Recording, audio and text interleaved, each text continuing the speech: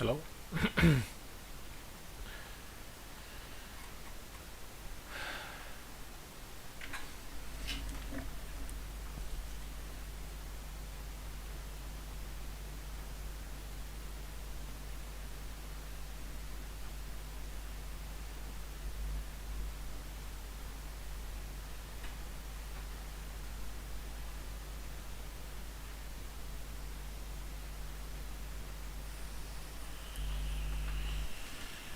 Hello everyone.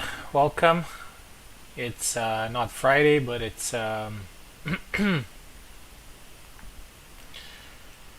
Thursday evening, and it's the last day of the.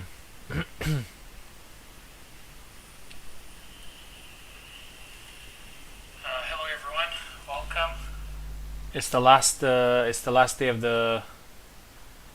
Last day of the month, and we decided to do some special events. The Olympics, as always. This time with the new format.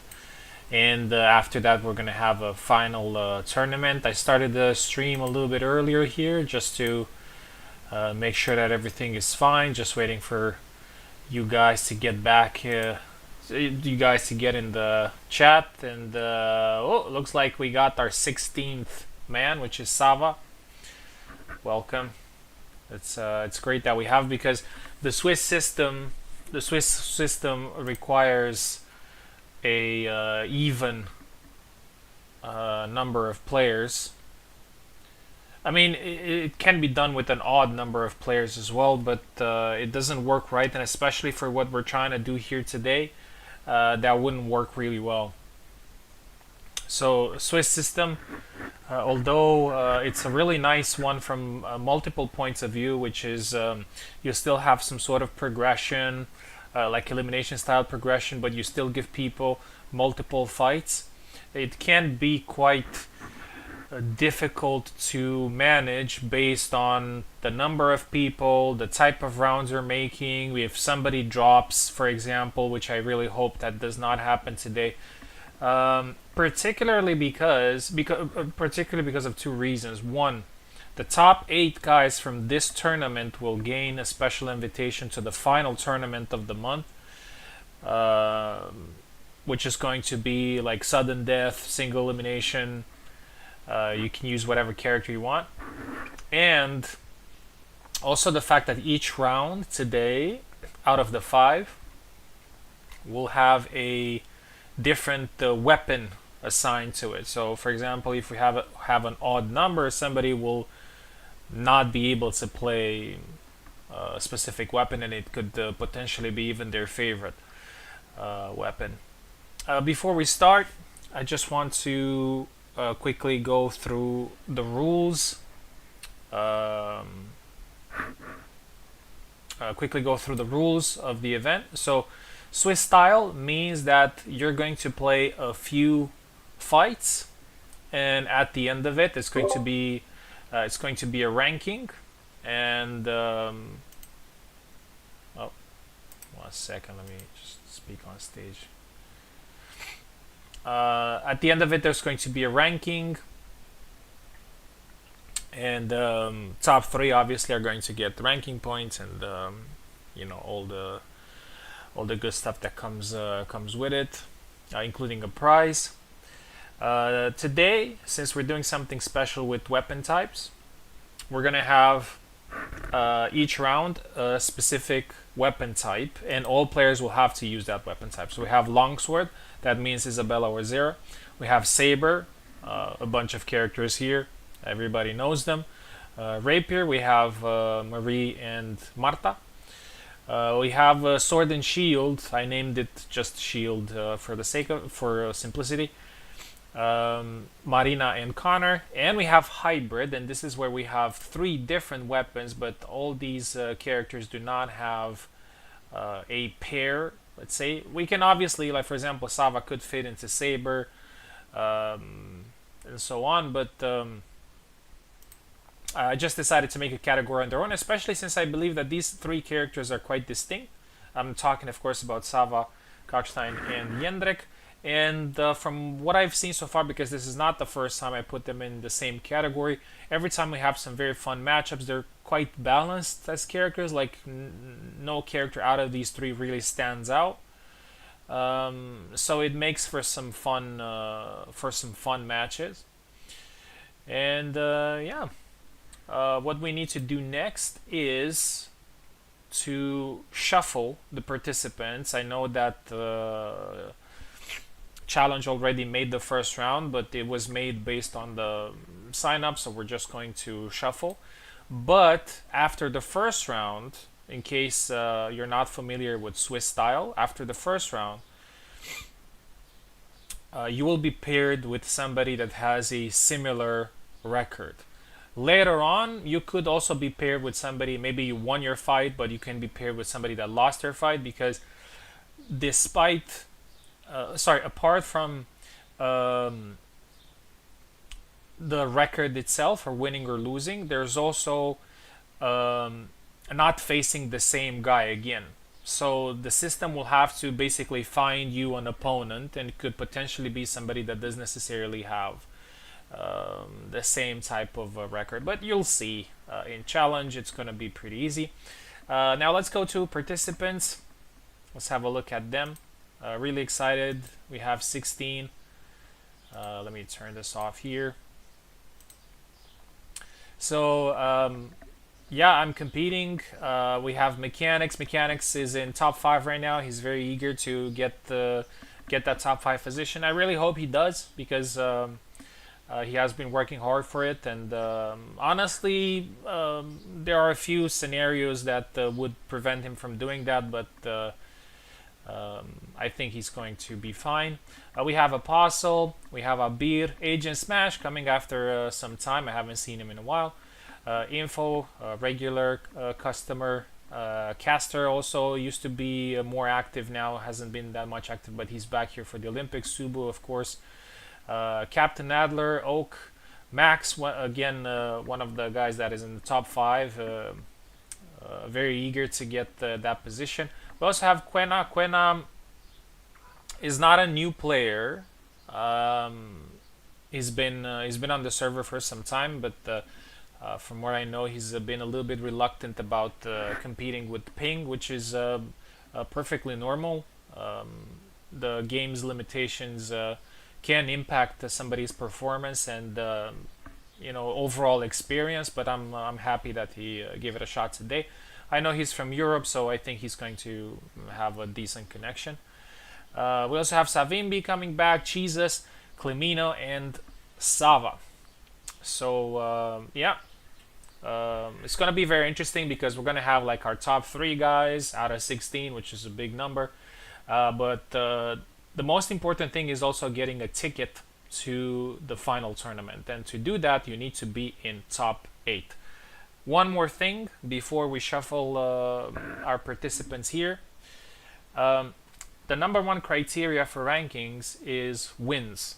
Yeah, so you have to win your fights. But I'm pretty sure that around 6th place, 7th place, 8th place, 10th, 11th, there are going to be a lot of people who are going to have a very similar record. So 3-2 or 2-3. And then the next criteria is points scored. So try as much as possible, even in fights that you're losing or not doing very well, try to sneak 1 more flag or 2 more flags before going down. Yeah, because that will count a lot, and it could potentially give you. I am absolutely sure that position number 8 will be decided by number of flags and not by win-lose record. So pay attention to that. Okay, we have 5 minutes before we start, so let's shuffle our participants here. And after that, we're going to see which weapon we get in the first round. Initially, I thought about putting weapons like putting the least popular weapons first and then putting the more popular weapons later. But then I thought, okay, but that would probably give some players some advantages early on, which is important, or some other players some advantages later on. So it's just gonna be at random. Just gonna be at random. You can fight anybody on any specific weapon. So it's gonna make it The Olympics have always been about adapting to all weapon types. That's the thing about Olympics. Okay, enough talking. Let's shuffle the seeds. Let's shuffle it 4 times. 1, 2, 3, and 4. And let's see our first round here. Where am I? Mechanics is fighting Quena in the first match. Second match, Oak versus Sava. Clemino versus Apostle. Max versus Agent Smash. I'm fighting Caster. Info's fighting Subu. Abir is fighting Cheeses. And Savimbi is fighting Captain Adler. So let's start the tournament here. And now, even the more interesting thing to see here is what weapon type we're going to use. So everybody in this round is going to use that weapon type. So for round 1, let's shuffle it also 4 times here. 1, 2, 3, 4. Here we go. People are nervous. Oh, and it's gonna be Saber. Saber. The most popular weapon type is first. We're gonna do Saber first. Okay. Details about the game. So we're gonna do 7 flags. Sharp mode. I know somebody asked about if it's gonna be HEMA because I usually do HEMA in Olympics to make it faster. No, it's gonna be sharp mode, 7 flags, void map, retro mode as always. So mechanics and Quena start the dance here with Saber. Just a quick refresh on oh, I put Saber here. And what Saber means. So we have Jan, Barabash, Laszlo, Gedi, Hassan, Alex, Tarnavsky, who else? I think Sam, Jacek, and I think that's it. I think I got them all. Alright, mechanics versus Quena in Saber.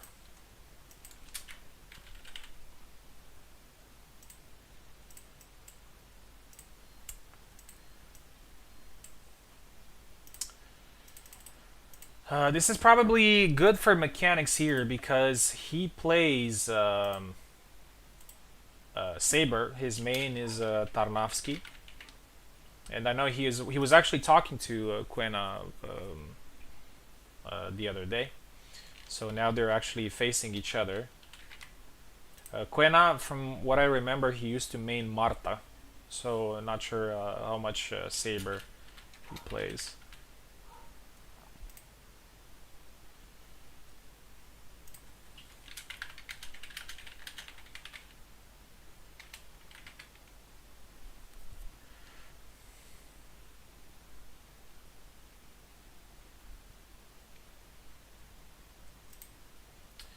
Yeah, by the way, Sava is not in Saber.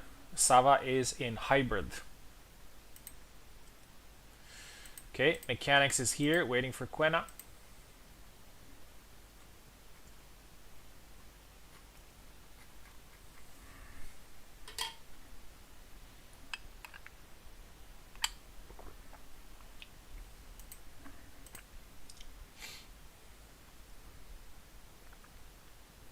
Yeah, it's going to be very interesting that the first round is Saber.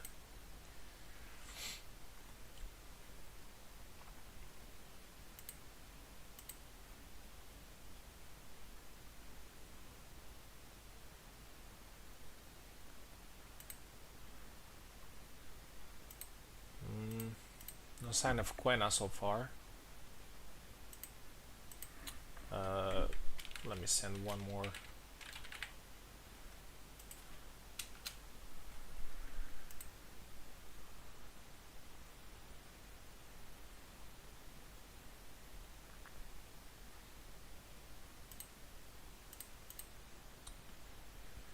Yeah, we're gonna have to be really fast, and we're gonna have to be quite responsive with joining in because we're gonna have a lot of matches to play.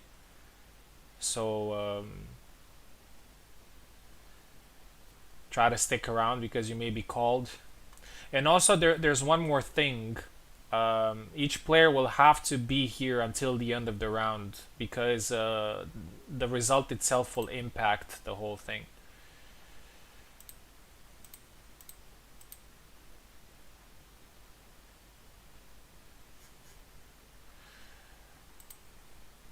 Okay, Quena's not here.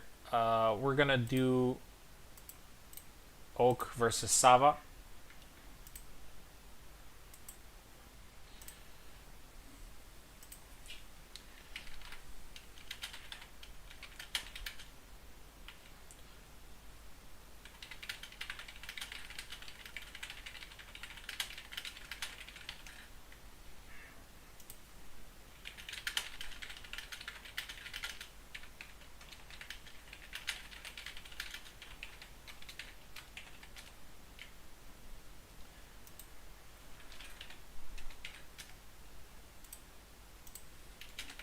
Okay, so we're doing Oak versus Sava.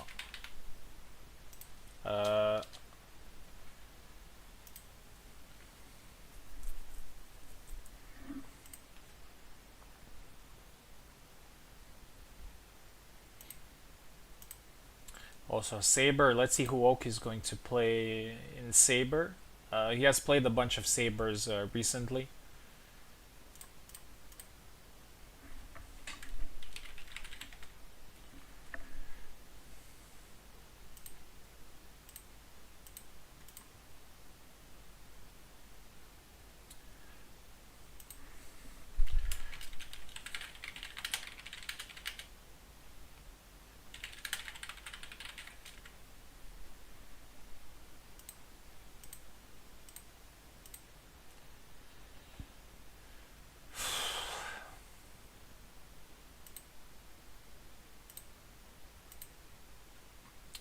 Yeah, I know whenever I start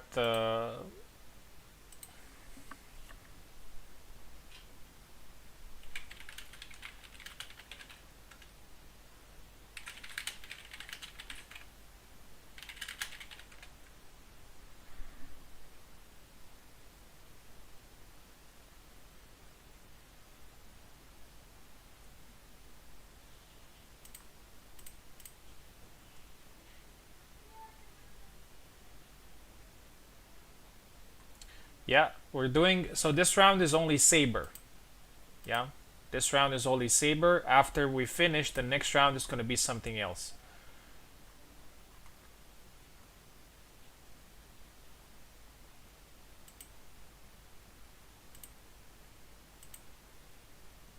Okay, I think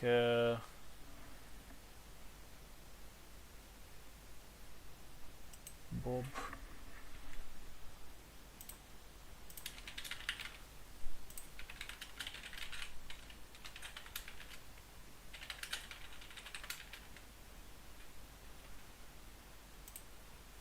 Oh, okay, okay. He's Bob. Okay.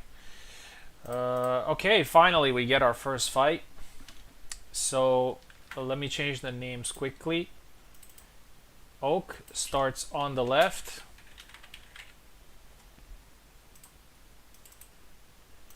And Sava Grouse on the right side. Here we go. Oak left side, Sava Grouse right side. Here we go. Yeah, you can take a Saber. Goes for Sam. I think that's a good choice because the last Saber that Oak played more competitively was Sam. Yeah, Barabash for Sava Grouse. Here we go.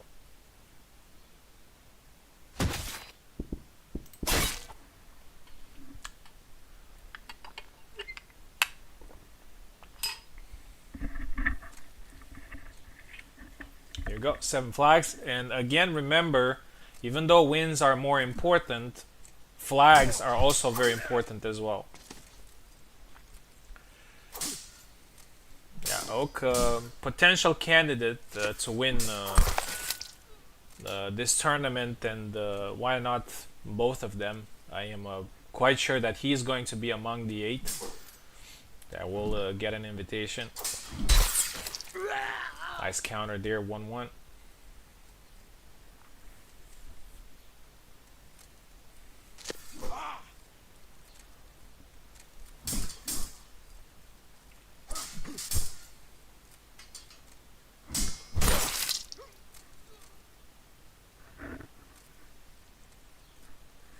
Two one for Sava here. He's being patient, moving around. That's good. A quick cut there from Oken is 2-2.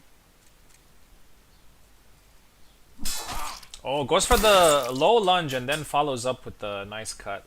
3-2 for Sava girls. These first rounds can also be very tricky because you need a little bit of warm-up, and of course you can get some warm-up in practice, but tournament nerves hit a little bit different. Some taunts there from Oak. Oh, and it goes with that quick cut to the arm.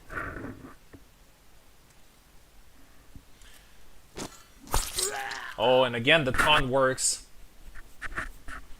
Not directly, but still got a reaction out of Sava, and the cut went through. That's how most of the times the taunt works, by the way. It's not like direct hit, but it's it gets a reaction out of the other player.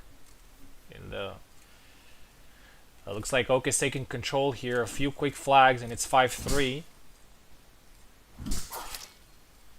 Yeah, again that low lunge and very good follow-up.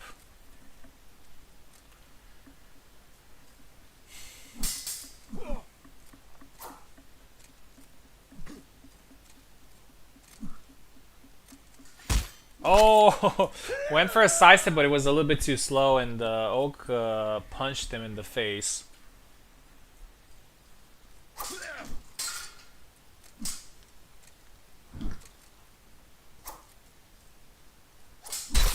And that's it. 7-4, Oak wins. Very nice fight.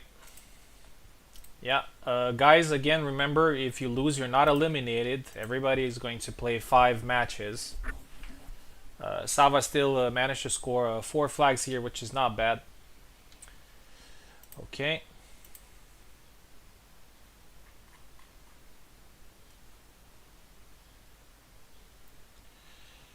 Can you guys hear me on Discord?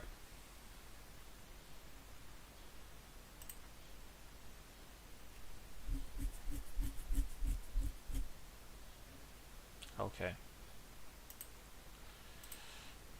I will go with the next round. With the next match, actually. I haven't seen Quena at all. I'll go with Clemino versus Apostle.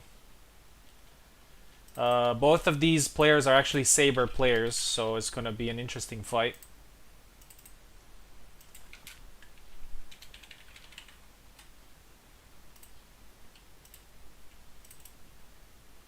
Oh, Quena is here, actually. So let's do that. Let's do Mechanics versus Quena.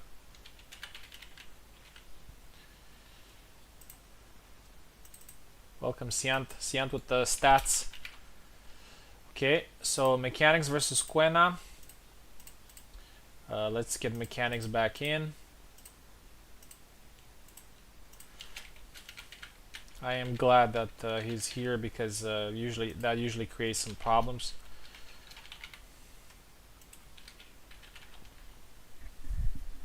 Here we go.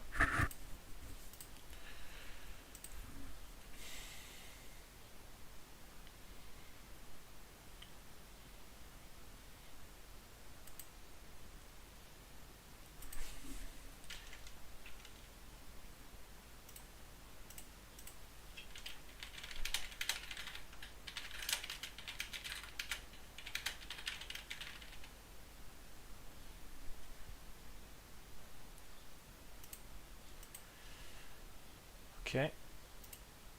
Here we go with mechanics. Mechanics gets left side and Quena gets right side. Here we go. Mechanics left, Quena right, Saber.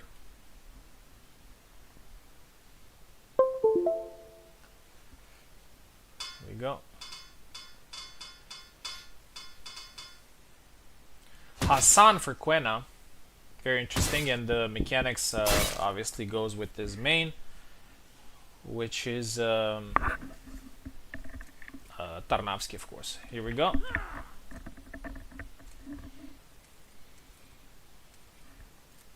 Some feints from mechanics. Oh, and he goes with his signature two-piece. And yeah, if you're not very familiar with mechanics' playstyle, that can catch you quite often. Oh, nice one from Quena. Goes in and punishes the stance switch.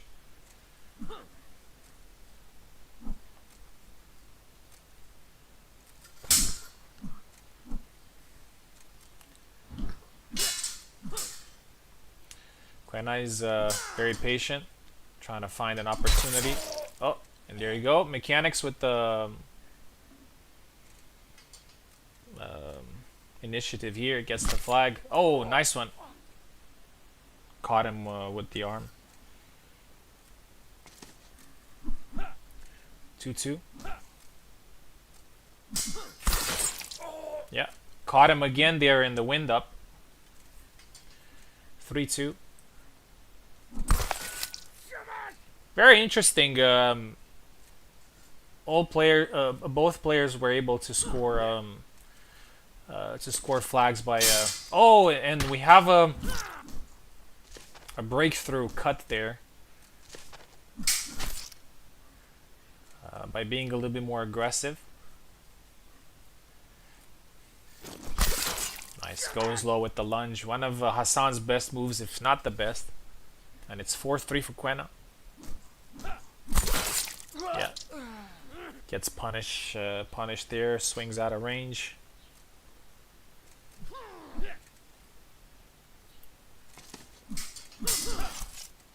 Nice retreat attack there. Goes low, and a quick punish there from Quena.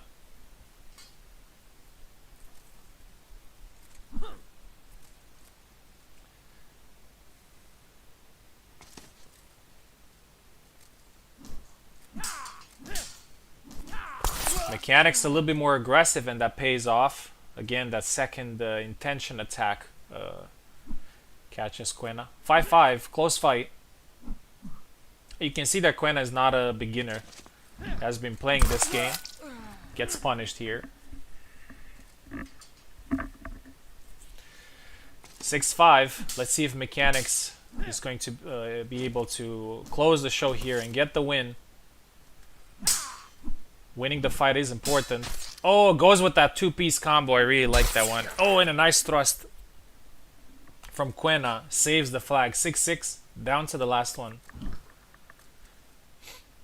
Mechanics has been leading the entire fight, but as I always say in every tournament, I've seen the guy that is behind the entire fight stealing it right at the end. Goes for the thrust. Another thrust there from Quena. Oh, that was a nice lunging thrust there by Mechanics, but it's a double. Very nice fight between the two.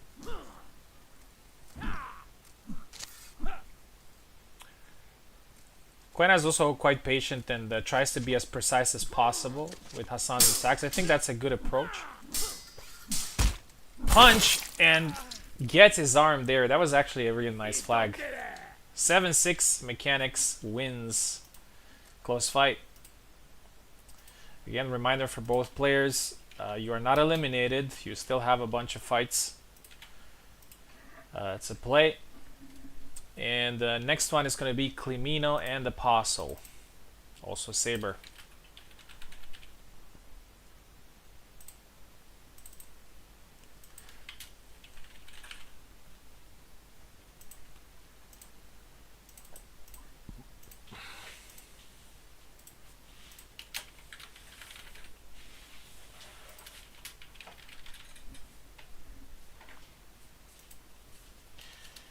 Crimino on the left, Apostle on the right.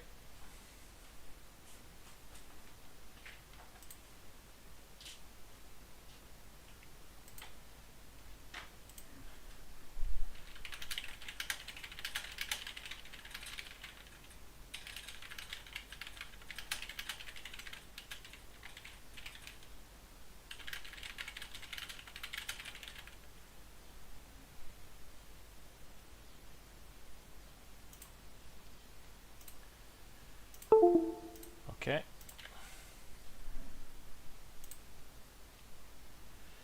I think Apostle needs keyboard.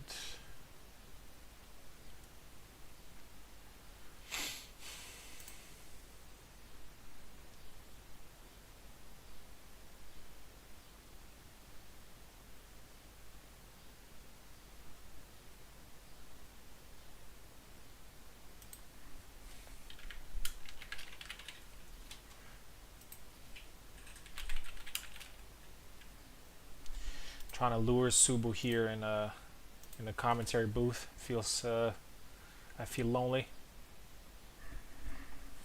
He's actually always with me here for the Olympics, so I'm sure he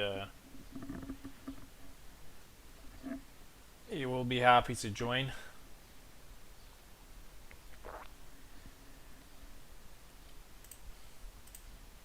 Okay, waiting for Clemino here. I need to restart my PC. Okay, let's move on to the next round then. Let's do Max versus Agent Smash.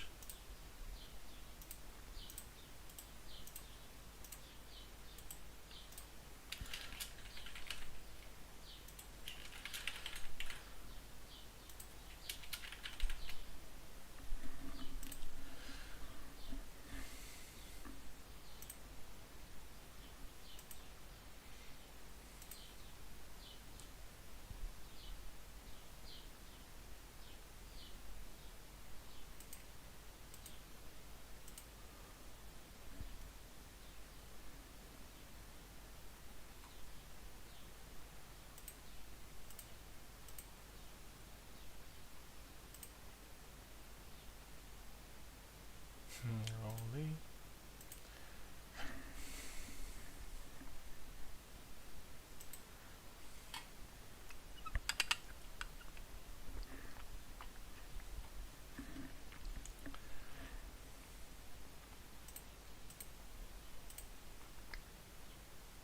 Okay, Agent Smash is here. Max is here. Oh, I think Agent Smash might have a problem.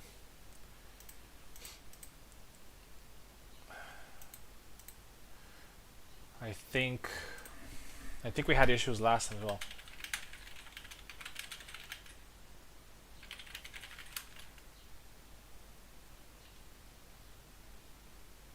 Ah, okay. Okay, I'll give you Steam.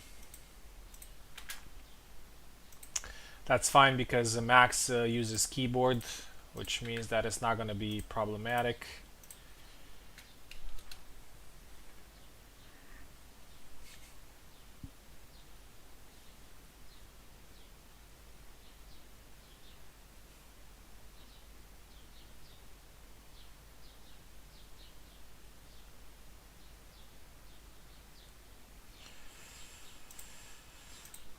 Let's get Agent Smash in. Did I put the names? No. Max, left side. And Agent Smash on the right side. Saber. To be honest, it's a little bit anticlimactic that we have to play Saber right from the bat, but I think it will make for some interesting matches.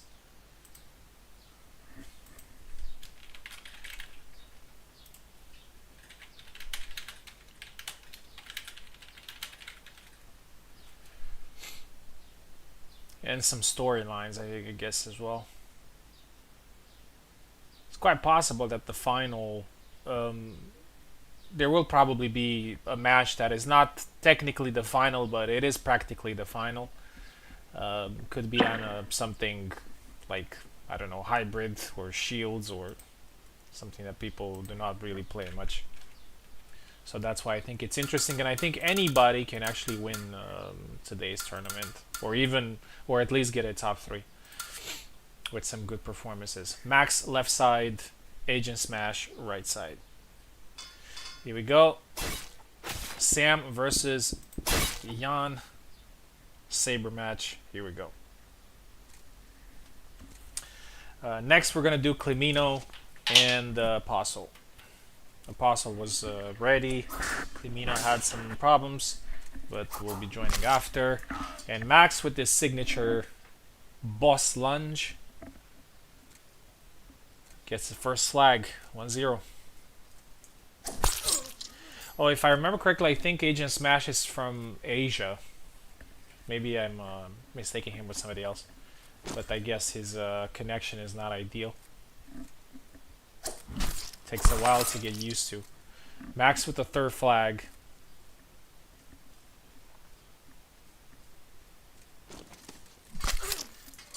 Fourth now for Max.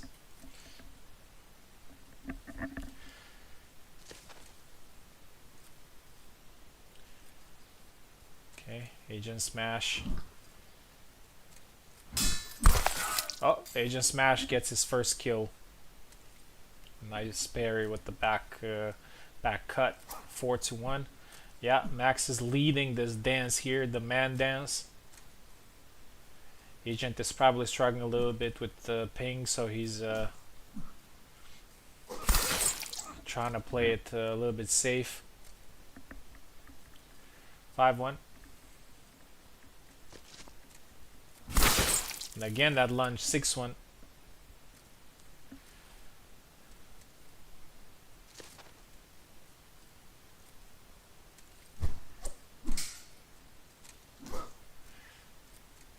Max has already established himself as a pretty dangerous player in the community.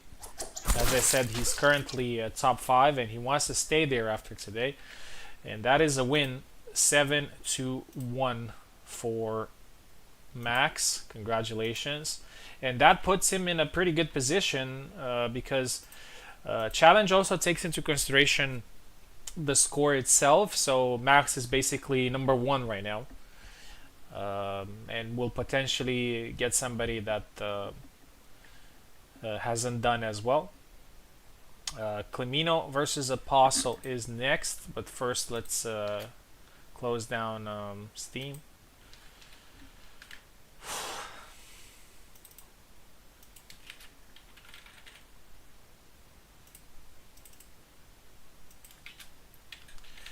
And after that, it's going to be my fight against Caster, which is not going to be an easy fight whatsoever. Caster usually plays Sam. Not sure if he's going to play Sam in here as well, but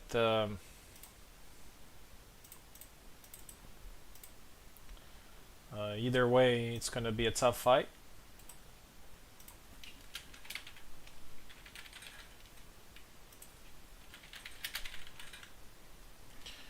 Here we go.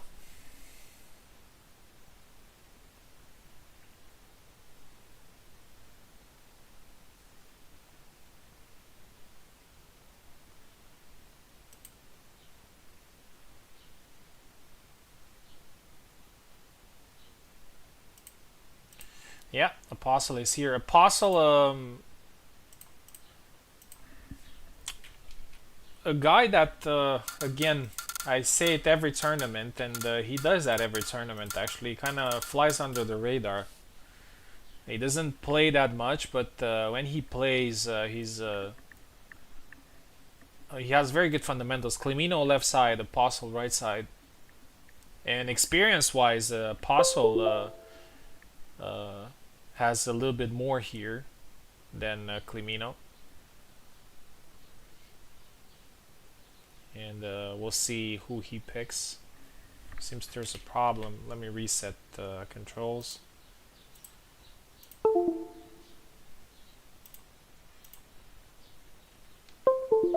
go back. Okay, Clemino left side, Apostle right side.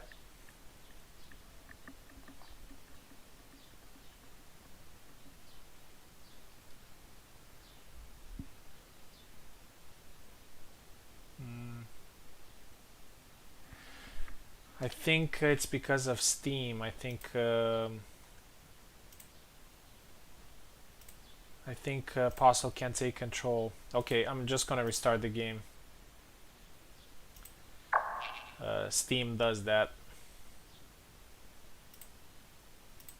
Oh, I actually had to take Agent out first. That's why he couldn't select. My bad. Anyway, we're back in. Clemino left side, Apostle right side. Should be fine now. There you go. Okay, Saber. Gideon for Apostle and Jacek for Clemino. Pretty unexpected picks, to be honest. I know Clemino plays Giedi and... oh wait, are they in the correct position?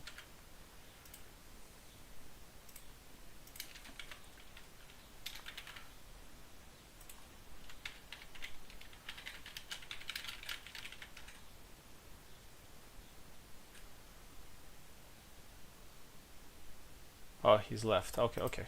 Then it's fine. Sorry, guys. You can continue. I had a second thought there because honestly, I've never seen Apostle picking Giedi, and Clemino actually plays Giedi, although he uses the default plays Jacek. Yeah, I haven't seen him play Jacek, so yeah, interesting fight. 1-1. Giedi is a character that sometimes is able to outpace Jacek. From what I've seen, other people, well, to be honest, not that recently, but some time ago in this particular matchup. Oh, the thrust and then the follow-up. I've seen Giedi causing problems to Jacek because of his speed, and also because Jacek doesn't really have that much reach over Giedi. Something that Giedi struggles with. Double. Since his guards can be quite feeble, he struggles a little bit at range.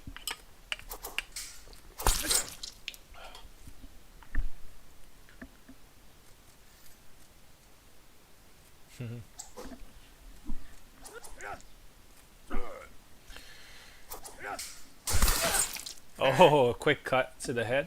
3-3.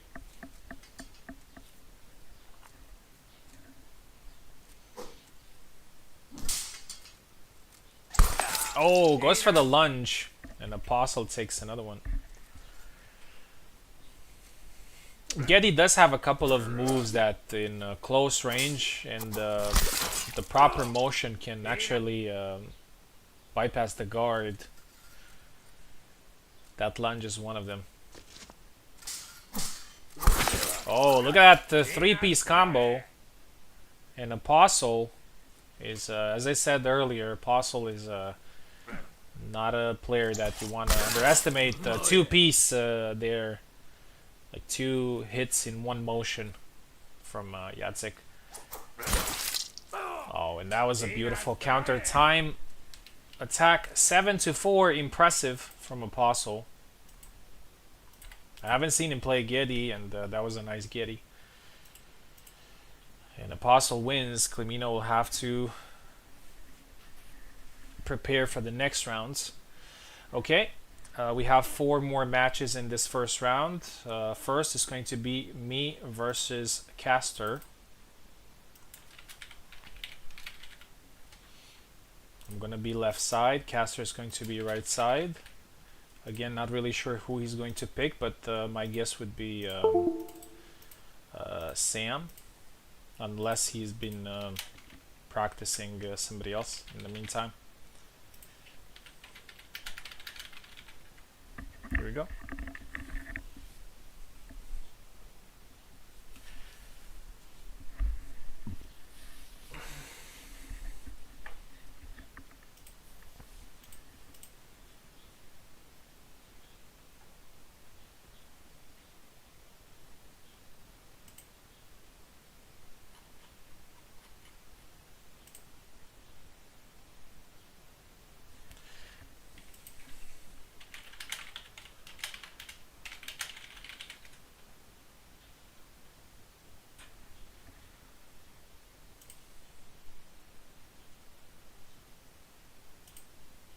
Okay, just caster.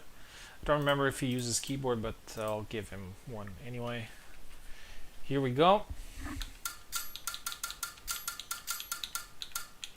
Important fight for me as well. Gonna be left side, caster right side.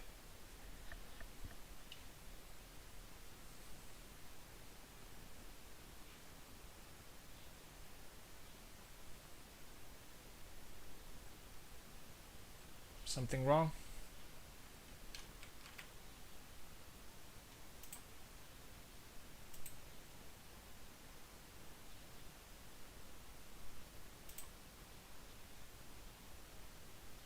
Caster, can you select? Let's go back, try again. Let's reset controls as well. Not sure if what problem could be.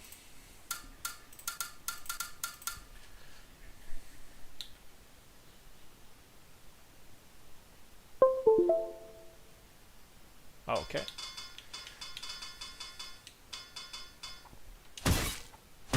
Yeah. As expected, he goes with Sam, and I think that's a smart choice.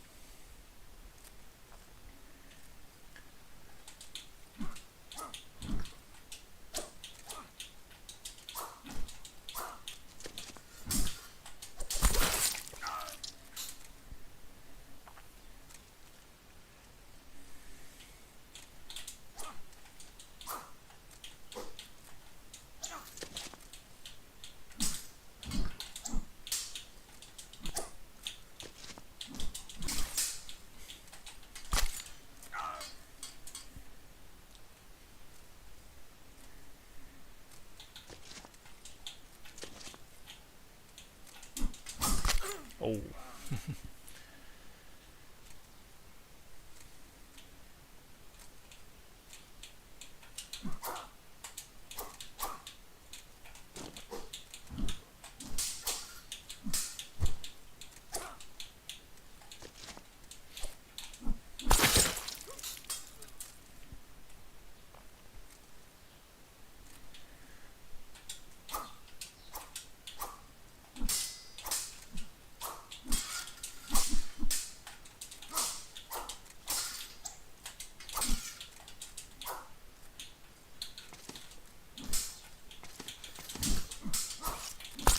Nice.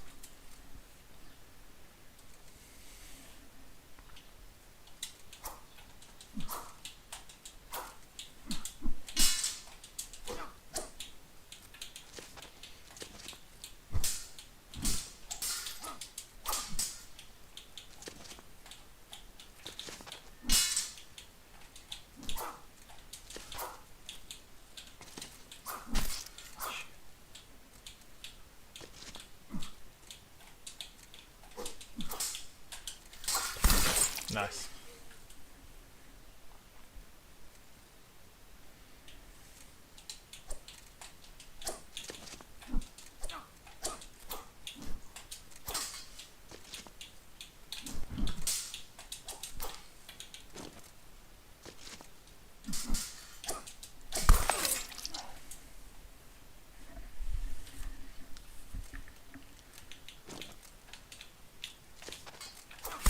Oh.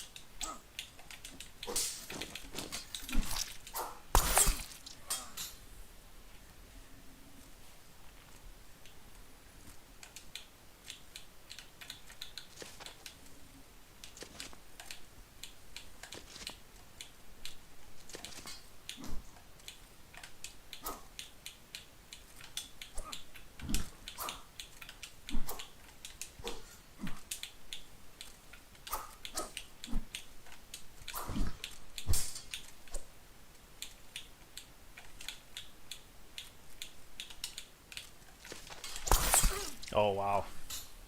Wow, this was a really fun fight. Really fun fight. And Caster was in top shape. GG man. Had some really good moments. Yeah, Caster is actually a really good Sam.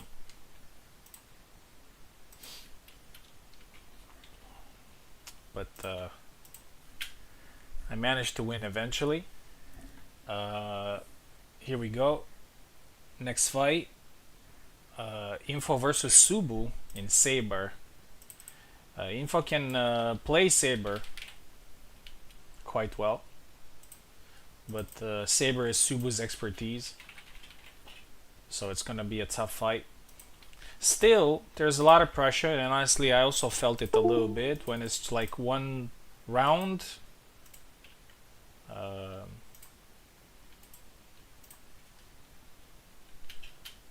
it can things can get difficult. Hello? Hello, welcome. How are you? Good. That looked like a great fight. I saw the whole thing while I was finishing lunch. Yeah, and honestly, I expected it to be that way. Um, People tend to forget pretty quickly, but I don't. Especially, I mean, I don't forget people who play in my tournaments because I watched him carefully, and I knew he's gonna play Sam, and I knew he's gonna be a very difficult fight, which he was. So Mm-hmm. yeah. All right. Now it's your turn, and you're fighting Info in Saber.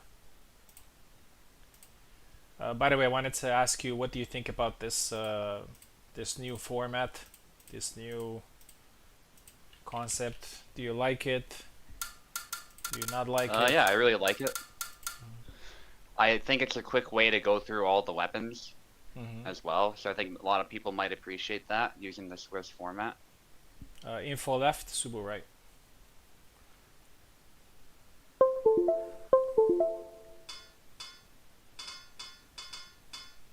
So Subu is going for his Bara, of course, and let's see who Info is going to play.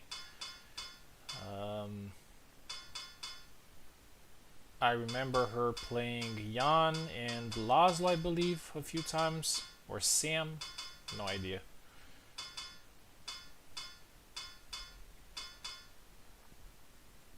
Could be Hassan.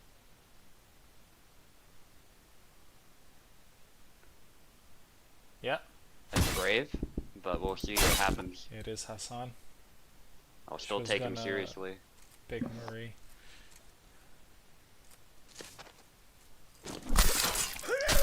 Oh,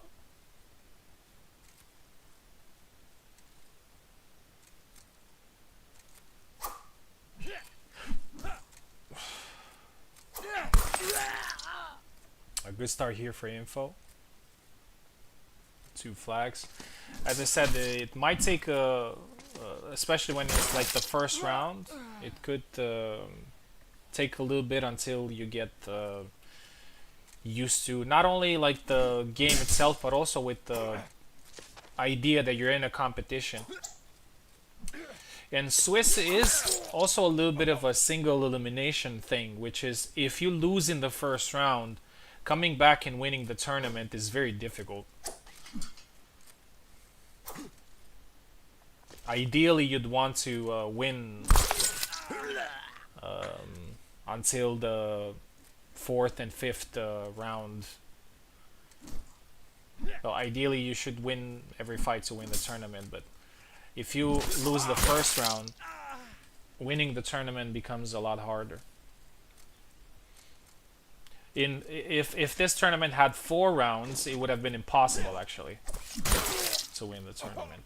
Yeah, Subo's taking control. It's 4-2.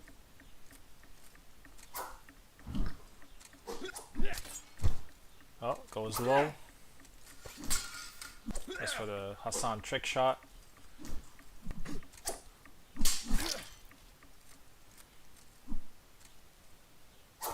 Oh, belly lunge missed for some reason, but Subo still got the kill.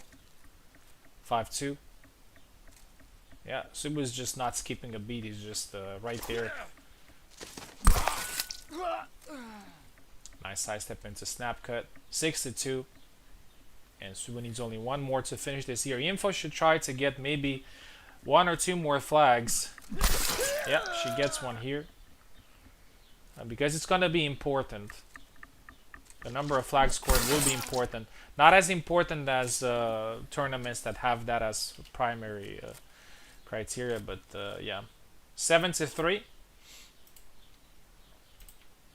Good start from Subu here. Confident. And I think he's pretty happy that he got a win.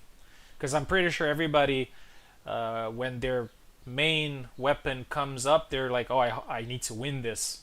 Like, I can't really control all the other weapons, but when my weapon comes in, I need to win.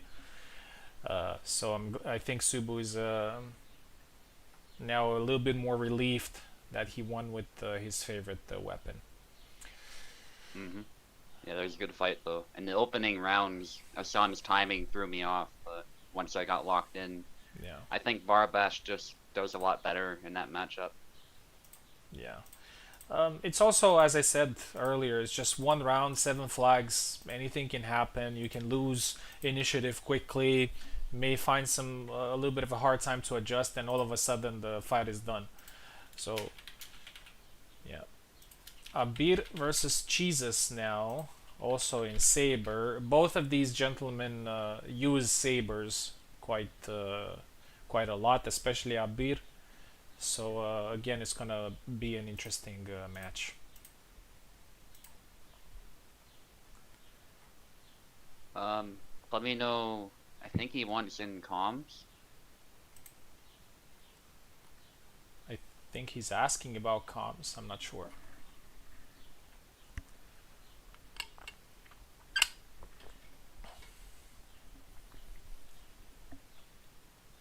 Oh, nice. Okay, he does want to. Yeah, yeah, hop in. Yeah, if you join the commentator's stage, I can just put you right in, I think, or if not, invite you. There you are. Abir's here. Oh, hold on. I need a parsec link. Yeah, sure. It's in calls. Welcome, by the way. Yeah. Yeah. Okay, Jesus is here. Clemino's also here. Okay, just so you know, Clemino, I'm gonna take your gamepad and thing. So whenever it's your turn to fight, if I forget, let me know to give you back controls. Okay. Yeah, sure. Okay, so Abir versus Jesus now. Did I put the names? No. Beer, actually Cheeses as well, they're both Saber players, but I think Beer especially wants to win with his Bara. This will be his best shot at getting some good points in the tournament. Yeah, Abir is one of the players that is more interested on how this month is going to end because he's very close to the top 5 spots. So I'm pretty sure he would like to uh, get a good performance here today. Oh, he's also about the money and everything. Abir on the left and Jesus on the right. Bara What? against Alex. Who went, Alex? Cheeses did. Yeah, he actually plays. He actually plays Alex. Yeah. If I'm not mistaken, he started with Sam. Hmm. Yeah, he started Sam, but he also played Alex a few times. Yeah. One of So on his paper, mains. Alex definitely has the edge, but I will say Bara can take advantage of his explosive speed to sometimes outposition Alex where you might not expect it. So it's definitely not unwinnable for Barabash. And the upcut's nice too when you do land it. Да. Alex has the advantage of sheer volume, and Barbas has the advantage of speed. Specifically Yeah. speaking, that upcut and trickster, I think. Mhm. Yeah, those are the two moves. Sometimes leg cuts too, but you gotta be careful doing that on Dennis because, and by the way, I'll probably interchangeably say Dennis or Alex, it's the same character. But very often when you go for a leg cut against Alex, he sometimes does block it, but other times, even if he doesn't, he can just leg void. No, that's This true. leg void is disgusting when he does land it, so you have to be careful because that cut coming down after the leg void will kill you, especially if you're Barabash with average HP. But Beer doing a great job here, playing to his strengths. Yeah.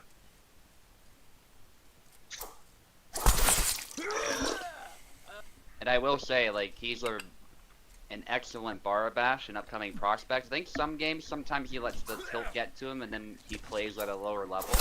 But when his head is in the game, his speed is such that he can keep up with the likes of me or Eve or Luck in the midst of a Barabash fight. So that's bloody impressive if you ask me. Oh. Nice sidestep from Jesus after parrying a bit of sidestep. Ooh, the wind up done Yeah. from way too close. That is a great move though. You Called just gotta him use out. it right. Yeah, I called him out on it. Yeah. Ooh, That's out of it. measure, instantly punished. Yeah. 7-2-3. Good start from Abir here. Not too many surprises so far in this first round in terms of I don't know, favors to win, let's say, which will make it even more interesting in round 2. And we got one more fight here in Saber, which is Savimbi versus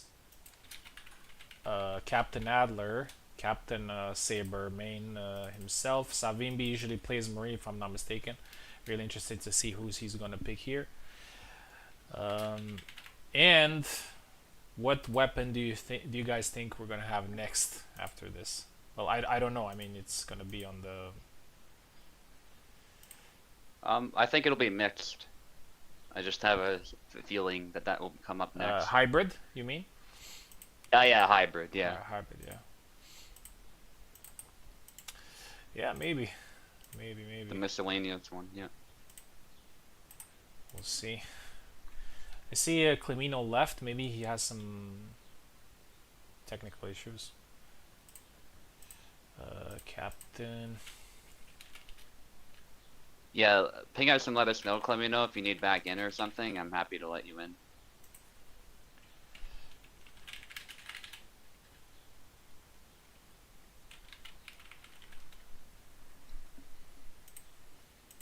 Just make sure you ping, otherwise. Oh, his Wi-Fi is resetting. Cool. Yeah, it's all good.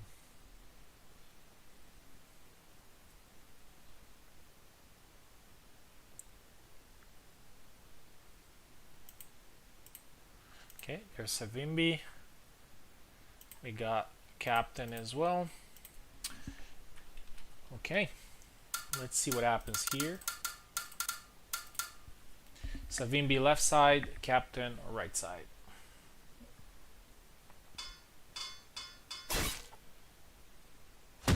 Oh, Jan from Savimbi. I think it's a good choice for people who like to play Rapier. Yeah. And Still jokingly called the best rapier sometimes. yeah, I wanted to say jokes aside, apart having very good, apart from having very good thrusts, Jan is also a character that relies a lot on range and placement and speed, which is exactly what you want to have as a rapier. Jan is one of the sabers that can play the distance game a little bit better, even with cuts, not only with thrust. Yeah. And in this matchup in particular, I actually dare say his cutting game is actually quite important because I feel like, yes, his stabs are good, but Tarna does have a fair bit of HP, so if you're relying too much on that low thrust, what can happen is you hit Tarna just fine, but maybe you hit his body or something and it doesn't kill. Meanwhile, he's ready to take your hand off. So you have to be ready to play the cut game as well. Yeah. Yeah, I find this matchup to be quite tricky. Yeah. Because on paper, Jan has the advantages, but when you start fighting it, it looks like, first of all, it's not easy to one-shot him. It's not easy to get close. Um, yeah, Ooh. 4-2. Yeah, I think Savimbi hesitated a bit on that combo. Maybe if he did the second Y, it would have landed. But I don't blame him. If that failed, you know, he would have been wide open. So. Ooh. And Tarna's also pretty good at the Nice. riposte game. I feel like that's not talked about a whole lot, but sometimes if you hit his guard, he can charge up a really powerful riposte that's actually hard to block. Yeah.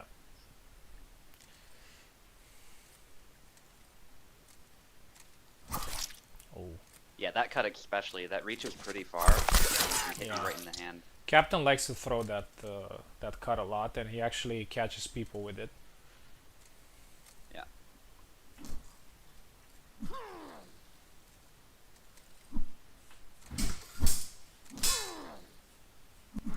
Using the range now, but It's a double. still a double.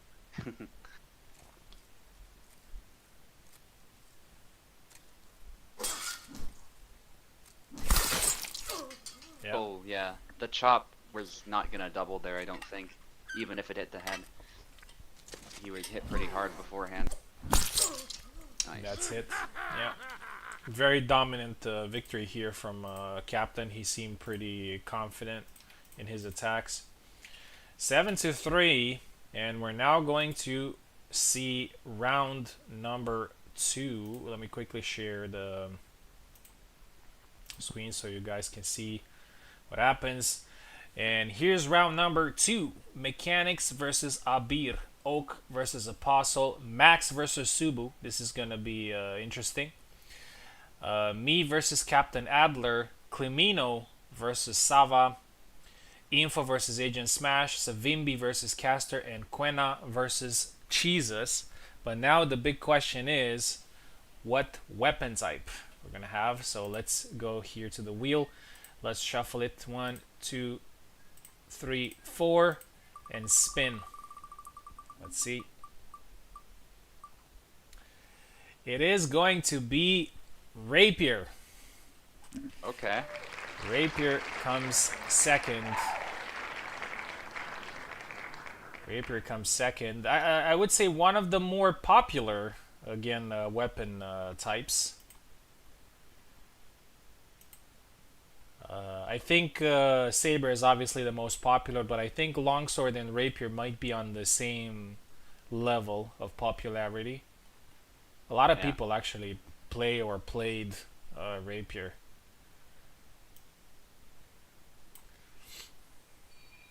And yeah, we're gonna see Marie's and Marta's.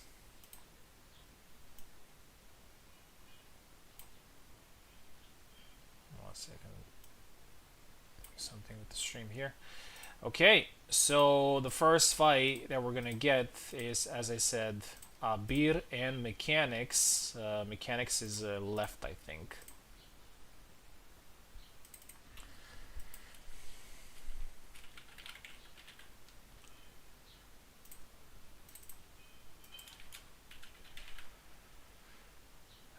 I think it's a pretty important match for both because they won their first fight and now they're both playing a weapon that they're not necessarily very familiar with, but I believe that they can play to a good level based on fundamentals. And whoever wins this has a pretty good chance of finishing in top 8, which is going to be important for getting an invitation to the final tournament later on.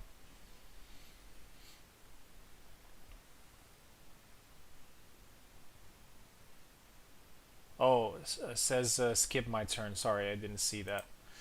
Oh, there he is. Okay.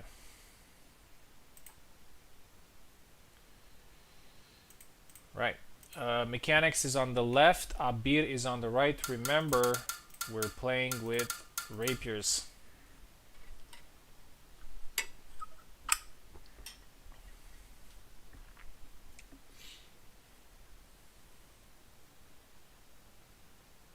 Mechanics left side.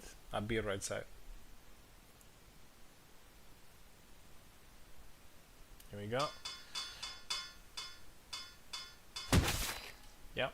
It's a Marie mirror. We're probably gonna have this match more often than not. Yeah. Not too many people play Marta nowadays. I think we're gonna see Quena playing Marta. I know it's his main, but who knows? I'll be right back. Yeah, no worries. Both feeling each other up, but then there's a stab to the body. The blade was slightly displaced, but it did hit the body before that, so not much could be done. Aside from hoping that you get a counter stab, but that was not happening.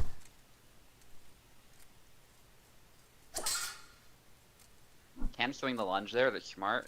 That is something you can do, especially in retro, but Marie does have some nice cancels regardless of the mode.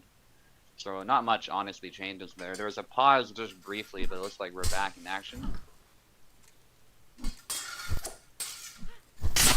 Ooh, low guard to disengage, then goes forward.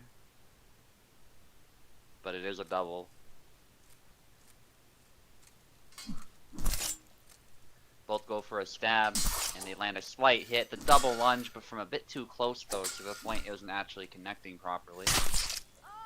And there we go, Mechanics goes right in for the lunge at just the right moment when Abir was not prepared with long guard. And he was moving forward too. So that also makes him vulnerable to that lunge. At that particular range. Goes for a triangle, that was a great move. Can be risky, but it packs a punch, that one. So Abir did well to throw that one. Triangle from out of measure, Abir just goes, and oftentimes that's what matters. In Mechanic, you can see the slow-mo there, you can see how quickly Marie appeared to just go right in and hit the chest there. That lunge is nasty, how it just pierces the heart. Goes for a stab, and then another stab to force the double. We could see a lot of doubles actually, especially with the inexperienced rapier players. Very common. Okay, I'm back. Looks like it's close. Yeah. Oh, nice. Nice. What's that move again? This one? I don't know the controls for it. This, I don't either, to be honest. Yeah. Maybe some Marie main in the chat. A bit more familiar with Marta, to be honest. Although I do know, obviously, Marie's basics. The triangle and stuff like that. Yeah. Jabs there. By a beer. Oh. Triangle. Oh. Yeah. The triangle has a little bit of a recovery. Oh, and Abir actually gets it eventually. Yeah. Quite a messy interaction there. Yeah. Still a close fight. I think Abir were suffering from just poor move choice, but these two are not familiar with Marie, so that's totally understandable. Just that Abir picked a couple attacks that were a little bit less precise and didn't fight for the center enough, but now that's changing. He's found something that works, and it's dead equal now.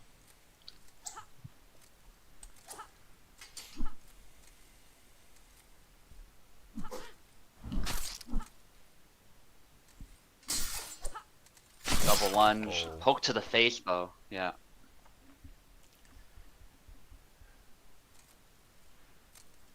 Yeah, that jab doesn't do a lot of damage, but if you hit the opponent in the face with it, it doesn't much matter. You're still gonna get the kill. So it actually can be very effective at the right range, especially if your opponent kind of moves into it. Nice. Not actually. Oh. Went right into it. Looked nasty. Yeah. Anybody's game, not only score-wise, but also each flag was quite disputed. Yeah.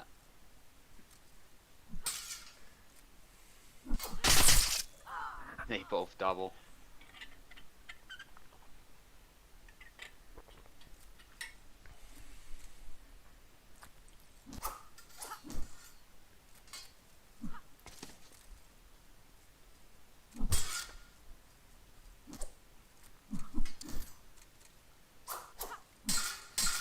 Using low guard there, that was actually smart.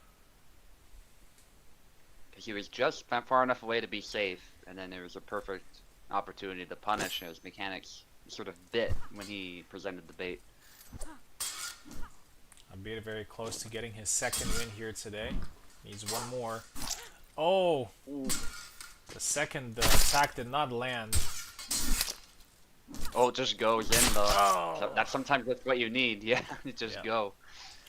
Yeah, Yeah. very suboptimal, let's call it that, attacks in close range from both of them. But again, it's not something that you can condemn them for.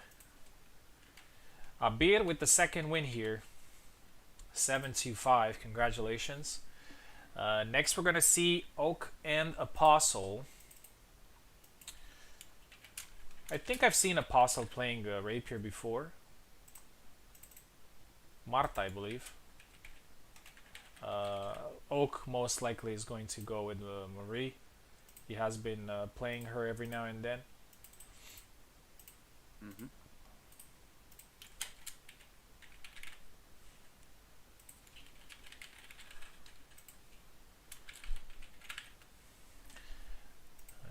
What else do we have? We have... Oh, there's going to be you and Max after. Max plays a little bit of Marie as well. Hmm. It's going to be interesting. I'm also fighting Captain. He also plays good Marie.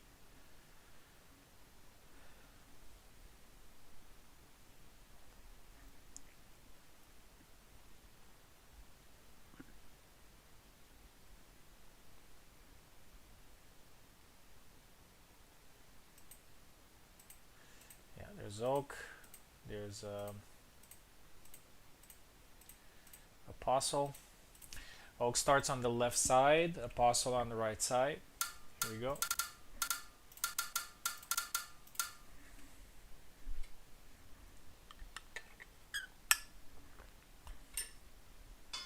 Yeah, Marie Martha, okay.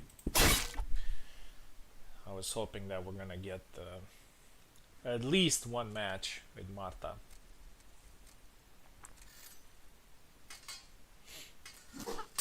Yeah, that's what I this said, that one goes.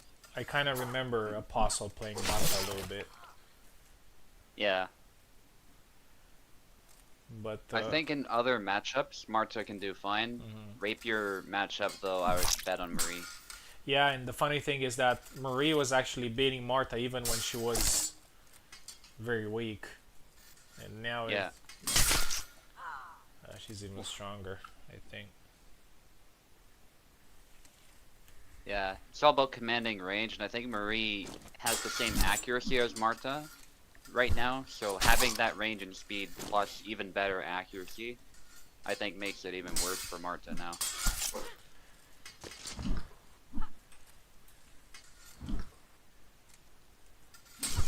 Marta wants to make this fight dirty, I would say. That's when Yeah. she will have a bit more success, but easier said than done when you're being eaten alive by Marie stabs.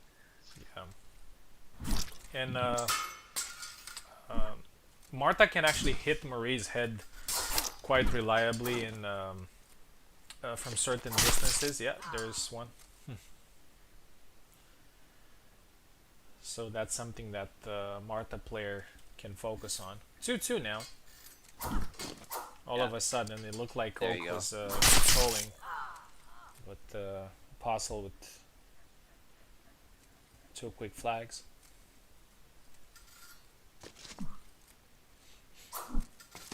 Nice. Almost got the head there. That was a good try. Going for some disengages with those attacks. That is something Marta can do well. But yeah, those lunges when they land perfectly are just brutal. Oh, nice side step Nice. after a dash. That's what Marta is actually pretty good at. She's good at dashing around. Has pretty good side steps.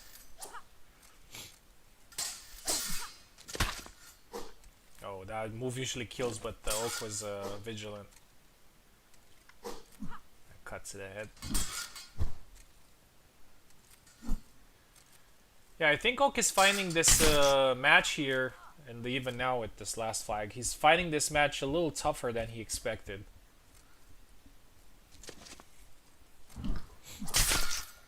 Oh, that was a beautiful thrust to the arm. And Apostle is taking control here. A little bit unexpected. Oh, the double lunge this time hits perfectly. I noticed that Oak was trying to double lunge, but you have to do it at the right distance, and he got it this time. 5-4.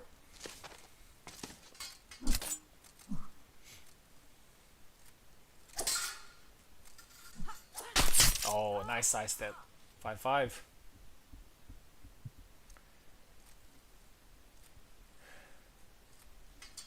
Here we go. Again, another close match here with the rapiers. Oh, a dash in. Double lunge. Oh, and a thrust to the head there. I think Oak hesitated or maybe picked a move that wasn't suited for the situation. And the Apostle is one flag away from winning this fight. And this could be important. Double.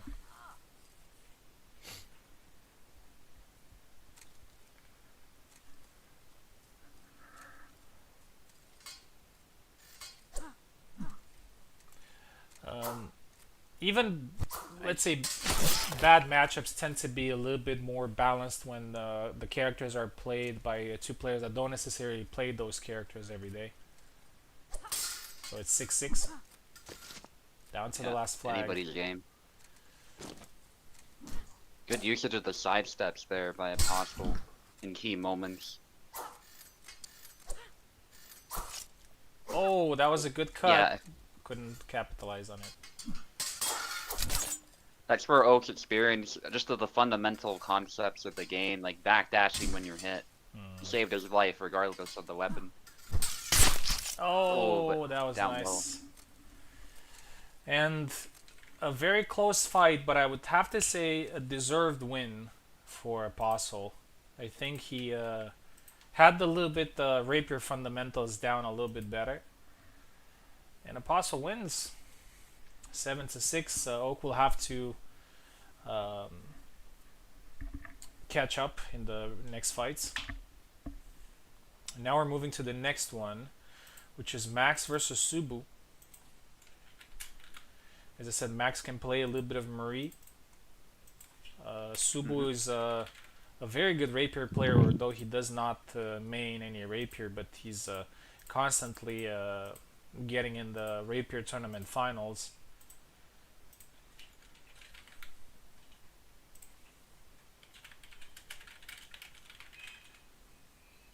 So let's see what happens.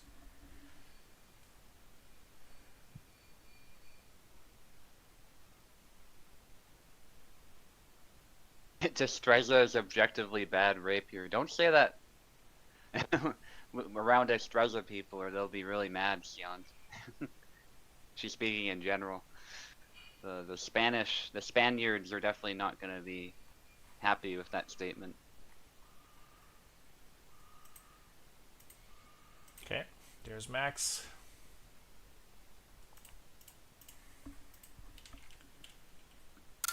Max starts on the left side. Subu is on the right side.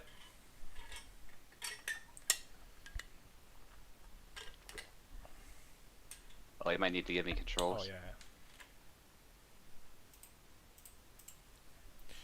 yeah. Although the tournament has five rounds, you can think of these 4 fights of the second round as the quarterfinals of the tournament. So whoever wins this gets into the semi-final, basically.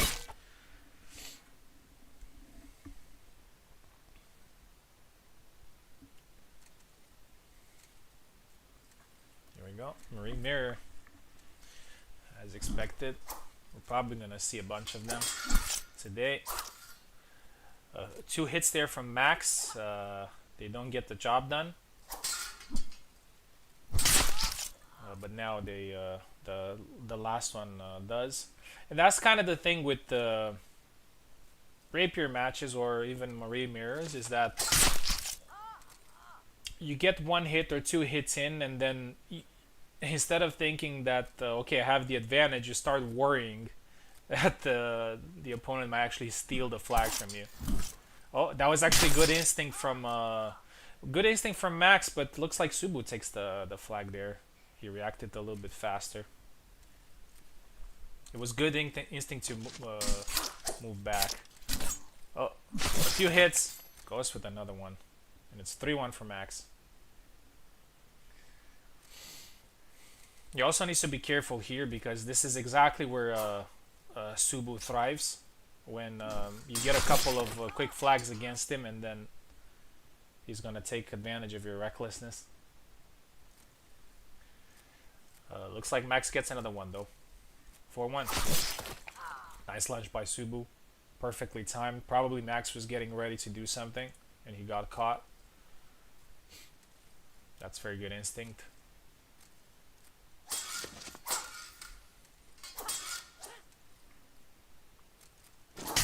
Oh, and again, perfect range for the thrust.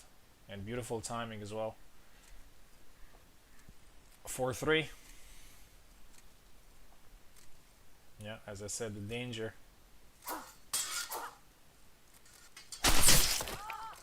Double. And that's the thing with Subu as well. He doesn't necessarily, when he's behind, doesn't necessarily shell up. He still remains very active. It's just that he becomes hyper vigilant.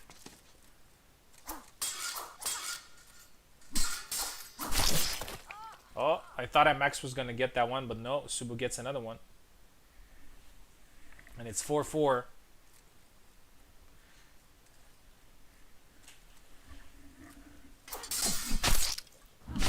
Oh, nice one.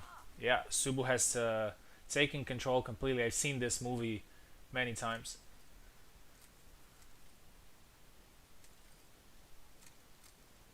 Max needs to remember that he's just one flag behind though.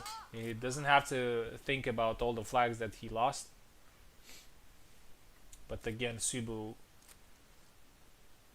gets the kill. And he's only one more. Max this time with a nice riposte. Let's see if he's able to turn the tide back into his favor. A little bit of dancing back and forth. And again, catches the wrist 7-5. And experience takes over. And Subu wins. Solid effort from Max there.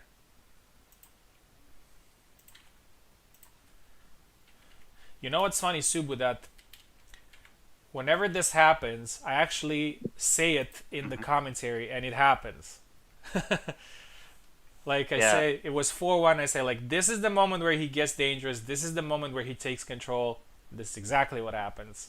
It seems like like people know that, but they just can't stop it. So Yeah, it's like a reverse curse. You're basically buffing me when you mention that. yeah, Sometimes I see you in the chat too in the middle of a fight. Sometimes I'll look down. Oh, Venator says I'm gonna win now.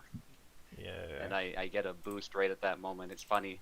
And your commentary in that case is delayed too, which is the funny part. So you're not saying it in that case right when it's happening. You're kind of I said it before. you're kind of yeah. in the past. Yeah. Yeah, and that's the thing that I was talking about yesterday on the server. That a lot of experienced players or good players, they have some sort of patterns and strategies and mindsets that they employ at different stages of the fight, and I've seen this happening so many times. And yeah, it's a trap. You know, it's a trap for people. Like they get comfortable, and but anyway, solid effort from Max nonetheless. He still scored 5, which will help him in his quest to getting a top position.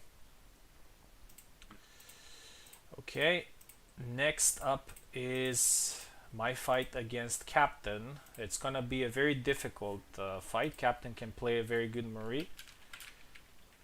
Not sure if he wants to play Marta, most likely not.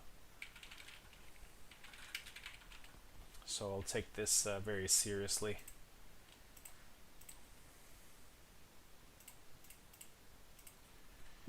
Here we go.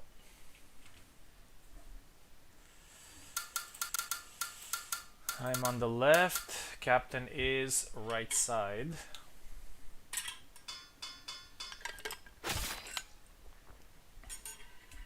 And it's going to be a Marie mirror.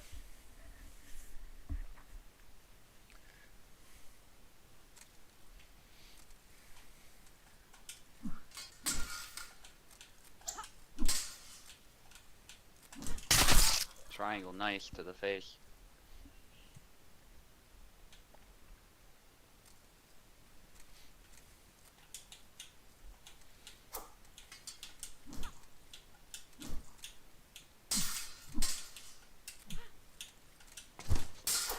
Sidestep, trying to bat aside the blade with that cut, which is what it's mostly good for. Sometimes you can get an angle with it too, and get a nice hit.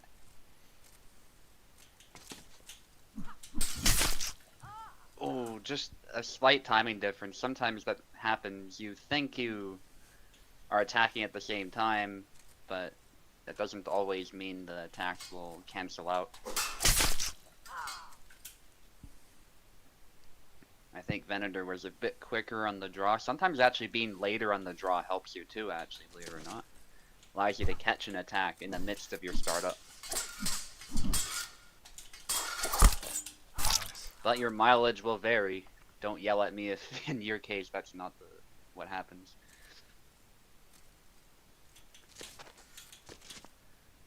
But yeah, I expect this will be a pretty close one, actually. I think Venator does too. He's definitely not pulling punches here. Good sidestep cut to the head.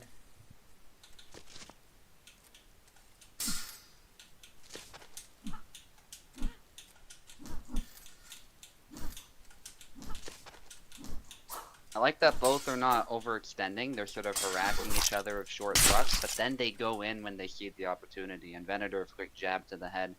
That's pretty important. It used to be, I remember that you would double lunge and then in Cortada, back when the double lunge was a little bit different than it is now. Although in some ways it does work the same way, but I think it was even better back in that day. And you would just in Cortada after, in Cortada used to be a better move, but now I think you want to jab after the double lunge if you're going to attack again. Sometimes also throwing one lunge is good, I found. And sometimes throwing them both is better. You'll have to kind of figure out when those two things are the case.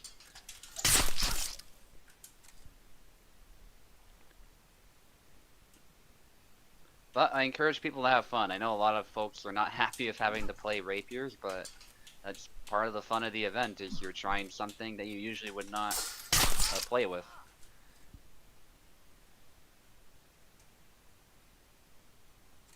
I wouldn't pick rapiers most of the time either. Unless I'm fighting a really good calc, I might consider it, but otherwise typically I don't. But it's still a lot of fun to mix it up from time to time. Especially while we're waiting for that new character, who I think is Jakob. I think it was confirmed to be Jakob, but we will see what Is he in he's beta? capable of. I saw a picture. Yeah, in the beta. Oh, okay. Yeah. Yeah, you can't play as him yet. I think, judging from the usual timeline, we might actually be able to play him this weekend, but we'll see in a sort of beta version. Yeah, GG man. Yeah, difficult fight. Each flag was felt tense. Captain is actually a quite formidable Marie, so I'm glad I got the win. And I am among the 4 players who are still on still undefeated, if you want, alongside Dabir, Apostle, and yourself. And now we're gonna go and see Clemino versus Sava. Also rapier match.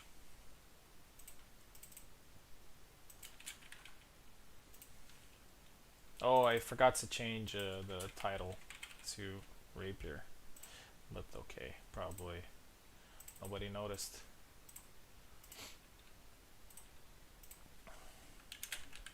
Okay, Clemino left side, Sava right side.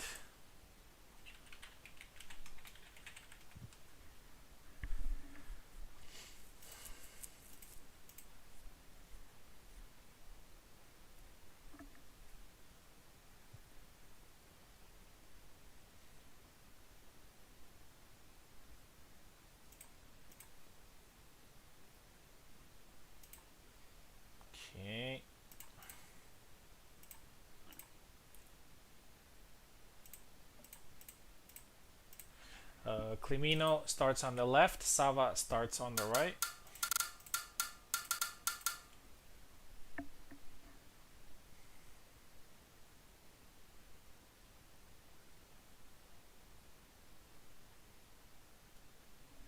Sava, Alright, good luck to you both.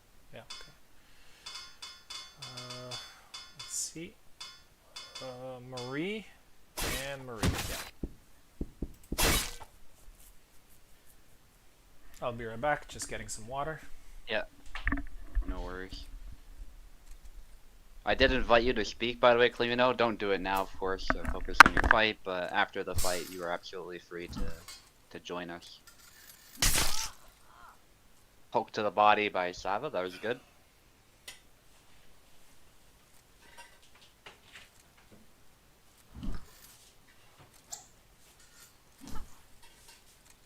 Fainting a lunge there. That is something you can do, by the way. You can cancel the double lunge.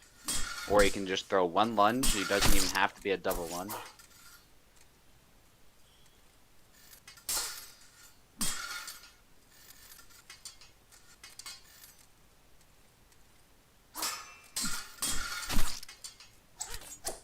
Cut to the body. They're both tired and injured. And there's a stab down low by Sava. That was good. And honestly, guys, I know a lot of you haven't played Rapier before, but it is a toss-up when both players are not experienced. So just give it your best and throw some moves. Also, somebody turned off the volume. Please try not to do that. Somebody on the keyboard, I assume, did that.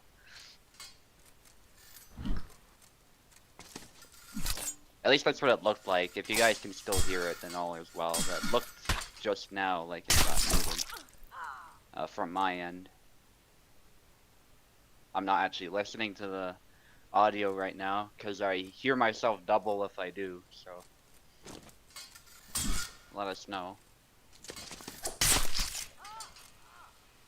Okay, I'm still hearing it on Parsec, so maybe it's fine. Somebody briefly muted it though. Anywho, there's a stab to the leg and then a cut. Not usually the most optimal move after the thrust, it has to be said, but these players are throwing it because it's the Y neutral input. So a lot of people are just throwing, you know, what they would throw if they're playing Saber or Longsword or whatever it is they play. Usually it's the Y button after you hit your opponent will allow you to get a kill shot right after. Nice.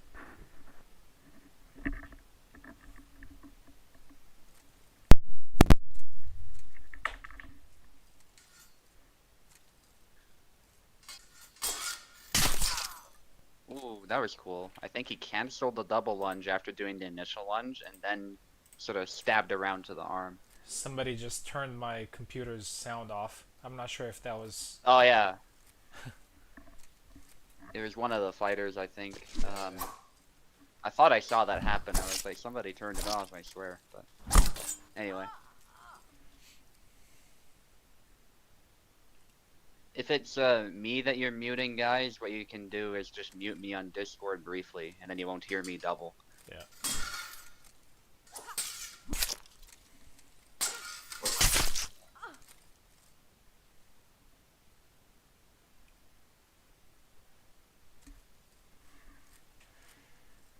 Yeah, Sava with the advantage. He's not a big fan of rapiers, but he might get a win here. Ooh. Point past the blade there and got a quick hit.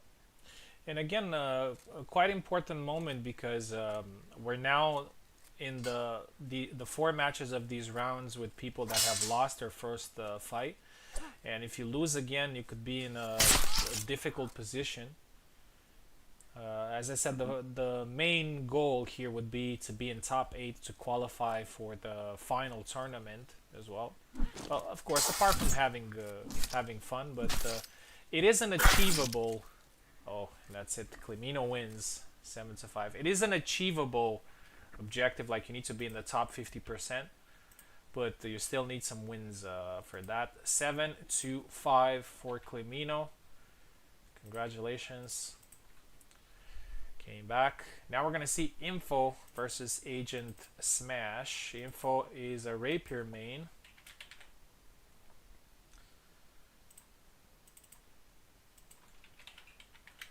Not really sure about Agent Smash. Agent Smash will need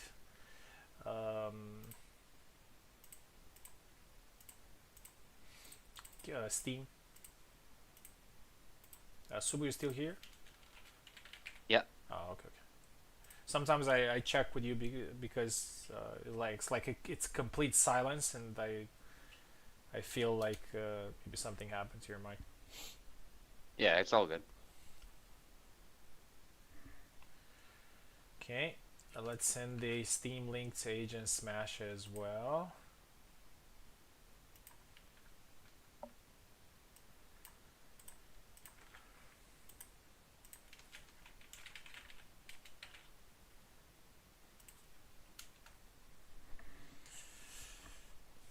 And at the end of this this second round, we're also going to take a look at the rankings. They're not necessarily that conclusive, but still it's a good idea to know where you stand. Okay, info is ready. Just need Agent Smash. Savimbi and Castor get ready after, and then we're gonna see Quina and Cheeses.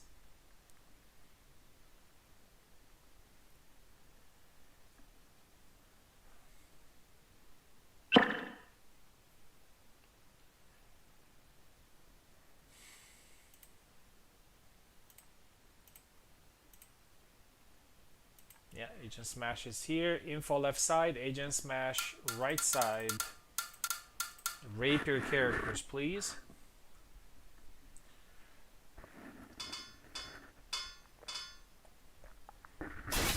Yep, we'll get another Murray Mirror. We didn't have another Martha after Apostle, right? Don't think anybody else picked. Yeah.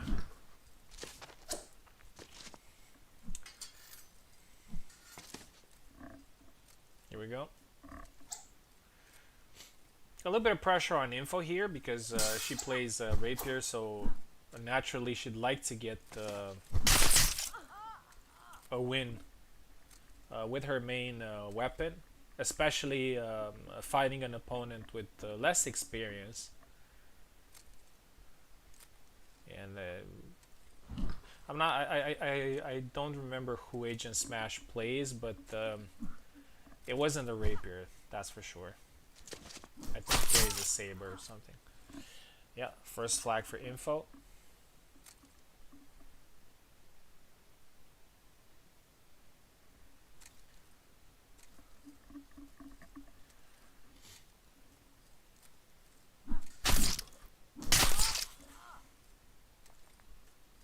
I wanted to tell you about the final tournament where the top 8 guys are going to qualify. That's also going to be a single elimination. It is planned to be a best of 3-7 flags, but if it's going to be a little bit too late, we're probably going to make it the best of 110 points. We'll see. Or 11. Okay, we had a whole chat about it. But in there, in there, were you talking this whole time? No. Oh, okay.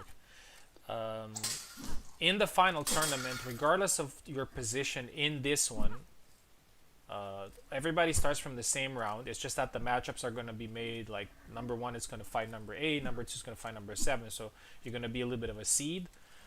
You're going to have a seed number. You will be allowed to use whatever weapon you want. So basically the final tournament is going to be like a normal tournament, just with 8 people, the top 8 guys that are here. But again, they are 2 separate tournaments, so both of them give points. And if you manage to get into top 8 here, you will also guarantee at least one more participation point in the final one, which could prove decisive here for those who want to get into want to get the nice roll. For now, I know that the battle, let's call it that way, is right there at number 4, 5, 6, 7 in the rankings. We got Mechanics, Max, and Abir. We'll see what happens. Yeah, nice side step there from Agent. 25 people watching. Wow, I'm famous. Yeah, that's a lot. Yeah. Going for sidesteps there, Agent Smash. That actually threw Info off her game a little bit.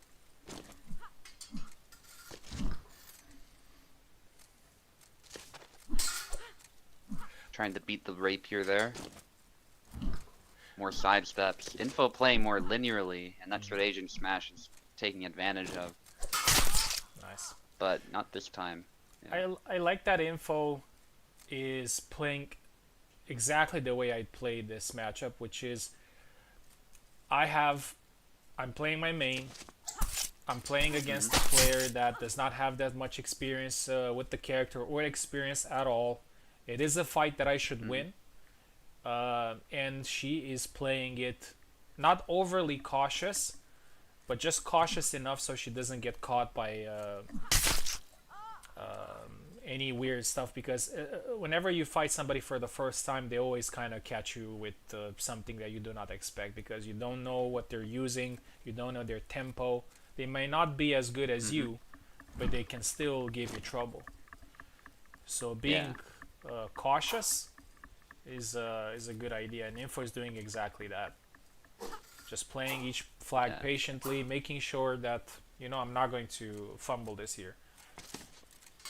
Yeah, and it gives you time to analyze your opponent a little bit, and maybe later in the fight, if you see some massive weakness that you can exploit, if you want, you can then sort of turn up the heat when you're about to win, and then just take that win.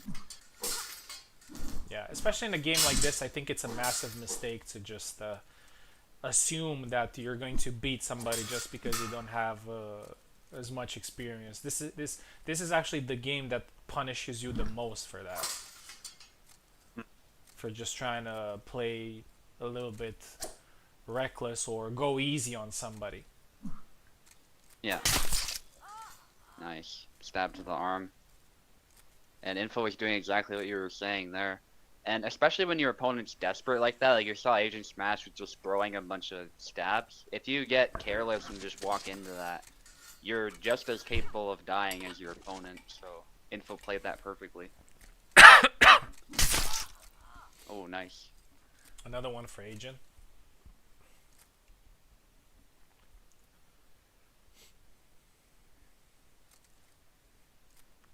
And Info needs only one more to finish this here. Triangle. Nice punish. Yeah. 7-3. Good performance by Info. Solid effort by Agent as well. But unfortunately, this particular match is not easy. Okay, we got two more fights in Rapier. We're going to start with Savimbi versus Caster.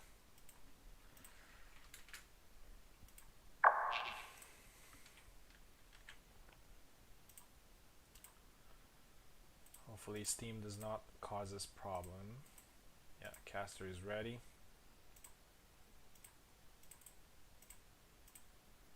Oh, Savimbi actually is a Marie main, if I'm not mistaken.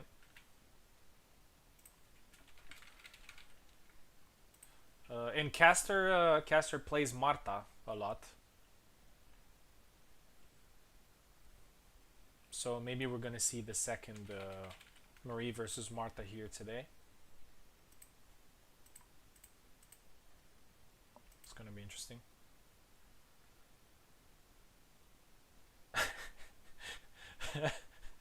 Sava says that Marie is the online incarnation of Satan.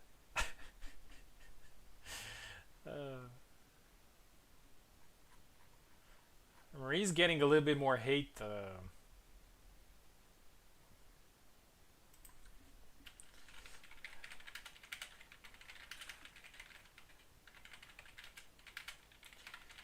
Recently.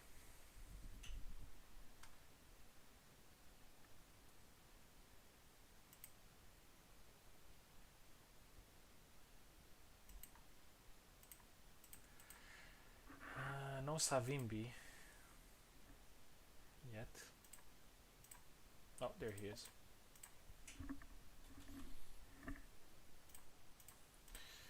Okay, Savimbi is. Oh, again the names. Savimbi starts on the left. Caster starts on the right side.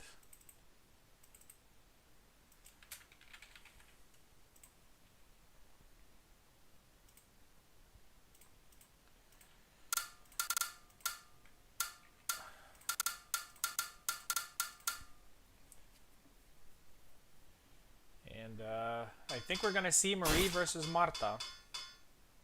Yep. The second Marie versus Marta in this round. I'm happy with 2 matches out of 8. Hmm. It's actually quite a possibility that we're gonna see it next fight as well, because Quena does play Marta. It's his main. Somebody pressed pause. All good. Ooh, ran right into that stab. Castar, I assume, was planning the dash Y or something like that. But he was caught in the wind-up. And he threw a cut, I think. He started the wind-up of the cut, but he was called out. Yeah, Savimbi's playing aggressively, and that's a good idea. But this time he gets punished. Caster ready.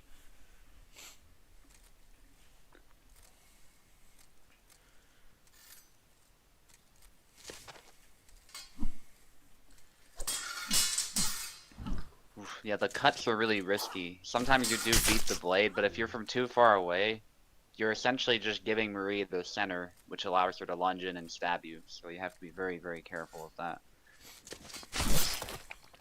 Nice.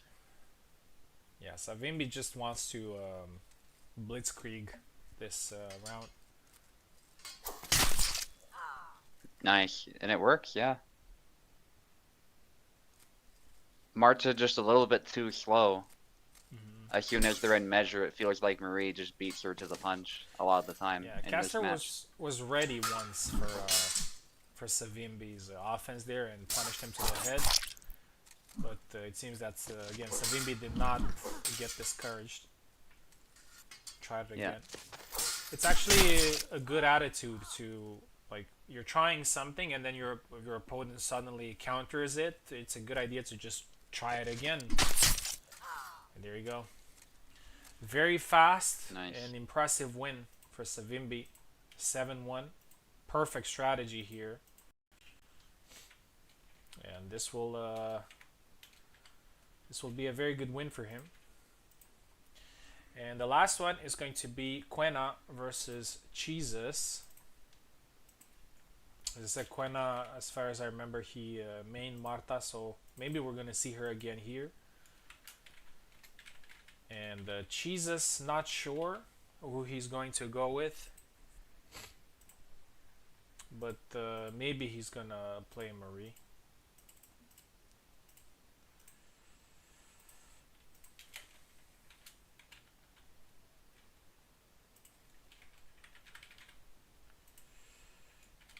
Apologies for both Quena and Jesus for waiting a little bit. Unfortunately, tournaments that have a high number of players tend to have also some longer waiting times. My suggestion would be just try to watch the stream, enjoy the fights, engage with people in the chat while you're waiting.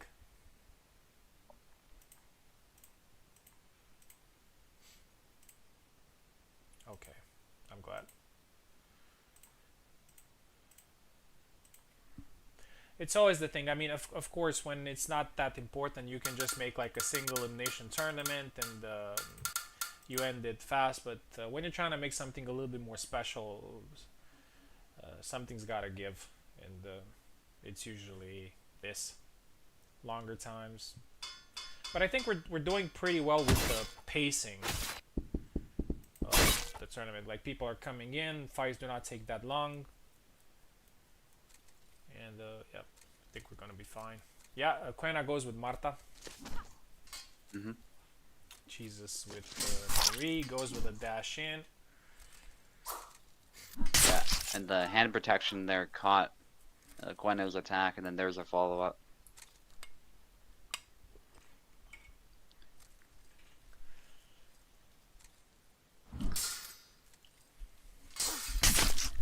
Yeah, Quena, that was good by Quena. He's trying to play the counter game, it looks like, and that's actually a decent strategy of Marta. You just have to be very precise. If you're giving Marie all of the initiative, then Marie will just run circles around you. Nice. Goes in actually for a series of jabs there. Underrated moves for Marta.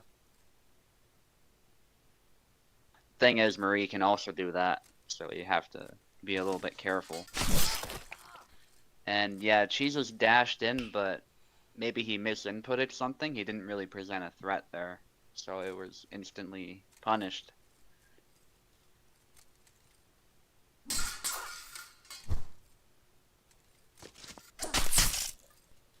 Oh, he goes right in for the lunge. It packed quite a punch, whereas Quena's hit wasn't really precise there. It was iffy. So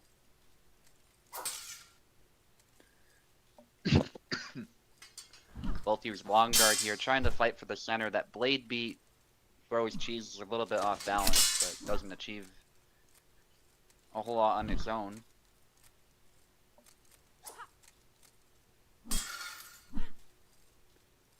A bit of a slight hit there. I like that Quena is still playing this calmly. They're looking for an opportunity to close in a little bit, actually. He is playing slow, but you can tell he's definitely looking for a way in. Goes up and over the blade. That was nice, but it is still a double. Sometimes in the rapier mirror, especially if you don't know what you're doing, you just have to be relentless and press whatever button is quickest, and sometimes in those messy situations you will still come out on top. Little disengaged thrust there, but not quite able to get around the long guard. And some people are saying rapiers can ignore guards. It's not at all true, you just have to use long guard, as you see there.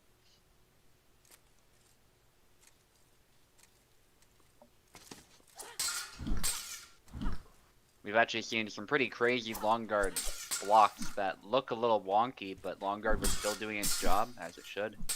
And so the stab was blocked. It's all about positioning as well. And Quena actually, with some nice arena control, but falls for the incortada there. That was great by Jesus. Jesus seems to have calmed down a little bit. Now he's happy to allow Quena to overextend when it suits him. Bit back and forth here as they both try to get a quick snipe. The push out of measure was a bit of a mistake. It's not a terrible move. I wouldn't use it very much in the rapier mirror though, because I feel like Marie can just ignore it and step back a little bit, then stab you. It does work against other characters who are trying to close you down though. The incortada to the head was really nice.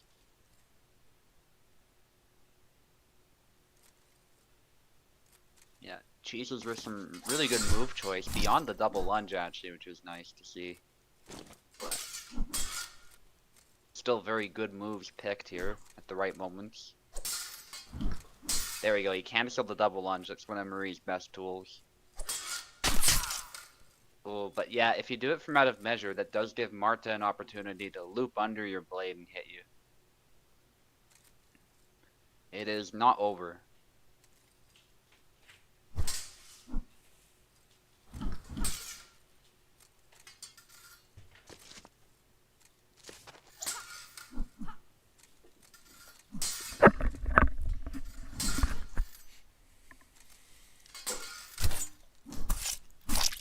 Stab, another stab, just keeps going, yeah. A little inaccurate because he was too close, but he was getting graze damage, so.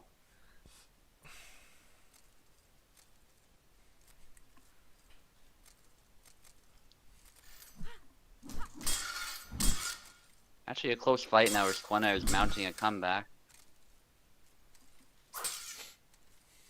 Jesus has to lock in to hang on to this lead and win the whole thing. Yep. There it is. The cut gives up control of the center there, and he gets stabbed immediately. Yeah. Congratulations. 7-5 for Jesus. And now we're going to see the matchups from... I'm going to share my screen here with you guys here. Okay, let's see. Round 3 matches. I'm fighting Apostle, it looks like. Abir fighting Subu. These are basically kind of the semi-finals of the tournament, but they don't necessarily guarantee a top 3 spot. But yeah. Then we got Caster versus Sava, Agent Smash versus Quena, Captain versus Max, Mechanics versus Info, Oak versus Savimbi, and Climino versus Jesus. But the main question here is, what is the weapon type that we are going to use here? So let's 3, 4. Let's see. It's going to be hybrid, it's going to be shield, or it's going to be longsword. Quick reminder: longsword means Isabella or Zero. Shield means Marina or Connor. Hybrid means Sava, Jendrik, or Kalkstein.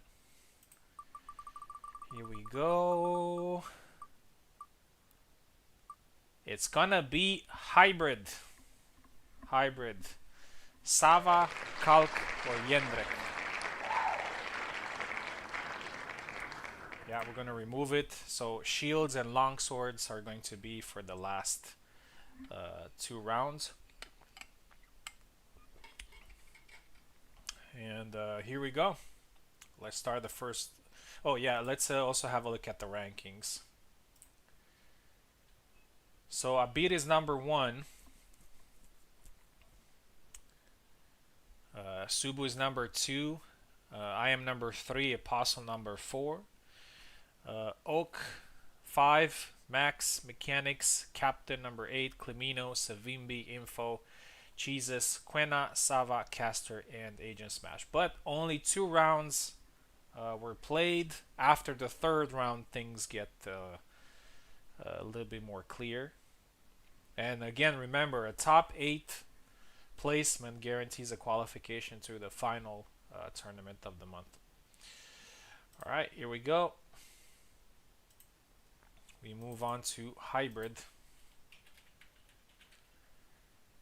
And I'm going to be left side. Apostle is going to be right side. Apostle with some very good performances. A little bit of a dark horse.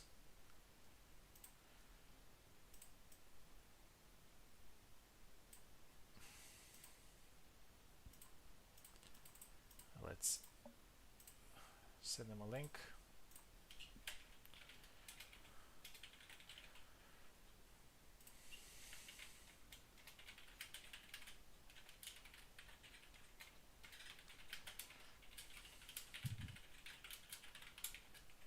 Yeah, this is an interesting category that I put together, and I was saying at the beginning of the stream.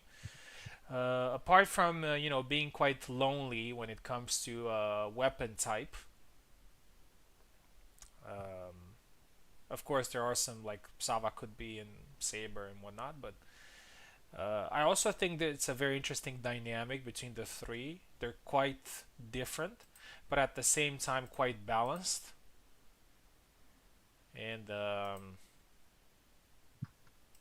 I think any character can beat the other 2. Okay, I'm starting left side. Apostle is on the right side. I think Apostle is a Jendrik player, if I'm not mistaken. Oh, Sava. Interesting. I'm going with Kalk this time. Mm-hmm. Oh, but not a good start. Bad omen, potentially. Yeah.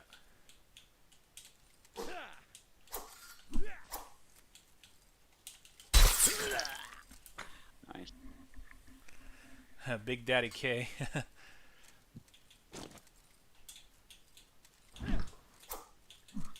Yeah, Calc, I would say, is probably a good pick in this matchup. I won't say Sava can't win it. I just think Calc is a lot more versatile, especially if you're more used to Calc. It's probably better to pick him. Some people in this tourney, though, probably would actually prefer Sava. They have more experience with him. People like Castar. So it's not to say those people shouldn't use Sava. Calc brings some more complexity to the table that Sava doesn't have, like the lag switching and stuff like that. You gotta know the moveset. But I'm just, if you know Calc's moveset, I do think Calc has the edge. And Yendrick's kind of a wild card. He can beat any of these characters, but any of these characters can also beat him. Basically a complete glass cannon.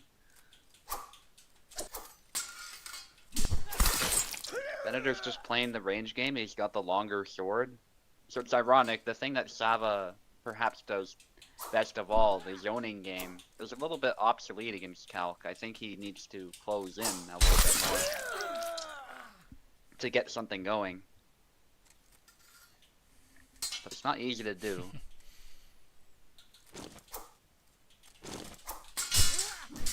Dash and thrust, that actually can be a good move. I don't think it's as strong as it used to be, but I still have seen people successfully use it. This time it was sidestep, so it didn't work so well.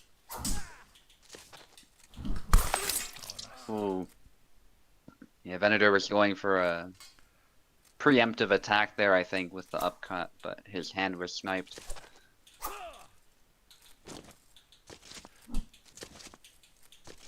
It's a good idea, though. What he's doing is he's claiming space for himself, and it makes it really difficult for Apostle to move forward because he has to deal with one attack or two attacks at different tempos and different types of attacks too. So not just these cuts, but also the stabs can come out of nowhere with Cal. That was a good counter. But Apostle not quite getting the kill until just now. He did a sidestep there. And I think if he didn't sidestep, that would have been Venator's.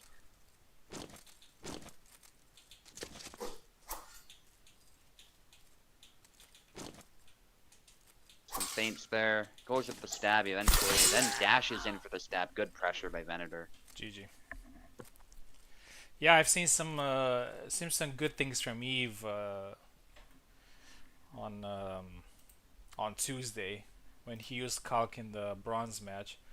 I didn't necessarily use what he used, but I kind of felt like Calc is not given enough credit, and I think he has. After recent update, he doesn't seem that weak. In some particular matchups, I think he has a couple of tools that are pretty hard to deal with. So yeah, Apostle's still in a pretty good position. He got 2 wins already, so we're gonna see him a little bit later again. Now Abir versus Subu, and this is gonna be interesting.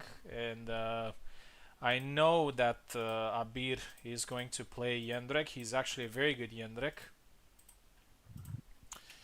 And I think Subu also likes to play Calc in these situations. Was it actually the final of the hybrid Olympics last time between you two? I think it was. Yeah. I think it So. was. Yeah. And you won it. Mm-hmm. I think with Calc.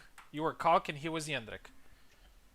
Yeah, exactly. Yeah. Okay. So we get that match again, most likely, unless Abir wants to try something else. Which sides are you guys? Abir is left. Yeah, so interesting fight here.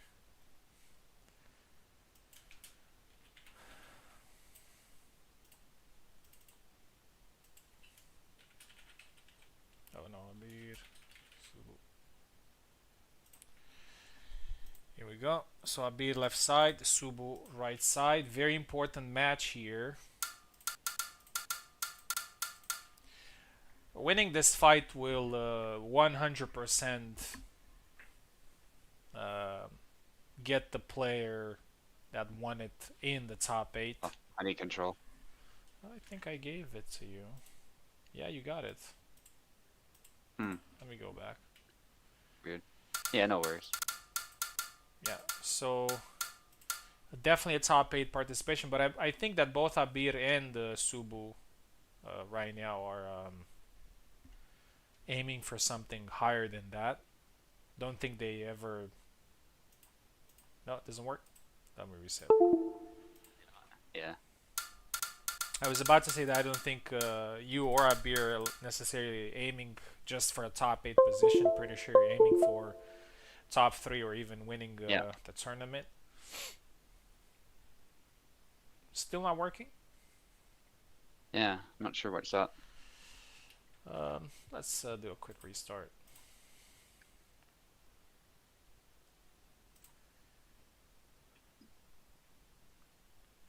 It's usually the Steam thing.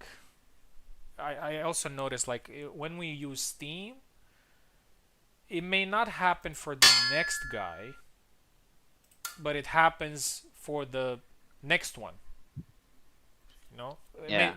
maybe it's also because like the next guy will use keyboard, and then the third guy is going to use controller again, and the problem still persists. I think it should be fine now. Here we go. Abir left side, Subu right side. Yeah, there you go. Yeah, Kalk for Subu, Jendrik for Abir, as expected. The final of the last Hybrid Olympics tournament is now happening here in round 3 of this Olympic format. Let's see what happens here. Chaos versus Precision. Always a very interesting match. And Abir with a nice retreat chop there gets Subu's arm. Jendrik also has a lot of range, so he's not necessarily scared.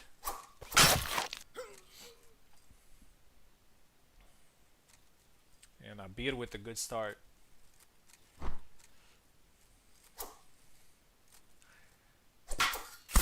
Yeah, I think both of these characters are quite underrated at this point. I think they can do a really good job. But they probably struggle in some particular matchups against some of the more established characters. I'm thinking like an Isabella or a Jan. They probably struggle a little bit more there.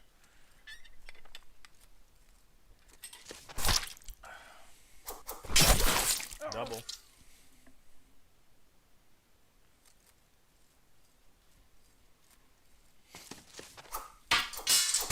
Oh, actually, Kalk blocked that chop to the leg. It's probably because Subu stood still, so his guard was his structure was stronger. Oh, that was nice. I think that's a long guard move. I don't remember the controls for it, but yeah, it's yeah, and I was about to say exactly this, that Abir is doing a very good job of just sniping the arm with a weapon that is not necessarily good for sniping. But yeah, it seems that in this build of the game, catching wrists and arms is a little bit more potent than before. Oh, that was a nice attempt there by Abir, but gets called out by Subu, who gets 2 quick flags. And this is exactly what I was talking about earlier. Let's see if Abir can overcome this. Gets the leg.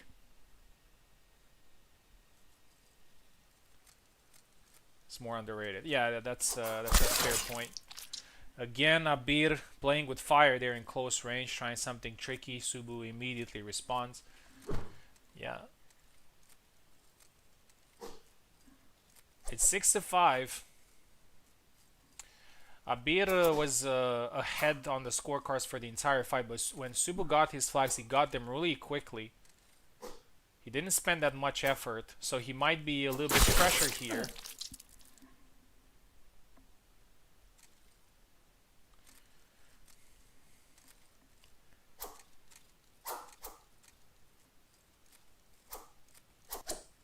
I also have to say that Abir has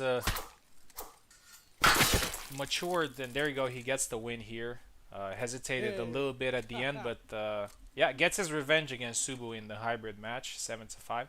Has matured a little bit in his gameplay, He has a very solid high level, and he's also quite patient. And deserved win here, I would say. Obviously, things are not over for Subu. We have 5 rounds, not 4. So he could potentially come back, win the next 2, and become champion. But for now, Abir and I are the only ones that are undefeated. And we're going to move on with the next match, which is Caster versus Sava. And most likely we're going to see Sava from Caster here because he likes to play Sava. He's one of the players that actually wanted to test him out. Not sure if Sava Graus actually plays Sava himself. We're about to see that.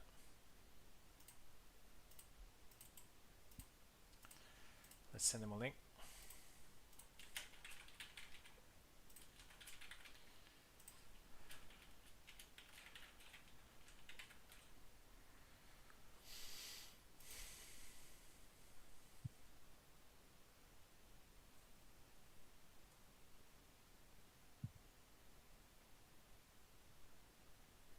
Yeah, good fight at beer.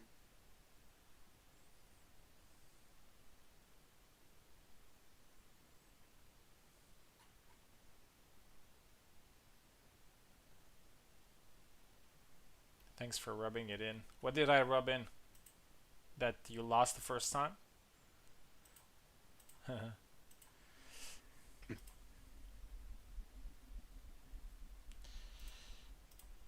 That you lost the Olympics. Yeah. I gotta do my commentator job. Sometimes I have to say some things that are, may upset somebody about losing or winning or dominating or, you know. Here we go. Caster left side, Sava right side. We're going to play hybrid, which means Kalk, Jendrik, or Sava. So far we got Kalk versus Sava and Kalk versus Jendrik. We're gonna see if we're gonna get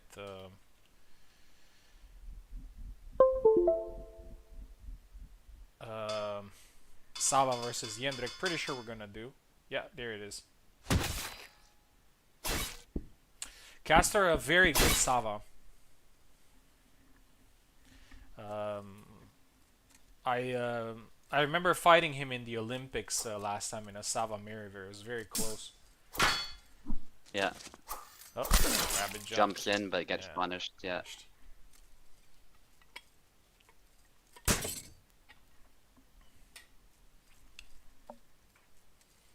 Yeah, just flick when you're ready.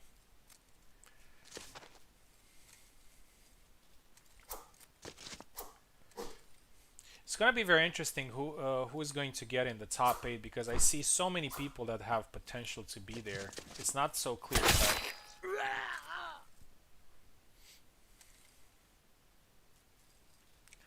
And matchups can be quite interesting. Like you can get somebody in a particular matchup that you get the advantage, although maybe they would have the advantage over you if you fought with your mains.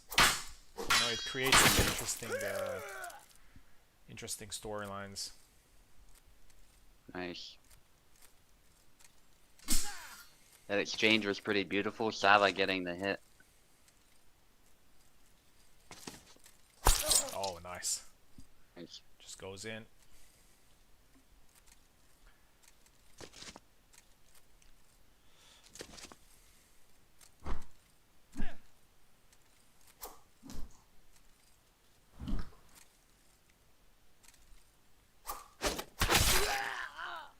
Two, three.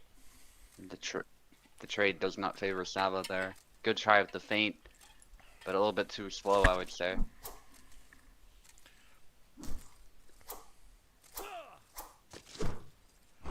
Bunch of chops there. Nice. Hit to the hand. Yeah.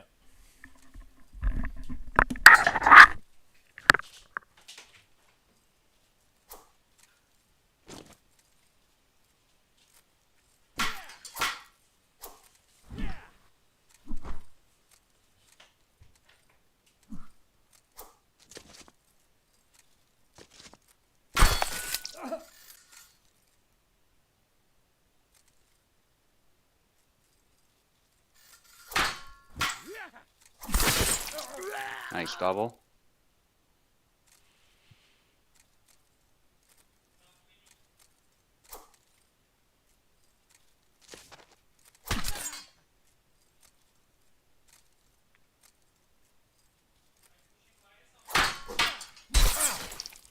Nice. Castor starting to take some control.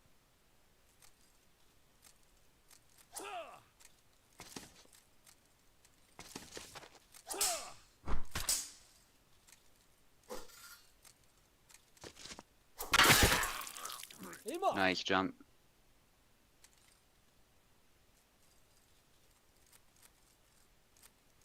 Taunting his opponent. You can't kick after that, although it's a very useless move most of the time. Parries with the top of the axe there. That is the thing with Yendrick, although his auto guard is weak, he can still put his axe in between your weapon and his, so you gotta keep that in mind sometimes. It is not a good guard at all, but it certainly can be overcome very easily if you play it right. There's a nice dagger thrust and then finishes it. That was beautiful.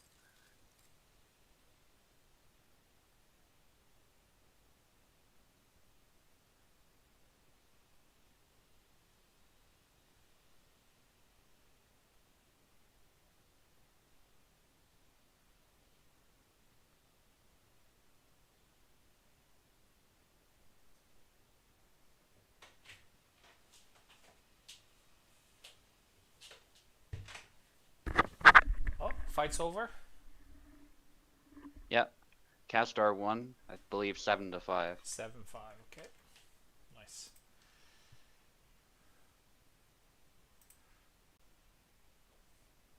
That's a good win for Castor here.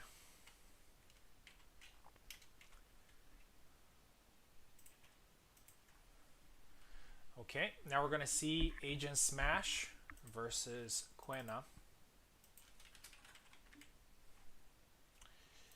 In hybrid. Not really sure who they're gonna pick here, but I guess we're gonna find out.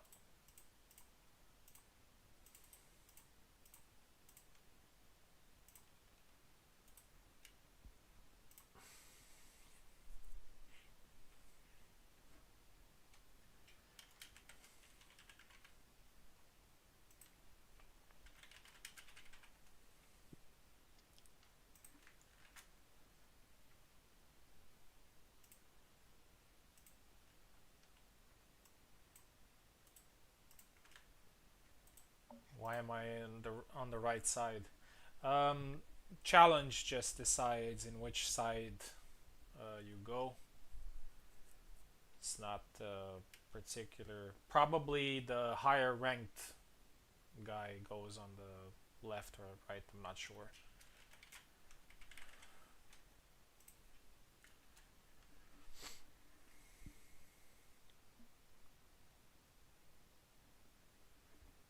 I usually have a system when it comes to elimination, but the thing is, with elimination, I already know who's gonna be left and who's gonna be right in a challenge, and I can just apply the system that I have with like who scored more flags in the previous fight. But in here, it's always going to alternate between left and right, so I just let it do its thing. Yeah, but you gotta be ready though. Always gotta be ready for left or right side. I know there's been a conversation about it, but gotta be ready. Okay, Quena is here. Agent takes left side.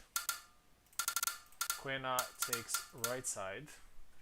And it's hybrid, which means Jendrik, Kalk, or Sava. Kalkstein for Agent Smash, Sava for Quena. That's why I said that I really like this category, because like every match is a different match between these three characters. Mm-hmm. Somebody picks Jendrik, somebody picks Kalk, somebody picks Sava. There's no clear pick. Right. Like in the Marie Marta, like everybody gravitated towards Marie. In longsword, most likely people are going to gravitate towards Isabella. Mm-hmm. Cuts out a measure there, gets punished. I would even say that even in shields, I think that most people were probably going to play Marina and not Connor. Mm-hmm. We're about to see.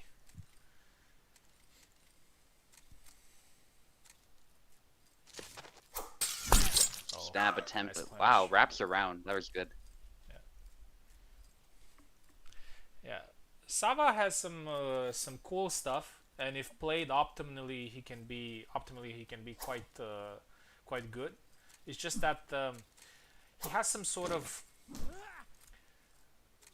I don't even know how to say it. Like sometimes he's too fast, sometimes he's too slow, and when you expect him to be fast, he's slow, or vice versa. I guess it just takes time to kind of adjust to everything. Yeah.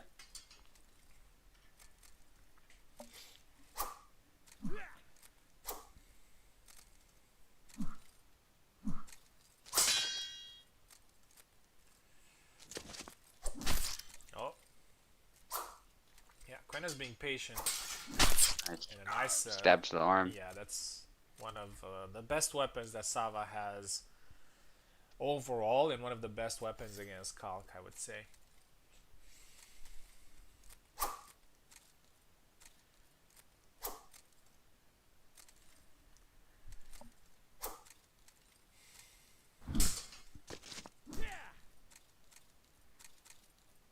Oh, a grab attempt, it looks like.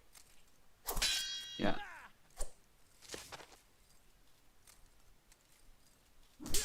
I haven't seen grab attempts and pushes much recently in tournaments, and I think it's a good thing because people kind of recognize the risk of doing that, Yeah. and that's kind of how it should be, right? Like Yeah.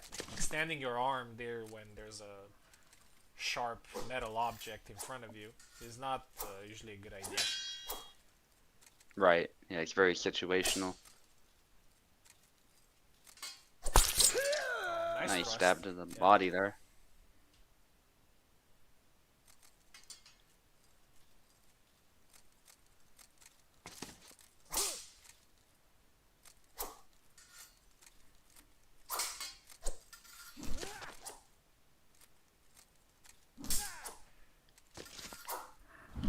Oh, close.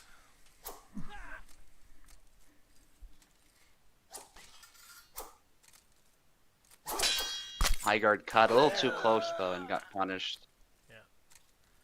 Quena needs to be careful here. Looks like Agent is gaining some ground.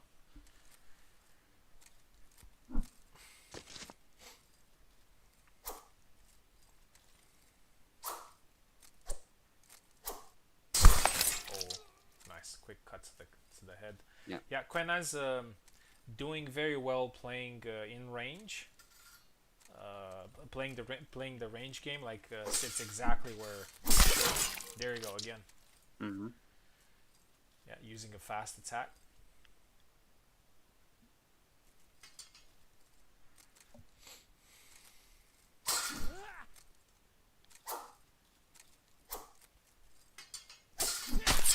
Yeah, and a nice quick thrust. 7-3, and Yep. Quena gets his first victory here today.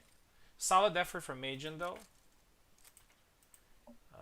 Quena with a little bit more experience, maybe not that much PvP experience, but you can see that Quena understands the fundamentals of the game. And we're moving on to a very interesting match, I would say. Captain Adler versus Max.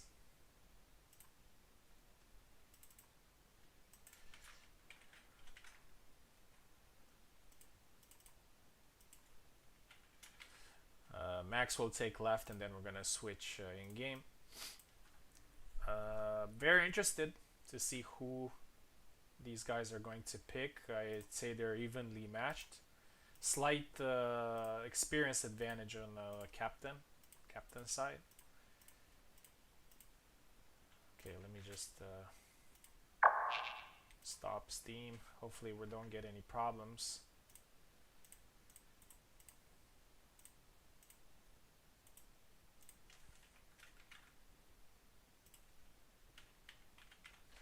Yeah, so I think Captain is listening. Captain, just allow Max get left, and after that I'm gonna switch in game.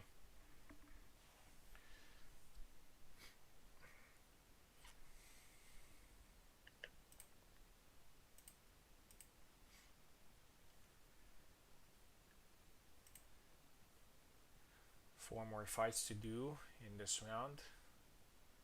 Some interesting results.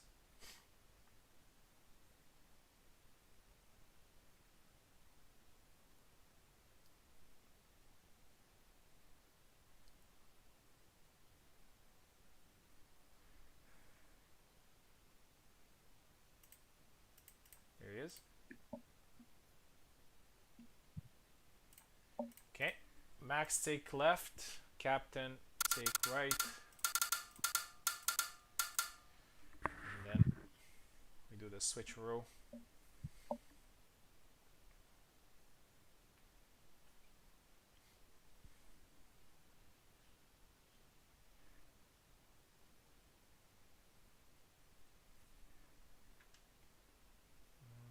Something going on? Oh, somebody left. Max left. What happened?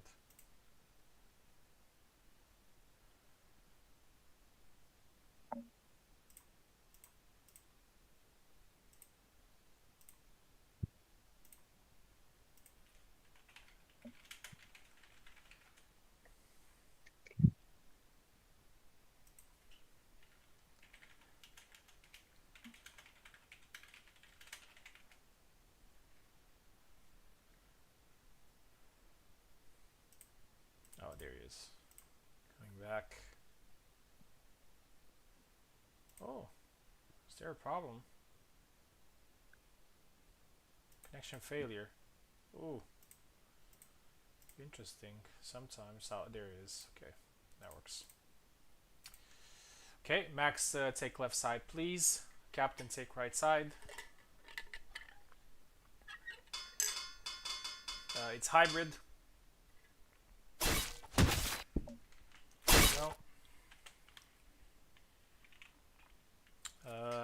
F8 it was, right? Here it is. Okay, so Captain plays Sava, Max plays Kalk. And what I really like when switching is that you can tell that it's actually on the other side of the map. Yeah. You see that the lighting is different. Good exchange there. Max a little bit tired though, having taken a hit. And it's a double. Yeah, interesting choice for Max going with Kalk. I didn't see him as a Kalk. I would have probably guessed that he'd pick Sava. Because Sava has a little bit, not much, but a little bit of Sam's strategy. Like trying to stay a little bit in distance, work some side steps, some quick snap cuts.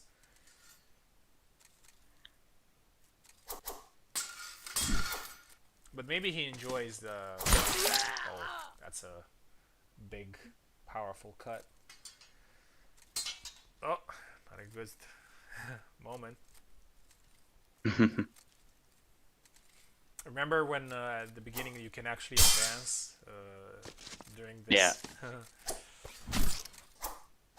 Yeah, thankfully Kubel was receptive to feedback back then. I showed him a clip of that and he was like, thanks, I'll fix that. So it was fixed. Yeah, that makes sense.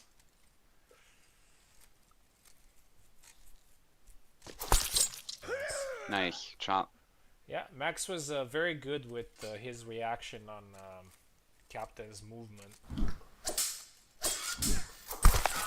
Yeah, goes with a retreat here. Captain follows up with the forward cut and gets the kill.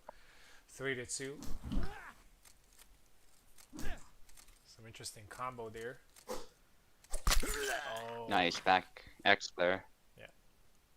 Yeah, Max is doing a good job of calling Captain out. Whenever Captain is trying to employ some sophisticated strategy, Max responds immediately and usually with something effective. Oh, Mm-hmm.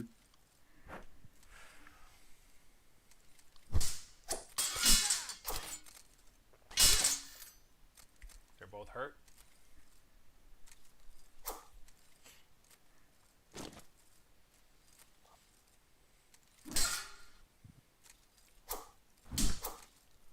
Both of Back these X there. Max getting tired. both of these Mm-hmm. players have a top 8 potential for sure. And who knows, maybe this match right here could be the decider of who gets into top 8, although we still have 2 more fights to go. But let's not wait that we still have somebody like Oak there in the shadows, lurking around, ready to take on unsuspecting players. Again, they're cut into thrust back X.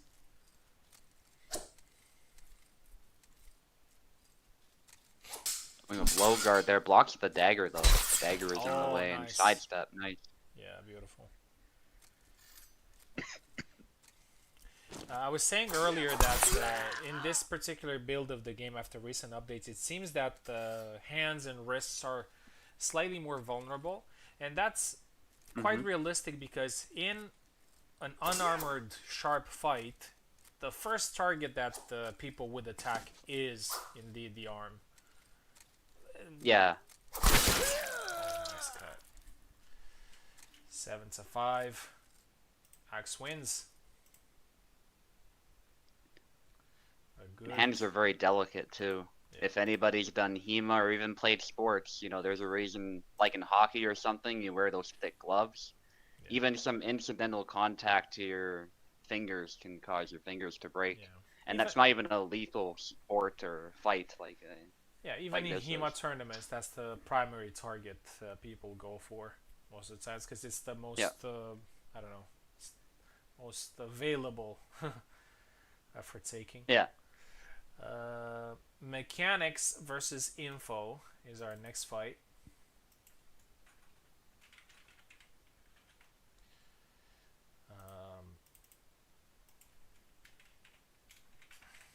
Both with 1 win so far in the tournament, 1 win and 1 loss. And I'm not sure what to expect. I do remember Info playing a little bit of Jendrik.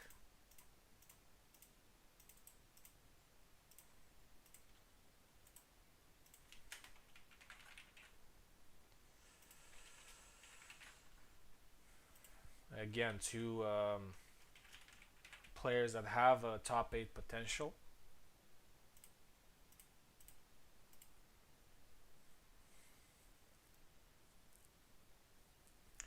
After this, we're going to see Oak versus Savimbi, and after that, we're going to see Clemino versus Jesus.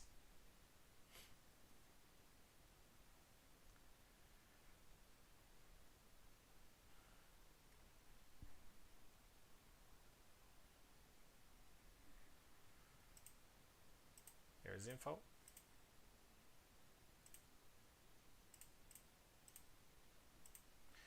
Here's mechanics. Mechanics left side, info right side, hybrid characters.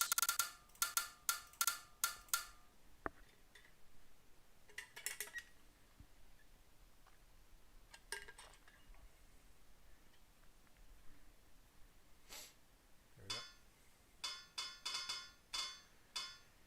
Cog for info.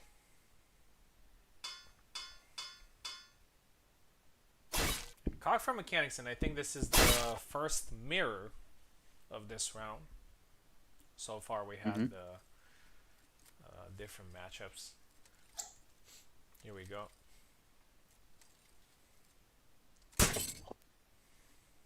Something happened, I think. I'm gonna unpause just to flick the long guard when you're ready to go. Here we go. Oh, I think info now has a problem. Oh, we're good. Okay. Oh, now they're good to go. Yeah.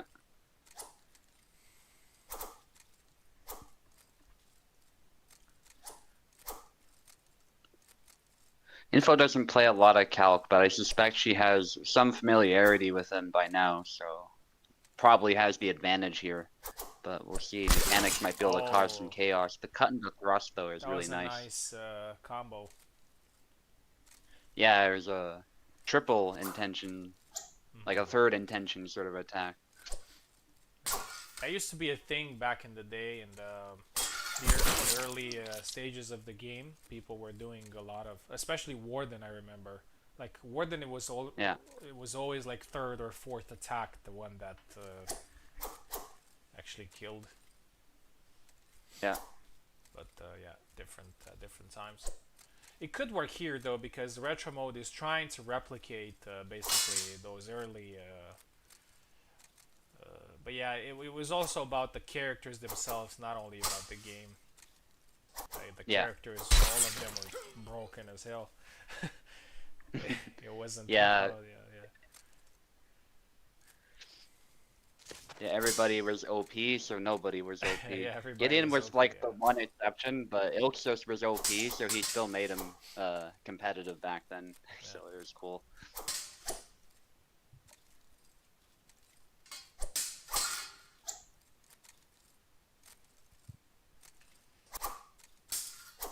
That was before the days of Long Guard, by the way. I know there's a lot of discussion about Long Guard, but there is a time when you had to fight Marie, Yeah. and there was There was no no long long guard. guarding. Yeah. You had to basically, you had to be active the whole time to deal with her, and it was doable, but it was a different game. Yeah. Against a very good Marie, you'd struggle big time. Yeah.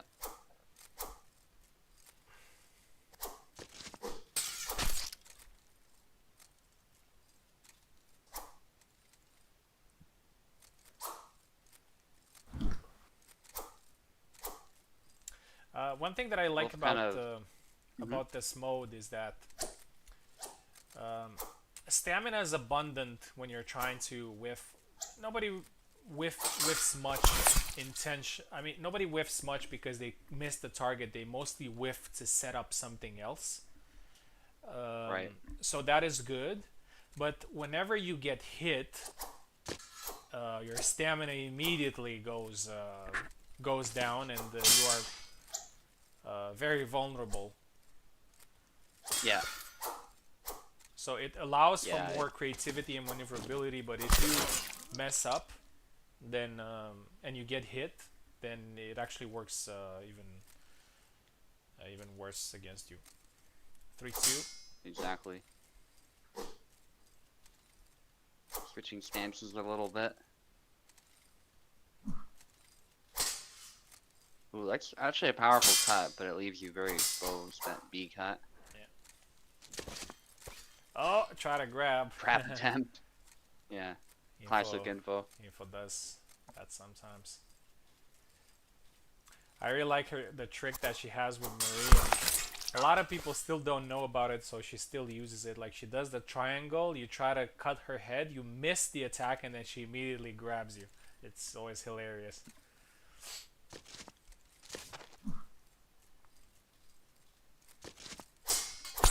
Upcut, Oh, but nice. yeah, that chop is really fast. Mechanics takes the lead. 4-3. As I said, important match here.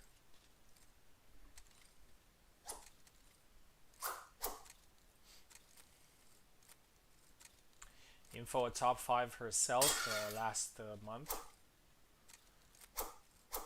A little bit further from the top positions right now, but it wouldn't be impossible if she gets some. Oh, that was beautiful. If she gets some top threes tonight, and let's not forget that she is the Olympic champion. She won the champions tournament last time. Nice. Nice hit to the arm. Until somebody else gets it, she is the Olympic champion. Oh, try the setup again. Mechanics ready this time. Aren't you and Info the same person? Yeah, Siant, Info, and Daisy are all the same person.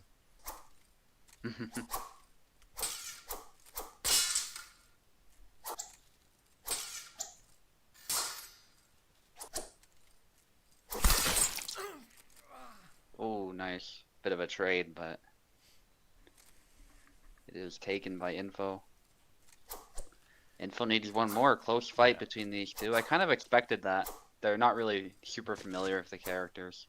Yeah. It was just up to mechanics, I think, to figure out the character. Oh, Nice 6-6. chop. And now that you say it, I do remember there was a short period of time where Info played Calc in a few tournaments. 2, 3, 4 tournaments she made Calc. Those, so she has an idea about how to play him. Down to the last flag. Tensions are high. Let's see who edges it.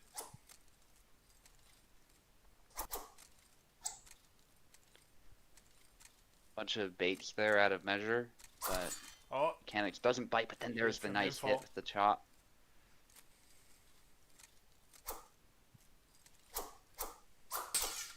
Mechanics is a little bit passive, I think. Info seems to be going in, although it could still backfire. Mechanics is low in stamina, but you never know. A quick little stab or chop could be all it takes for Mechanics to get it back in his favor.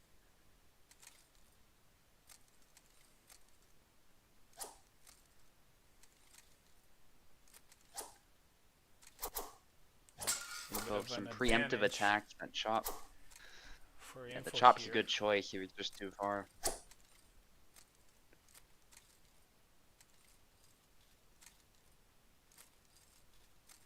Going with sidestep. And Info seems to be trying to call him out a little bit without overextending, which I like. It also does take out a bit more stamina each time that blade is hit. There's Nice the push. push. Excellent. That was brave from Info, actually. When you have the advantage,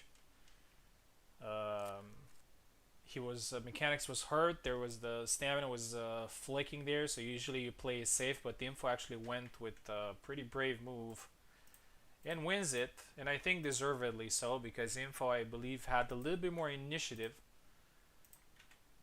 And I know that you say this a lot, because people have this impression that people who don't initiate actually have more to gain in a fight, but it's actually quite the contrary. People who initiate more, but the initiative is not necessarily attacking first or doing something first. It's just kind of, it could be provoking, it could be pressuring, it could be positioning, it could be feinting. There are a lot of ways that you have initiative, and the mindset is basically, what I'm doing right now is everything that I can to set up an offensive strategy, while the other person's mindset is, I'm keeping my eyes open to see if there's a situation that I can punish, but I have no intention myself to initiate in any way. Right. And sometimes the person who controls the initiative is the one that wins. Oak versus Savimbi is our next fight. Most likely we're going to see Oak here pulling Calc. He can play a little bit of Jendrek, he can play a little bit of Sava as well, but something tells me that he just wants to go safe. Maybe even win at a larger margin, because that counts too. Yeah.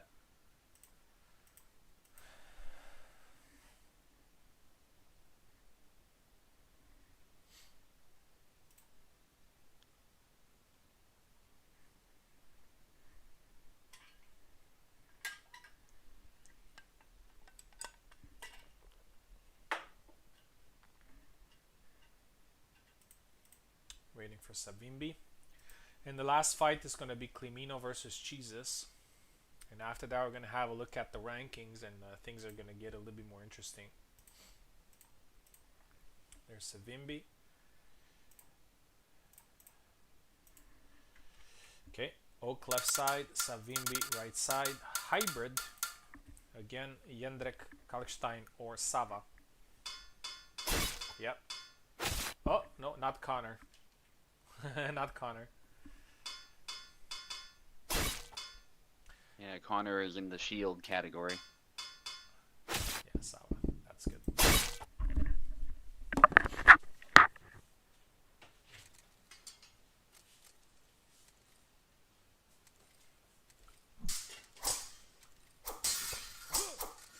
Bit of an exchange there. Nobody's quite been hit. But there it is for Sava.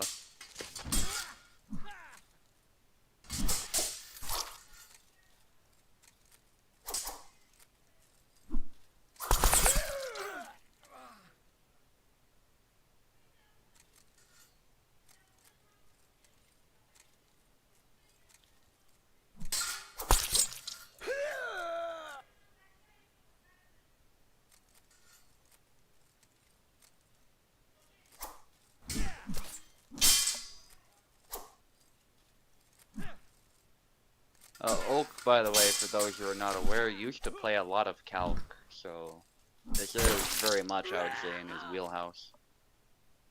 There we go, he scores another flag.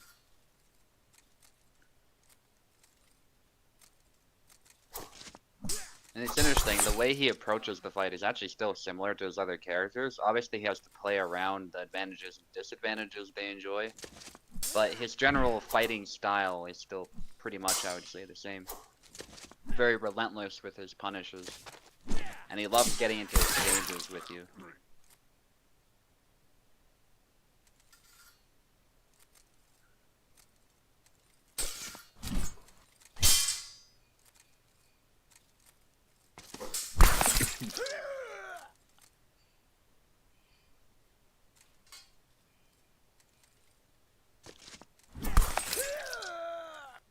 Nice. Just quickly cleaning up here.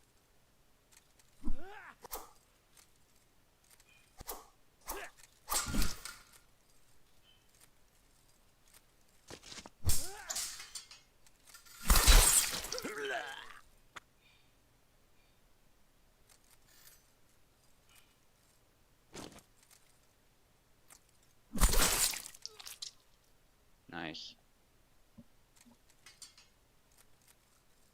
Savimbi still a bit behind, but it's far from over. Nice upcut attempt, but Savimbi was able to beat him to the punch.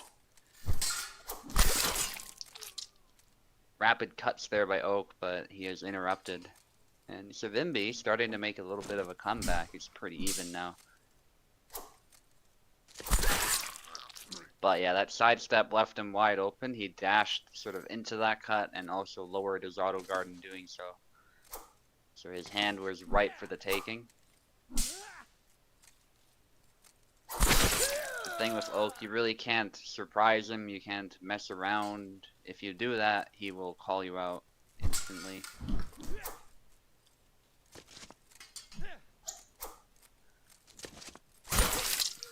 Nice, goes in right for the cut, causing a bit of chaos.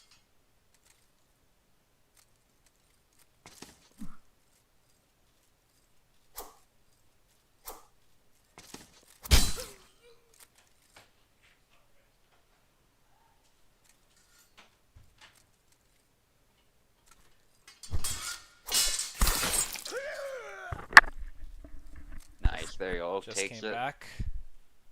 7-5. Looks like Savimbi did quite decently here in this matchup.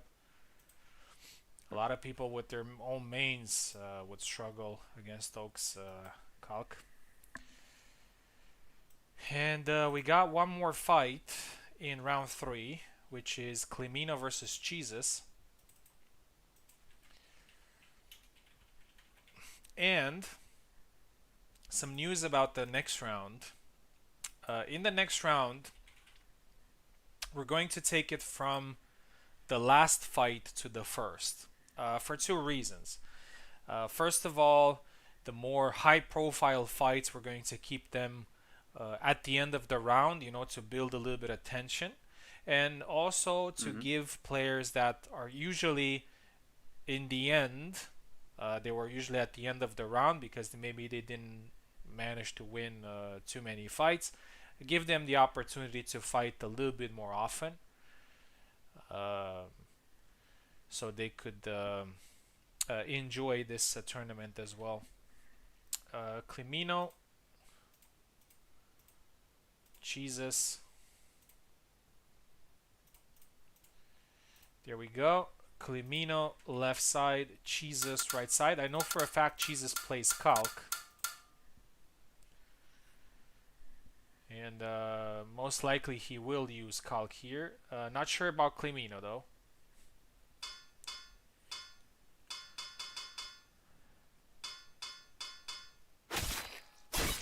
Oh. Let me make sure they're on the right side.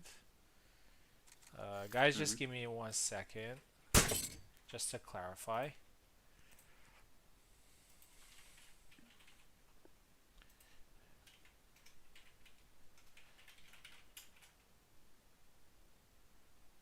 He's on the left, okay. Yeah, whenever I see an odd pick, I just want to make sure that especially when the other guy actually picks the character that I was expecting the previous fighter to pick. Yeah. There we go.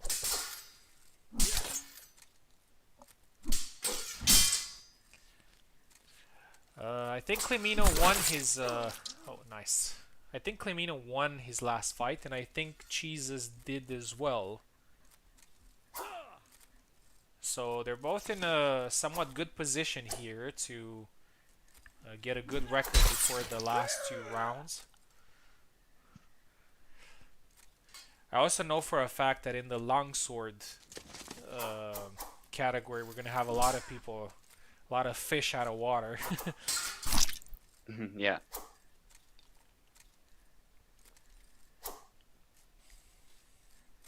So it's gonna be interesting. So is with the rapier, and so is with some of these characters as well. But but what I've noticed is that if somebody does not play longsword, they don't play it like at all, like never. Yeah. With some of the other characters, you see people sometimes like, oh, this time I'm gonna play Marina, this time I'm gonna go with Marta or something. So they're always kind of gravitating towards other weapons. With longsword, like if somebody does not like longswords or play against longswords, you never see them pick the longsword. Right. Like longswords are mostly like very dedicated mains. Yeah. With a few exceptions, I would say. Probably Captain Adler, like he's an occasional longsword. I wouldn't even count you in this category because you main longsword for a long time. You still play Isabella every now and then, so I always still wouldn't take you out of that category. Right. But other people, like never. Anyway, back to the fight. We have a nice... That's good combo there. Yeah, interesting fight here. It's 4-4. Yeah. Love to see the dagger thrust ending the combo there. We don't see it often because the dagger is often really risky to deploy in this game. Most often, if somebody's ready to cut you and you're going for a stab, you're going to get out-traded, but that was the perfect opportunity to use it. Nice. There goes the arm, though. And Clemino needs one more. It's still anybody's game, but Clemino has a pretty clear advantage. The thrust attempt there doesn't work.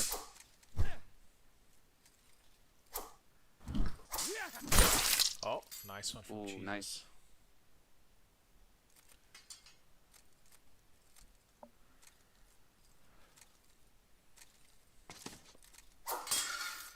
Thrust attempt there. Oh, nice dodge. Big slash. Oh, and it goes for Nice. 2 knife. Oh. That was funny, yeah. That was great. Oh, and now Oh, he's and then there's a third hit, but no kill. Oh, man. Unlucky, but Calc is going to be very tired, I hope, after all of that. It's usually his weakness, but... Oh, going low is very risky. Flag is crazy. Yeah. Oh, and There Jesus you go. gets it, and honestly, I was rooting for him because I know how frustrating these things can be. 6-6. Yeah. And he set up a beautiful dagger stab. That's not Oh. easy. And he did it again. Wow. Clemino was doing some... Like, I'm not saying he was intending to do shenanigans, but he sort of opened himself up needlessly, and the dagger thrust was great. Maybe if he did the 3-piece, it would have worked, but... Oh! And then he keeps And going. Jesus Nice. steals it. Steals it right at the end. 6-7. Yeah, I'm doing it with my hands right now. 6-7. Jesus wins, and it's a very important win. This could potentially give him the opportunity to be in the top 8. And let's have a look at the rankings before going into the next round. Um, so we got Abir, number 1. 3 wins and +8 difference. I'm exactly the same with also 3 wins. Oak is number 3, 2-1.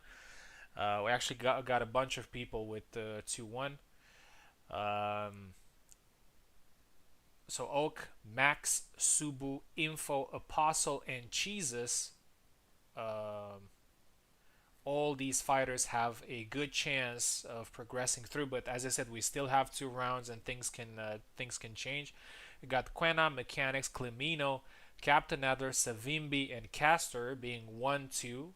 So they're like 1 win away from getting back to the top 8. And we got Sava Graus and Agent Smash with 0-3. A little bit more difficult for them, but if they get 2 wins in their final matches, they could potentially have a chance of going through, or at least get a better position in the tournament. And now the round. It's going to be Abir versus me, of course. Apostle versus Max. Subu versus Jesus. Oak versus Info. Sava versus Agent Smash. So the last 2 players are going to fight each other. So one of them is going to get a win here. Mechanics versus Savimbi. Clemino versus Quena. And Captain versus Castor. And as I said, we're going to take it backwards. So we're going to do Captain versus Castor, Clemino, Quena, and so on. Until my fight with Abir, which is potentially the decider for number 1. So yeah, now we need to know the weapon. It's gonna be either shield or longsword. Let's see what we get.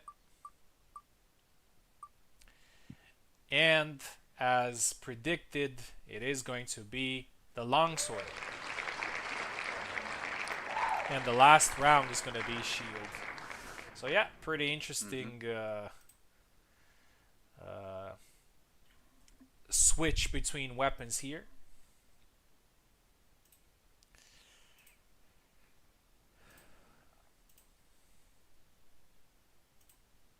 Oh. Okay, so longsword.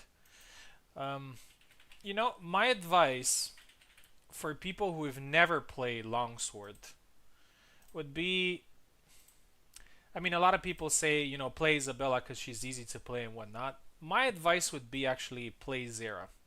Although he has some stuff of his own, Zera is more permissive with mistakes. Like sometimes he can recover a little bit faster. If you swing your sword, you can get some parries. Like with Isabella, you need more of a focused type of gameplay. With Zera, can be quite permissive sometimes, especially if you're being a little bit weird with him. But yeah, it also depends on your experience. Anyway, Abir was not listening to the commentary. We're not gonna fight right now. You have to wait a little bit. We're gonna do Captain versus Castar. Captain does play a little bit of longsword, and he plays quite well. Not sure about Castar. And speaking of Zera, it's also a very good idea to maybe pick Zera against Isabella, because Zera does have some strengths against her. If you're going with Isabella against a player that knows Isabella, it's probably not going to end too well. But I think I've seen Castor playing Zera. Maybe I'm... I feel like I've seen both, but I might be wrong. Yeah. But again, my encouragement would be Zera could prove to be a surprise pick. And the matchup is still quite balanced to this day. I don't know if you guys watched my fight against the Plebeian on Tuesday. It was neck and neck. It was very difficult. Hmm.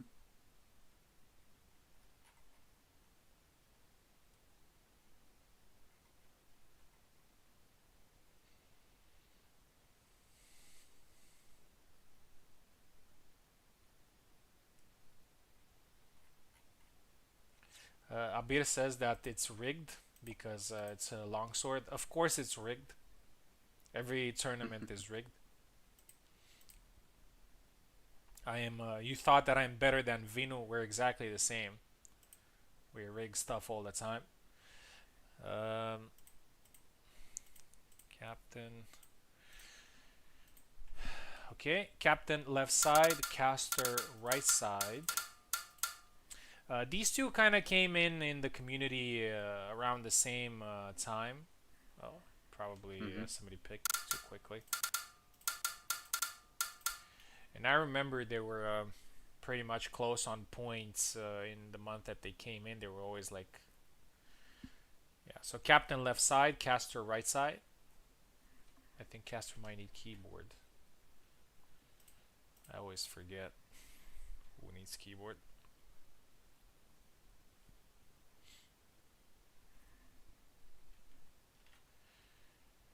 Let me see what's going on.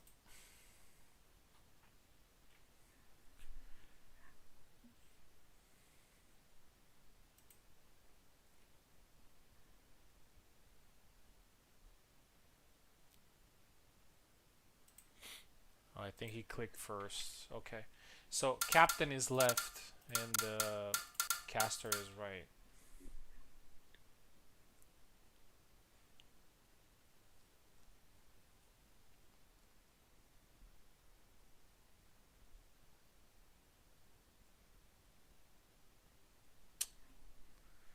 Something's going on here. You can't take right. Oh, I see. Let me just quickly restart the game. Must have been, as I said, sometimes that Steam problem manifests later.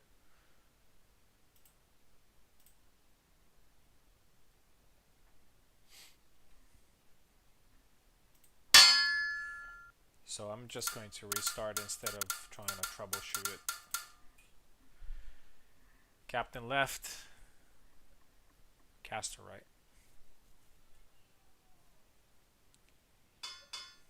Yep. Okay. Longsword pick. Yeah, and it's Zera for Caster. As I said, I think I've seen him playing Zera before, but I think it's a good choice against Captain, because Captain is a pretty good Isabella.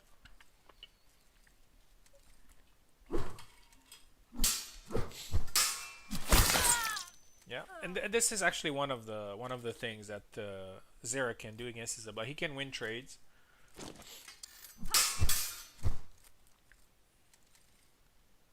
The hard part with Zera is that you need to know when to be very patient and when to be very chaotic with him.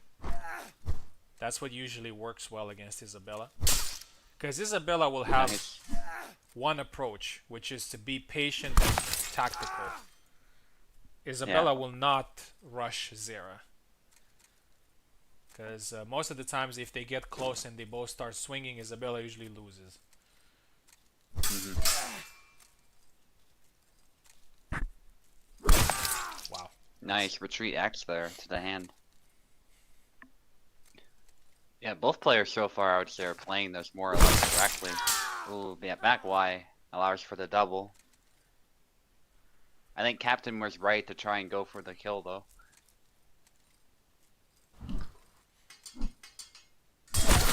Oh, that was a good Nice. attempt, but Captain was a little bit faster with his reaction. Yeah. 3-1. Yeah, the holy stance can be very intimidating, but if you square up or you can even sidestep it a lot of the time. It's pretty easy to counter. Yeah. Zera does have some moves that can bypass Isabella's guard, but it's not always easy to land them, especially if the Isabella player is active. Yeah. 4-1. And that samurai move, as people call it, if you whiff that move, it has high recovery. But if you don't whiff it, that's where it comes into its own, I would say. Even if you hit the blade, sometimes you beat it, and then your second hit is gonna land. Yeah, plebeian was landing the first attack on my guard, and then the second one was landing right on my wrist. It was Yeah. very hard to get the spacing right. Yeah, captain in control here. Yeah, Goes calls him forward out. there.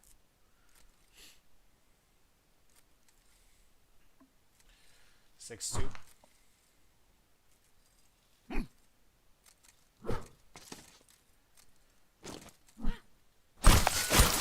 a double. Barely a double. Yeah. Good intention though by captain to try and hit the hand. Just the timing was a little bit off to make it clean. Nice cancel. Nice. Oh, but he ran right into that. Nice. Yeah, very solid play here from captain. More experience with the longsword, it seems. Caster had some good moments, but couldn't make Zera work. The captain wins here. We're gonna see Clemino versus Quena next. An interesting fight. I think they're both 1 and 2. Clemino barely lost his last fight, so he needs a win here.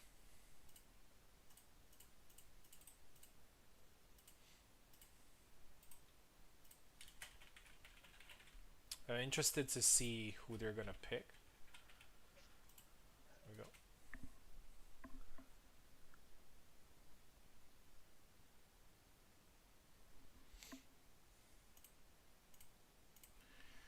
Camino's here. Quena's here. Clemino takes left side. Quena takes right side.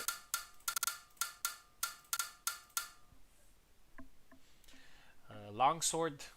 So only 2 options available. We're really hoping to get the third option at some point. Yep, Isabella mirror match.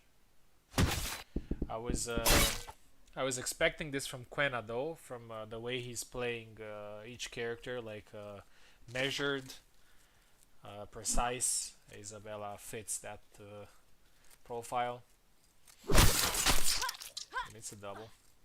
A weird choice of moves from both here to start with. Well, I Iron mean, Gate let's say guard interesting there, that's instead one of of the low weird. cards. Yeah. Nice thrust. Nice. Goes for the low thrust. Not seen terribly often, but that was a good opportunity. And it does go towards the hand, so if Isabella is doing something especially, that can land. Goes low. Nice high Nice guard. use of high guard there. Clemino is trying to force a combo, but it can be very tough in this mirror in my experience. It's not impossible, but a good Isabella with precise movements will tend to punish you for overextending. Trick shot. I think I only got like 1 or 2 kills with that move, and it was also when I actually won it. Yeah. Ooh. That's for the post that done there. The whip punish there was a little Nice bit step. slow, but still does get the kill. Yeah, Quena needs to be careful here with the fancy moves, because Clemino will definitely punish. There we go. Yeah, there it is.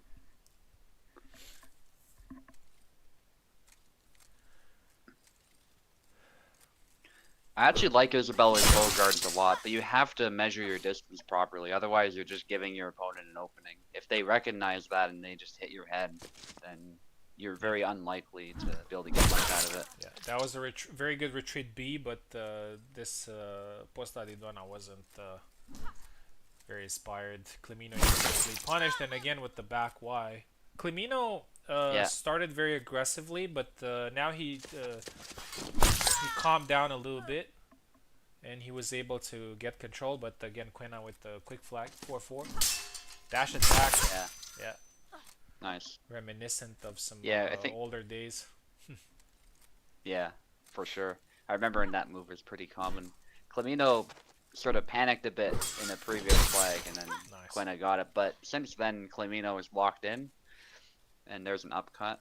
He's about to win it. He's keeping it simple, which I think is how you Yeah. should play it if you're unfamiliar, especially. Oh, And but he does exactly the opposite now and gets punished. yeah, Yeah. fancy move, but too slow. Isabella Mir is never about fancy Ooh, stuff. It's always about basics. 6-6. and it's anybody's game now. Quina Yeah. just fired off that high guard cut. Clemino faltered a bit and got hit.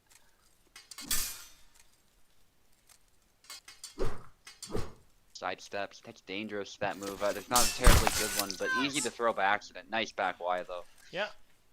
Cool fight with some interesting approaches from both. Um, it's just that they took some risks that made this fight a little bit more entertaining, because usually Isabella Mir is not necessarily entertaining because it's kind of hard to hit each other. But yeah, Clemino wins, Yeah. and Clemino barely lost his last fight 6-7, and now he won 7-6. So karma kind of came back to him. And now we're gonna see Mechanics fighting Savimbi. And I know that Mechanics did play Zera a few times, got some good results with him, so I'm expecting Zera from him. As for Savimbi, I think it's probably going to be Isabella, since he plays Marie, and Isabella and Marie have common principles of play. Mechanics left side, Savimbi right side, in longsword.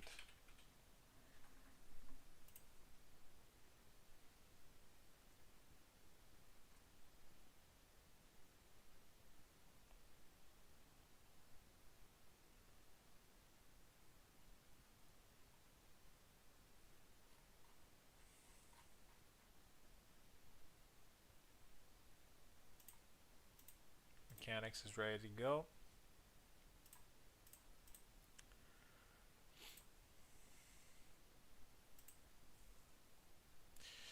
After that, we're going to see Sava fighting Agent Smash.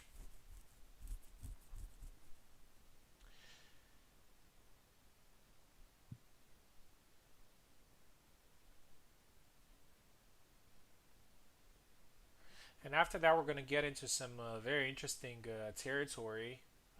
People who have uh, winning records. Okeninfo, Subu and Jesus, Apostle and Max, me and Abir. Good opportunity to not only get close to the top 3 spots, but also have a chance at winning the tournament. So the win is mandatory.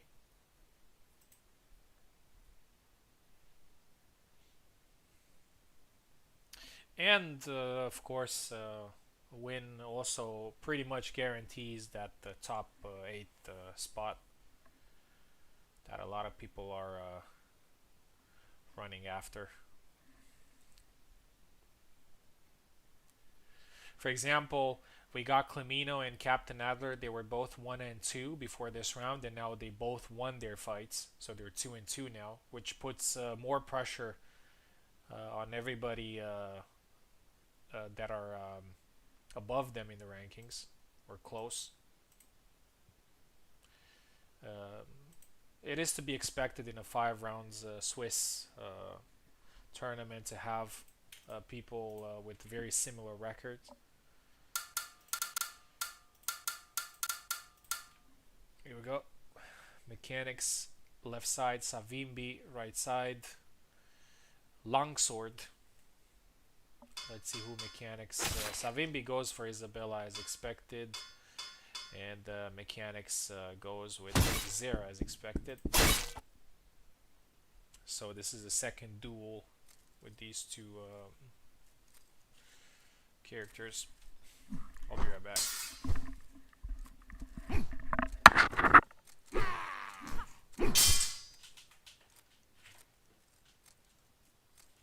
Low guard there, high guard. Mechanics goes in, pays for it there, a little out of measure. That windmill move can actually, the combo, it can actually be really good, but if you just throw it naked when your opponent's ready to receive it and you don't have a follow-up, you leave your hands exposed. Nice. Savimbi doing great so far. Mechanics, though, having scored a flag is very much in this fight. Holy spin. There it is. 2-2. Causing a little bit of chaos with Zera. Going into back Y. Nice double. Savimbi going with a preemptive attack there right as Mechanics tried to land something of his own. Thrust attempt can be a very good idea against Isabella, actually. Yeah. Yeah, Savimbi got a little tied up, a little imprecise up close.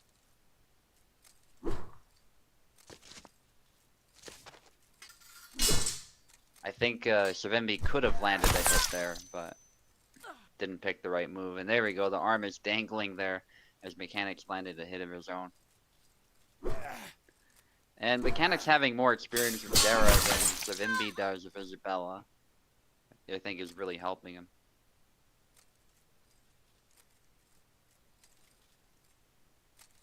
Ooh. Yeah, that Zwerkow was way out of measure, and Savimbi was just patient enough to punish it. You do have to be careful punishing those master strikes, is what they're called. Things like the Zwerkow, because they are designed to single tempo you. If you're doing them properly, that's really what they're for. Not so much to overwhelm the guard. Although there are situations where you can do that. Ooh.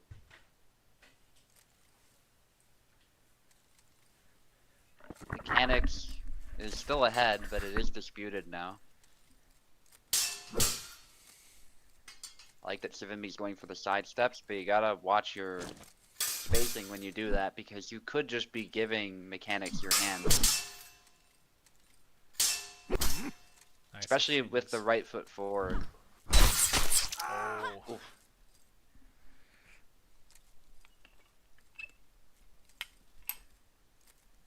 Looked like Mechanics had it for a moment, but Savimbi did hit the arm. Push attempt, but that was way out of measure. I will say, Mechanics is not the type of guy you can really just dash forward and push. A lot of the times he will just throw a cut because he sees you moving in, so very risky. Oh, Thrust nice attempt, parry. he really wants to end it. Yeah, where's the Right. yeah.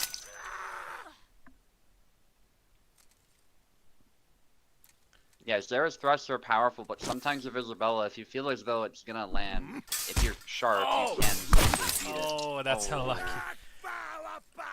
A little bit late with the cut there. Zera just blocked it. Savimbi did well to pummel strike there, but yeah, it ended. Very interesting flag there. 7-4, Mechanics wins.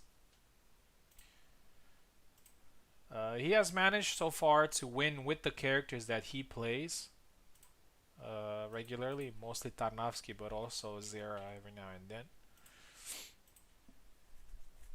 7-4. And now we're going to see Sava Graus facing Agent Smash.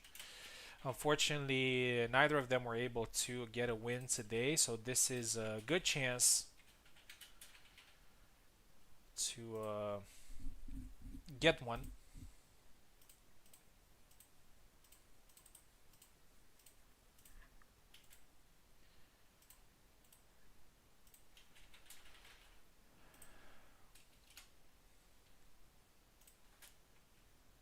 Okay, I'll be right back. Sure.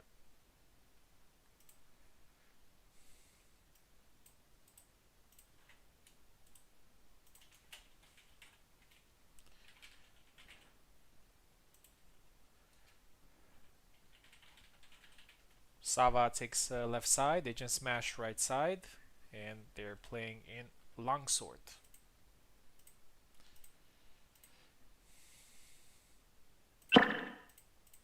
Here we go.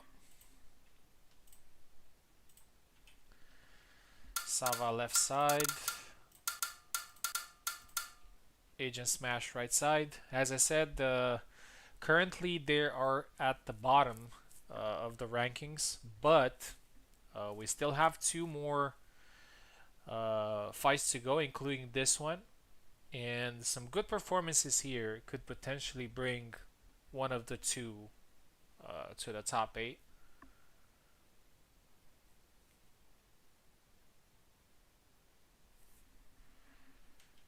Mm, something wrong? Oh, he doesn't have a controller for some reason. Maybe it's because Subu has one? No. 1 second, agent. I'll try to give you. Try now. Yeah, there we go. Yeah, longsword, please. And it could be a Father Zera mirror. Yeah, unexpected to see. Obviously, Isabella a lot more popular than Zera, but I'm actually happy because these Zera mirrors can be really fun.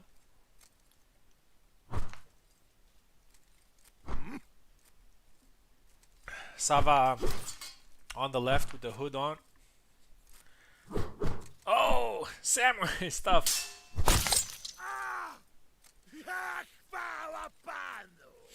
First one goes to Sava. The combat may commence.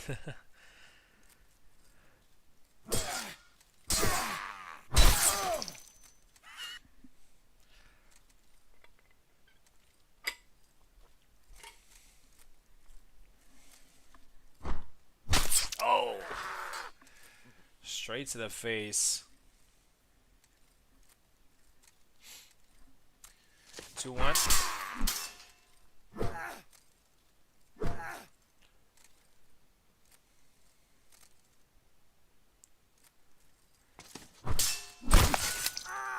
Three one.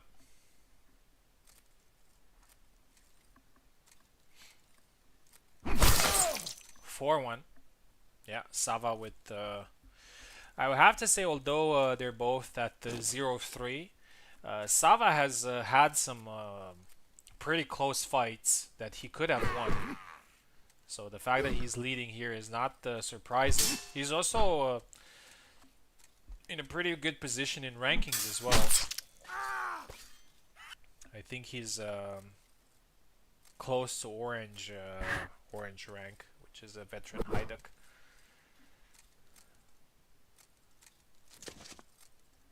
Five to one.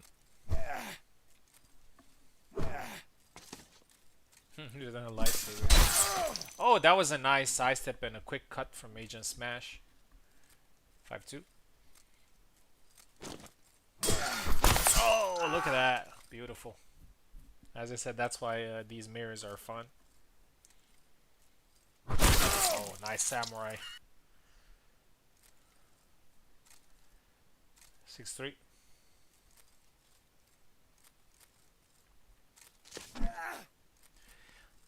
Actually, quite a decent Zera here from Sava.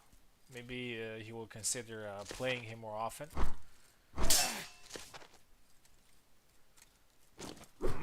Zera is still a pretty good character on the roster. Oh, that was a beautiful custom combo there, and it's 7-3. Very nice performance from Sava.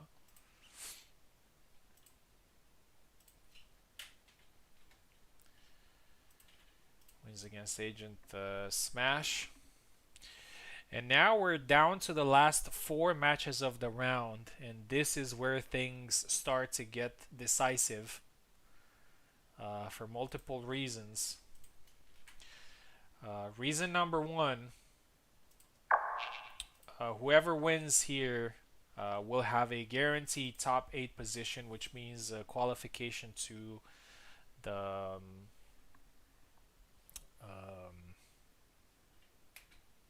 final tournament.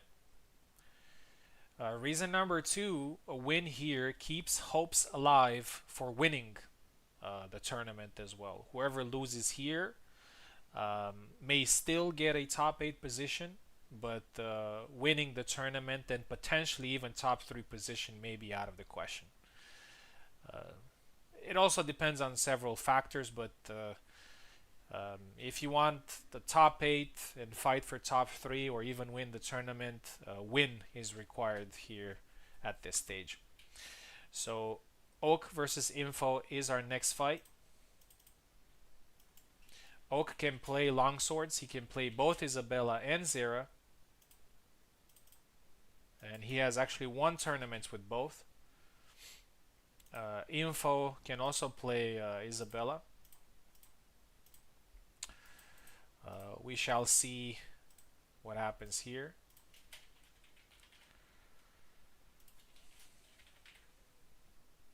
Here we go.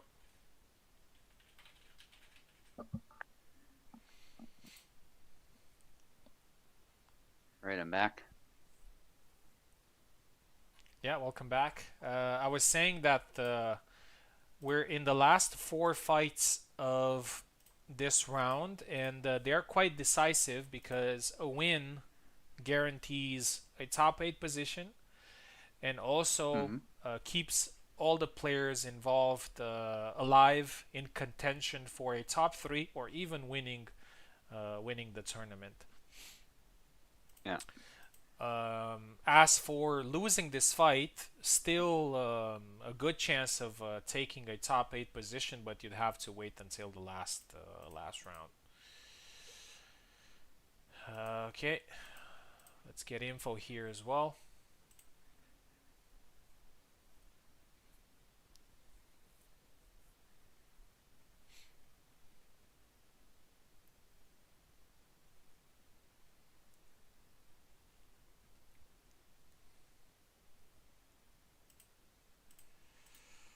No info. Miss Info. Where are you?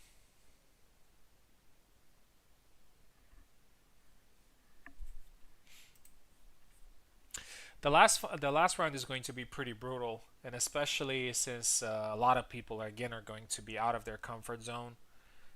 I can't even put my finger on a player here that actually plays Marina or Connor.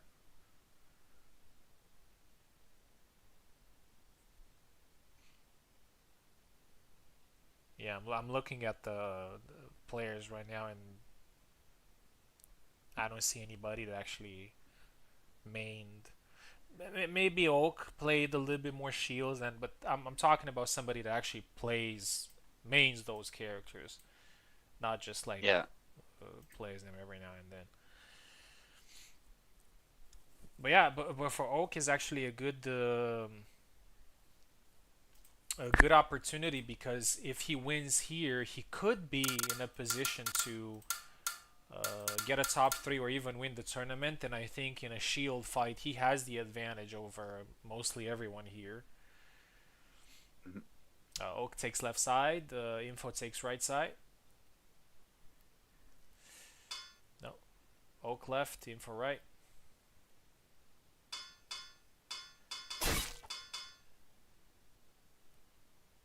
And I think Info went with Zera. Let me just make sure that they're in the right position.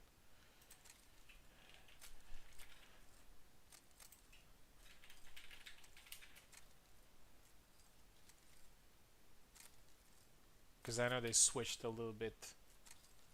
Yeah, okay. Here we go. Oak left side playing Isabella. Info right side playing Zera. Grab attempt. Yeah, that's how you know it's Info right there, that a grab was even attempted. Oh, a potential second grab attempt. I'm actually not sure what that was what she wanted there, but that was good. Yeah. That is something that people don't realize, is Zera actually has some moves that will blast through your guard if you just stand still and try and take it. Yeah. His sword position and height usually help with that as well because oh kick nice Oh. punish by Oak because some of his attacks usually hit high and in Mm-hmm. places where most swords struggle to fly. Yeah. Remember, guys, that But you're Oak is under playing a tight game. you're under retro Mm-hmm. mode, which means if you're doing big swings, you can still cancel them mid swing and do something else. But yeah, Oak just doesn't take any nonsense. Just quickly punishes thrust.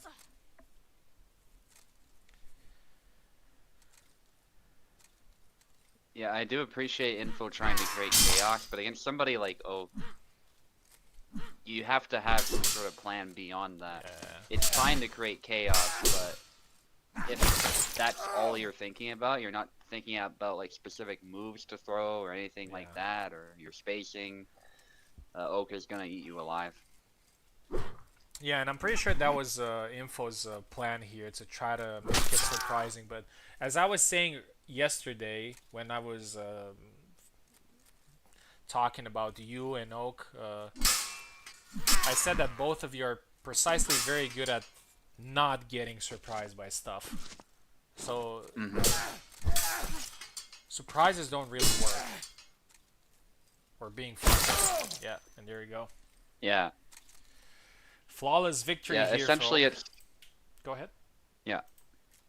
I was just saying, essentially, when you're causing chaos against somebody like Oak, it's not about randomly throwing stuff. It's more about getting the fight in your favor in the exchange and then creating chaos when Oak is not able to punish you right away. Yeah. And what Oak managed to do here is to create a little bit of pressure on everybody else that is going to fight now because he won 7-0. He's 3-1 right now. And by winning 7-0, he has a very good points difference if it comes to that. But the points difference is the third tie break, the third criteria. But still, in case you get to that point where all people have the same number of wins, points difference will come into play. So might even win the tournament because of that. Here we go. Um, okay, next fight is Subu versus Cheeses, also longsword. Subu, a very good longsword player as well. Cheeses has a tough mission here. Not impossible though, but it has to lock in. And after that, we're going to see Apostle versus Max. Again, two players that don't necessarily play longsword. There's Jesus. Subu. Oh, did I put the names? Nope. Subu left side.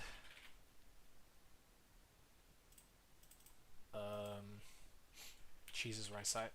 Jesus was able to snatch a victory last round against Clemino. Let's see if he's able to do something interesting here.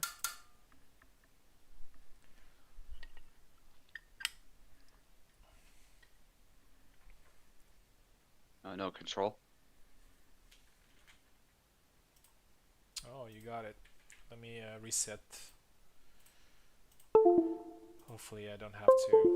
Yeah, okay. Ah, no. Alright, I'm quickly restarting the game. Just. All right. Again, pretty sure it was some Steam thing. Because always after using Steam, this is where it happens. Yeah.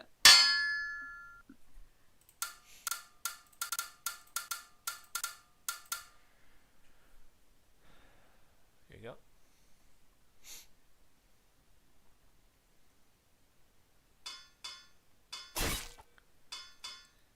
Yeah, Father Zero for Jesus. Again with the younger version of Zero.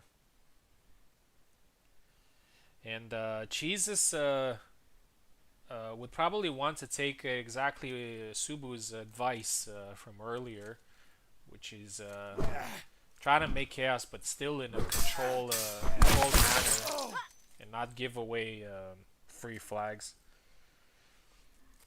But Jesus does have a somewhat of a tight gameplay, and he gets the first flag here. Isabella can struggle big time against Azera if Azera is played right. But if Azera is not played right, Isabella would just piece him up.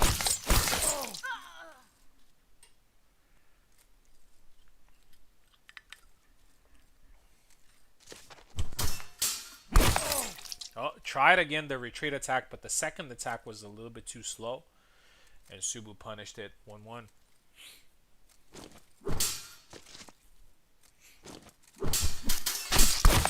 Oh, that was exchange in close range, and as I said, usually Zera tends to win these chaotic close range exchanges.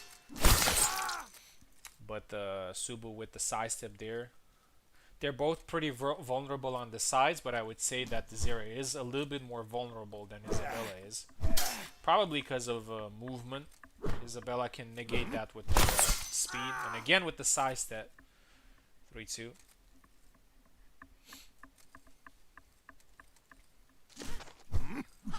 Yeah, tries the side step again.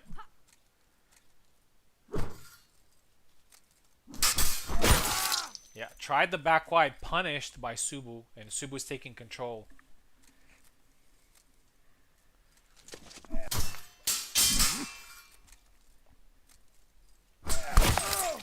Yeah, beautiful back wide. Isabella's back wide is not as good as Zera's, but it's still a pretty good tool used at the right moment.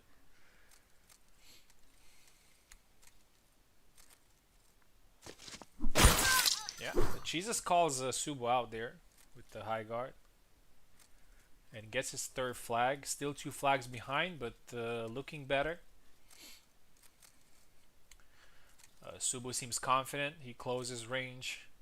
It's a short step. Yeah, beautiful riposte there with the forward cut.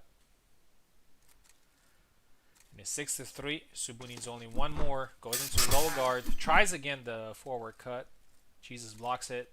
Goes into low guard again. And this time it was a control chaos from Jesus, as I was talking about earlier. 4th flag. Again, number of flags matters as well, especially for Jesus, who, if he loses here, he will be 2-2, and the number of flags are important to get that top 8 position. So for him, it's probably even more important to maybe get one more flag here, but no. Subu wins 7-4. Congratulations. Solid effort from Jesus, but Subu's experience and prowess with Isabella were a little bit too much.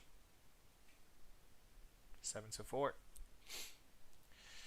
Okay, we got 2 more fights in Longsword. Apostle versus Max.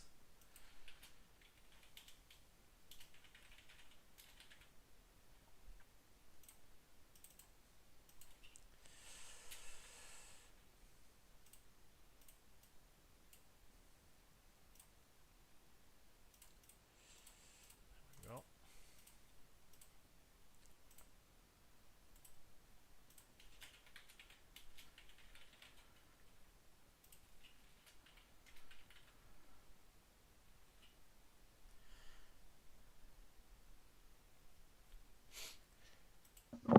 Yeah, good fight, Jesus. What's really interesting is that so Oak got to 3-1, and Subu now got to 3-1. One of the Apostle and Max are also going to get to 3-1, and one of so Abir or myself are going to be 4-0. And the thing is, somebody is basically going to get some sort of title shot, like the person that is going to fight the 4-0 guy in order to defeat him and potentially win the tournament. But honestly, I don't know who Challenge is going to pick. So it could be Oak, it could be Subu, or it could be Apostle, the winner between Apostle and Black Skipper. So it's going to be really interesting who actually gets that chance. We've seen it in some other tournament that Tao was hosting, where Challenge just picked somebody, and it was Oak, and Oak won the fight and won the tournament as well. So it's gonna be interesting to see who Challenge is going to pick for that. Anyway, Apostle versus Max.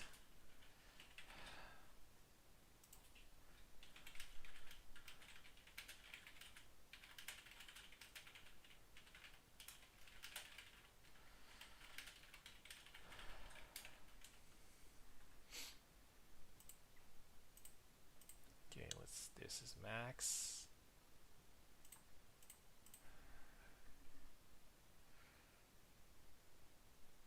It could also potentially be like a person that does not fight the guy that is 4-0, but then we got a few people that are 4-1, and the guy with more points is going to win.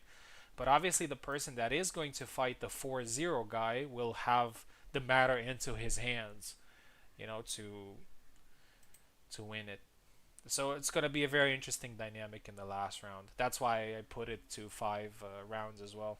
So it's not that clear cut. Because if it was 4, it would have been just me versus Abir. That was the final, and everybody else is just playing for number 3, number 4. But this way is more interesting. Okay. Max is gonna take left. Apostle is gonna take right, and then we are going to switch.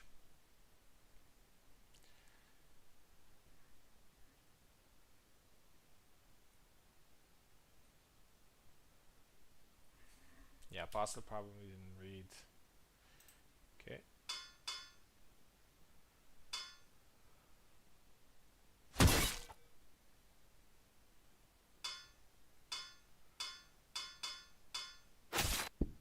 Okay.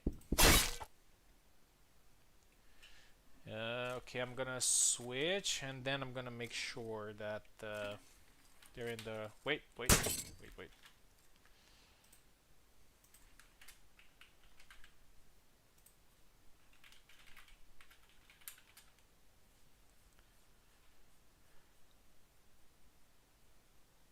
Okay, we're good. Good. Apostle with Zera, and Max with Isabella. We've actually seen Zera a lot more than we expected here.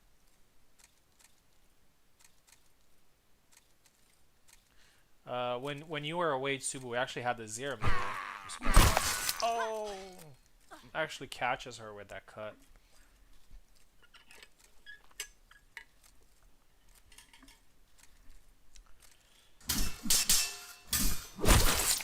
Oh, nice upcut. Yeah. Pretty underrated move of Isabella's.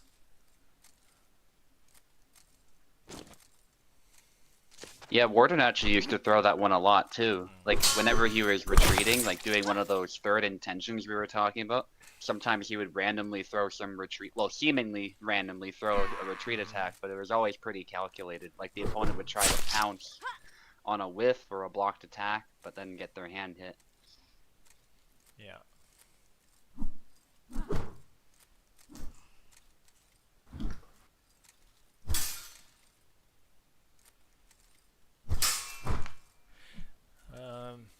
A little bit of random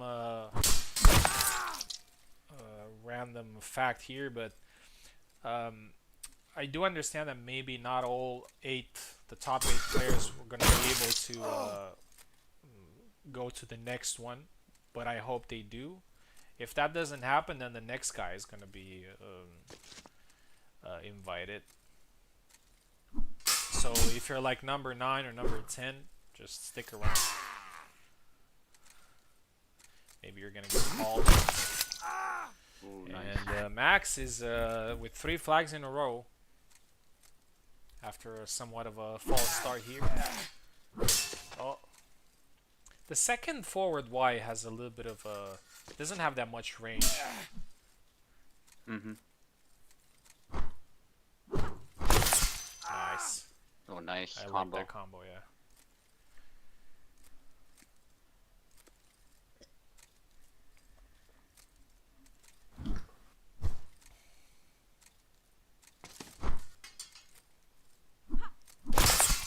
Ooh, Oh, fancy from Isabella, but that was a mistake, I would say. anime samurai move there from Zera.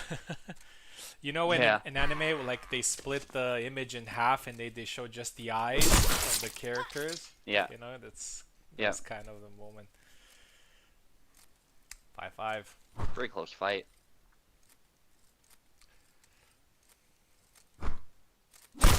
Oh, nice. Nice. Right to the hand. 6-5. That's what you want to do. Oh, Ooh, yeah, a little overzealous on the counter and got punished. 6-6. Very important flag here.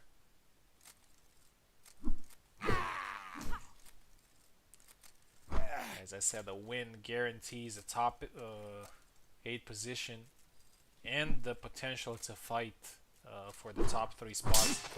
Maybe even win the tournament. Dangerous for both of them there, but nobody got hit miraculously.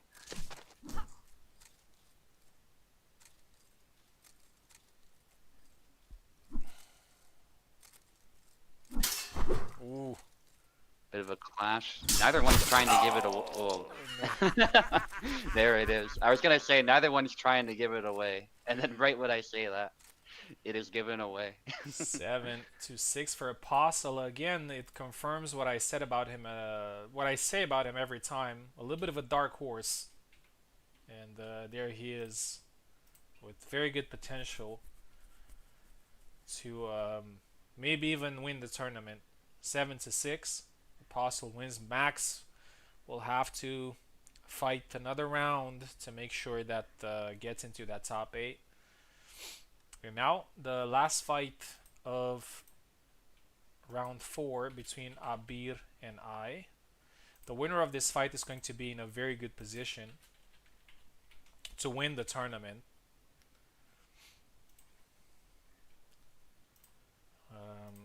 Might even, so the player that wins this fight may even lose the last fight and could still win the tournament, depending on the number of flags scored. But yeah, Abir takes left and I take right side. Yeah, Isabella Mir.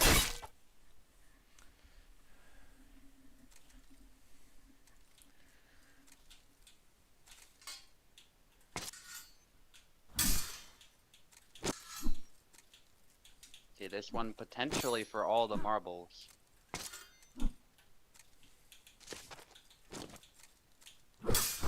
So far, both remain solid.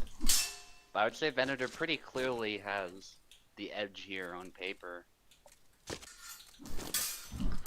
Although it can be a very grindy fight, Venator certainly will not hold anything back here. Using low guard very nicely there, actually, as a bait. And Abir nearly fell for it, and that's a double. Abir was calling out that taunt, but Venator was ready with a threat, so it ended up being a double. Using high guard there. Nice psychological games played by Venator. Some movement, too. Yeah, Abir went with that snap cut, but it makes you very flat-footed. That's probably the main drawback of that move. It's fast enough that that drawback can be nullified, but there are definitely times where you could present your hand as a target when you're not trying to. A cut there. Yeah, Venator's pretty active, but not overextending, not making any errors, I would say.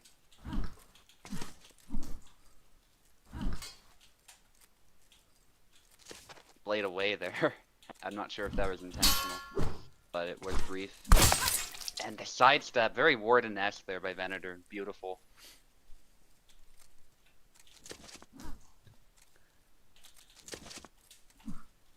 When you break off the center like that and go for the sidestep, you do risk being beat to it by a snap cut or something like that in the Isabella mirror.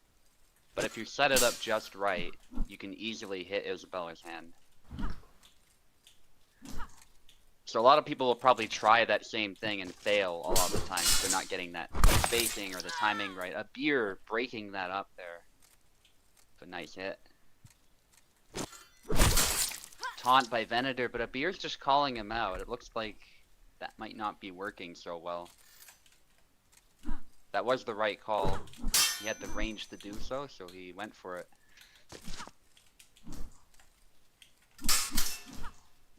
There is a reason why Venator's doing it though. It's to try and get Isabella's guard to falter and allow for an opening. Sidestep, does it twice, but still a double. That was a great try. Actually, score-wise, even, which I'm kind of surprised by.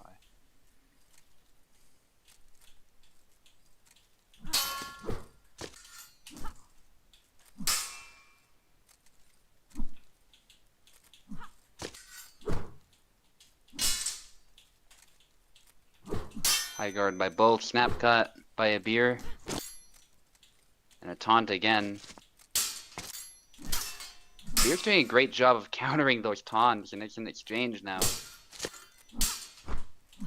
High guard, nice exchange again. A beer a little bit on the back foot, but remaining in the game. And Venator with a Iron Gate, it looks like. A beer just dashes forward. A lot of pressure it has to be set on Venator's shoulders to make this win happen too.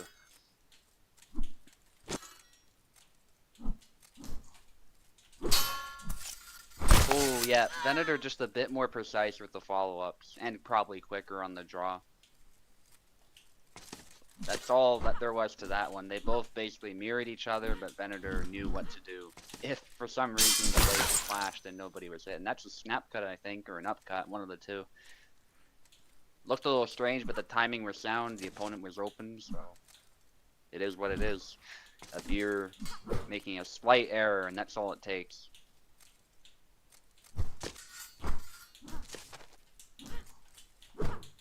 Yeah, Venator's ready to catch him out. And there it is, high guard through the weak of the blade, so Beer was not able to guard it, and I think he was in the middle of moving or doing something too. Yeah, he was doing an upcut. Yeah, so those two things compounded, and then there was a hit right to the dome. Nice. Dash is in the right when Venator's not quite expecting it. Yeah, Beer's doing great for somebody who doesn't play much Isabella. I would say Venator's taking control now, but there's still a game to play.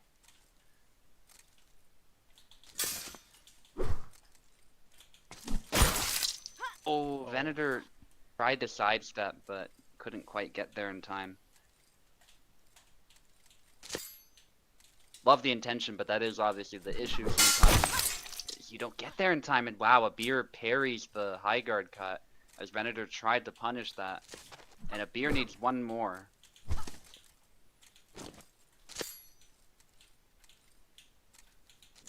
Long bird. Nice, yeah, Venator instantly sidesteps that.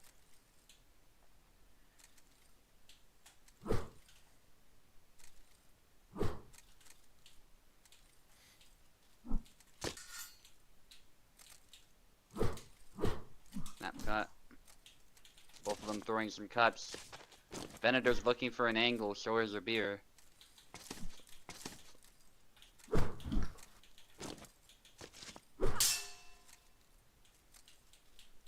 High guard by both. A beer breaks off high guard. Goes for it there. Trying to keep Venator at bay. Venator seems a little bit more composed this flag.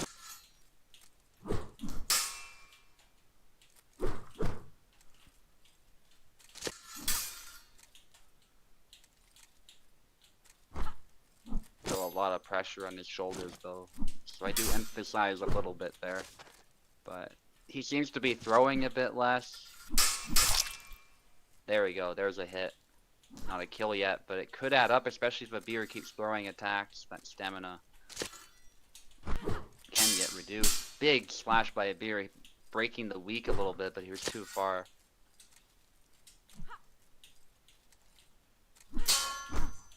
high guard attempt, and he goes back. Nice try by Beer, but Venator doesn't bite. Oh, A nice. cut, and wow, nicely done by a Beer. Awkward Nice. timing GG. allows him to win out. Yeah, I was expecting a pretty difficult fight, and I was expecting him to be quite good with Isabella as well. Nice one. GG. And Abir in a very good position to win the tournament, depending on what happens in the last round. So let's have a quick look at the rankings now.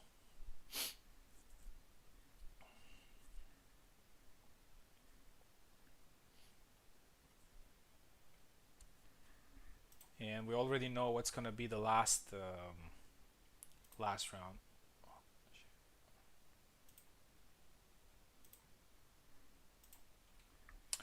Okay, so Abir is number 1 with 4-0 wins, but he has only 28 points. And we got Oak, who has 27. Then there's also me with 27. Then we got Suba with 26.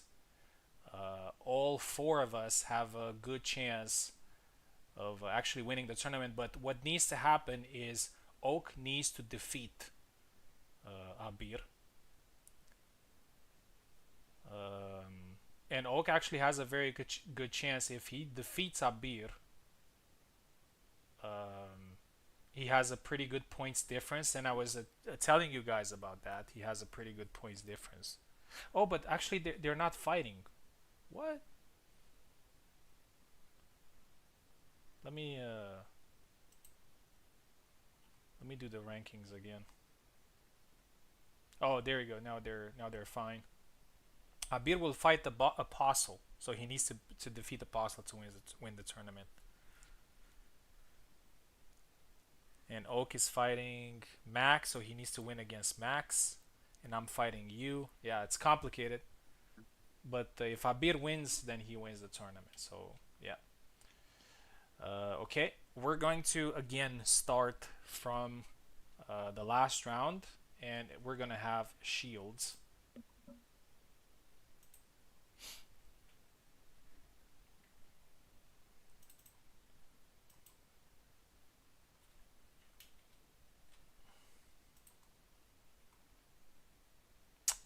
We're gonna see Cheeses versus Mechanics. Cheeses is 2-2. Mechanics is also 2-2. A potential fight for top 8. Mechanics number 7. Cheeses number 10.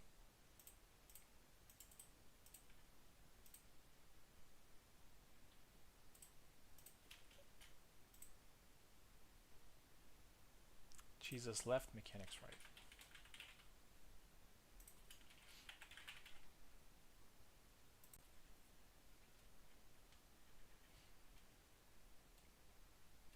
Is it though? Yeah. So you can pick Marina or Connor.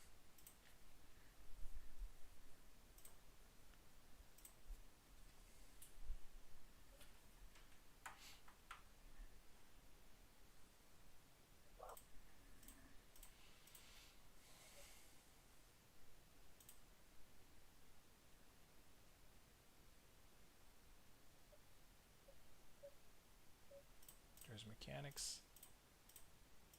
Yeah, so whoever wins this fight is going to be in a pretty good position to be in top 8. Cheese's left side, Mechanics right side.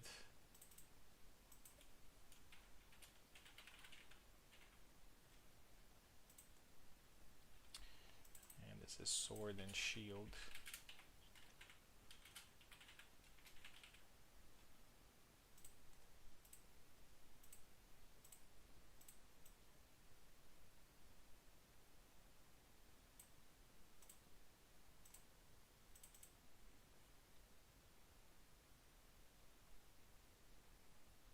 Here we go. Cheese's left, Mechanics right.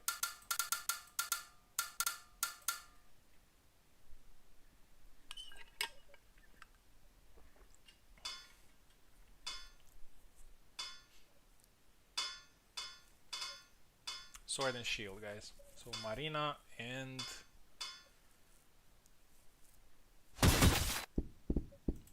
Connor.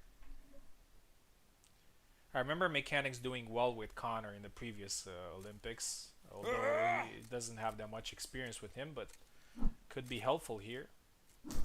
I'll be right back, getting some water. No worries, that's a double to start us off.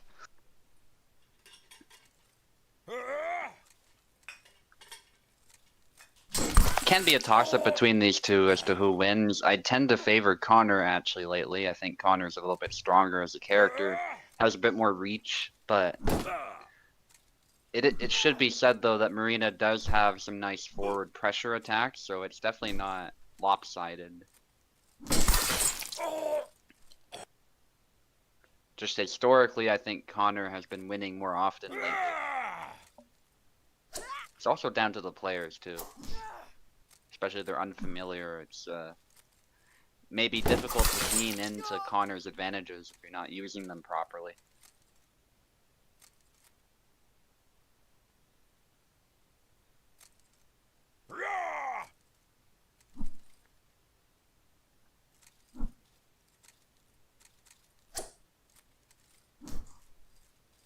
Bit of a feint there, but backs off. Snap cut.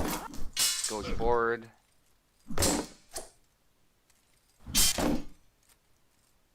Trying to stab the hand there. That's actually a nice attack. Don't see that thrown very often. But Mechanics is forcing it there. Nice. It looks like it shuts down a lot of what Marina's doing here.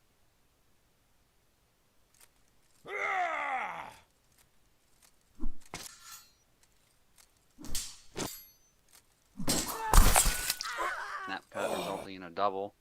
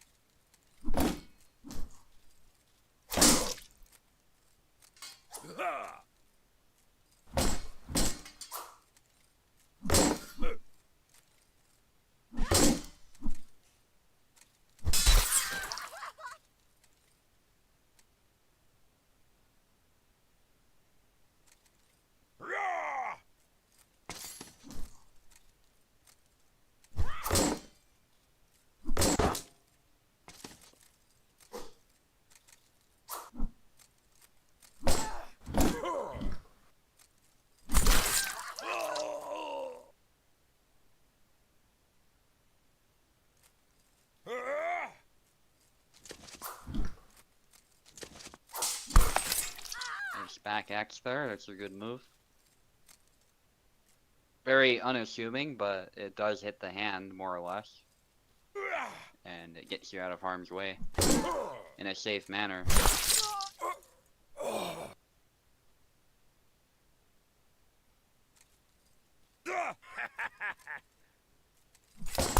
Goes low, nicely done.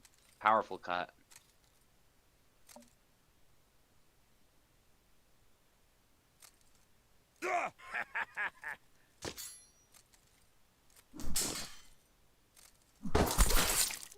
And stabs the hand again. Looks like Mechanics has found something. Cheeses is normally able to block it, but when he throws an attack, the hand is completely exposed. Good leg void. Hard to follow up against the shield though. Good blade beat. Connor just ignores the blade beat though, because Connor does that. So Mechanics rapidly punches him back and gets the flag. Fortunately, that's the game we play. That's a quality that Connor has. He's supposed to be vulnerable to blade beats, but sometimes he just bugs out and ignores them.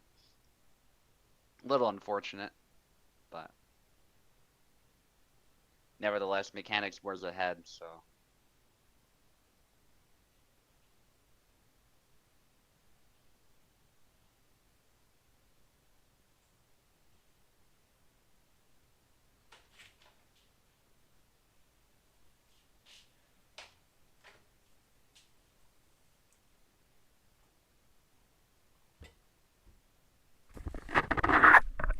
back. Sorry. Let's see. Mechanics wins 7-2. And that is a very good win in the prospect of taking a top 8 position. 3 wins to 2, and also with a good flag difference. Now we're going to see Info versus Captain Adler.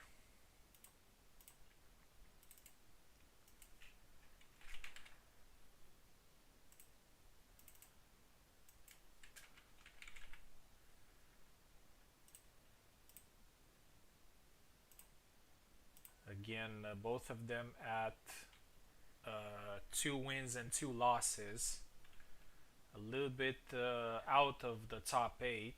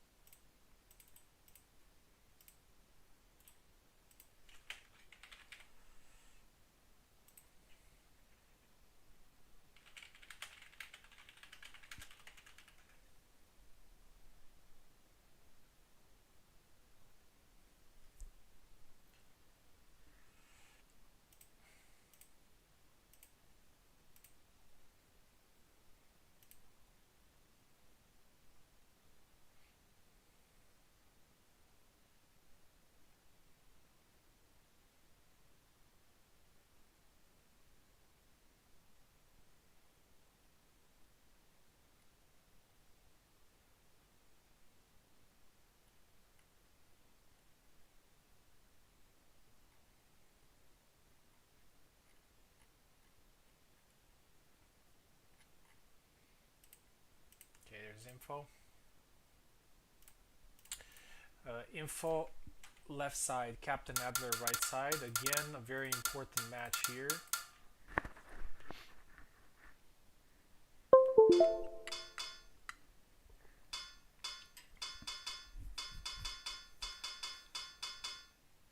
And I didn't do the math, but I think you can't really get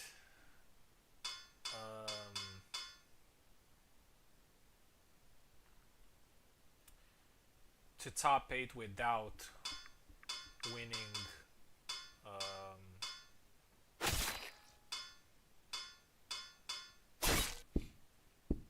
without winning 3 fights. I think you need to win 3 fights. I'm not really sure. We'll have to see. But anyway, Goes low. Nice. A little overzealous on the leg cuts there. yeah, what's important here is to win this fight. Yeah. Captain is playing Marina. Yeah. Nice. And Info's playing Connor.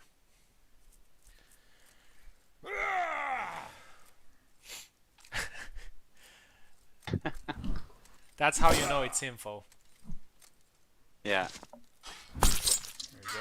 Nice. Push. Yeah, this can be a push battle here. They both can push pretty well. It's basically a stand-in for the grab because they can't grab. So it basically serves a similar function for Info. Yeah. Yeah. Captain could also do the same.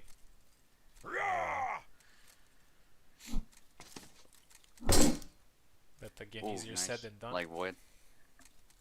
Oh, nice thrust. Thrust. And Info with a solid lead.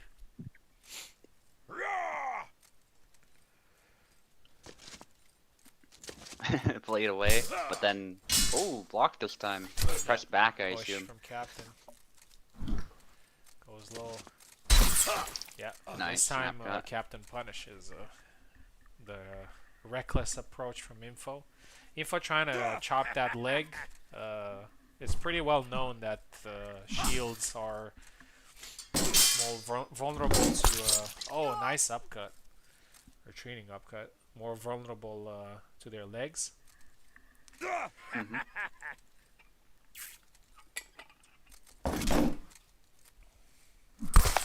Oh, and the yeah. Captain actually takes the leg there and laughs in his face. Yeah, Yeah, Connor's leg cut there was too slow, it looks like. Nice. Beautiful.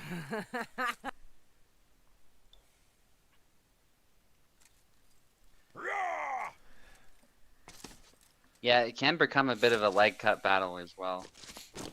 This matchup totally depends. They both trade shield bashes there. I think that was a punch though, technically for Captain, not a push, but Uh, still.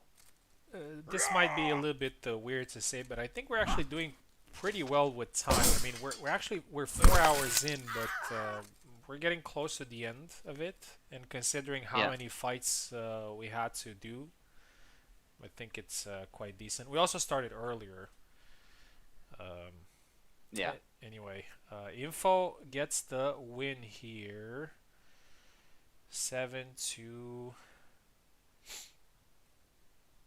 7-4, and that's a good win here for the former champion, former Olympic. I mean, the current Olympic champion, because she will get the chance to maybe defend her title. 7-4, and now we're gonna see Savimbi versus Clemino.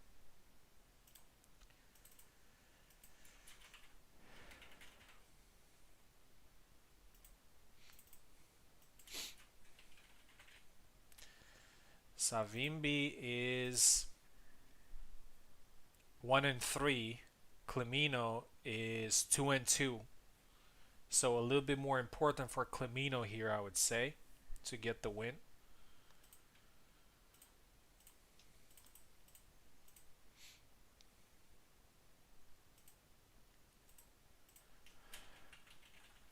Clemino in some very interesting fights today. Managed to get the win at the end or lose it at the end. Now facing Savimbi. Savimbi also a pretty decent job.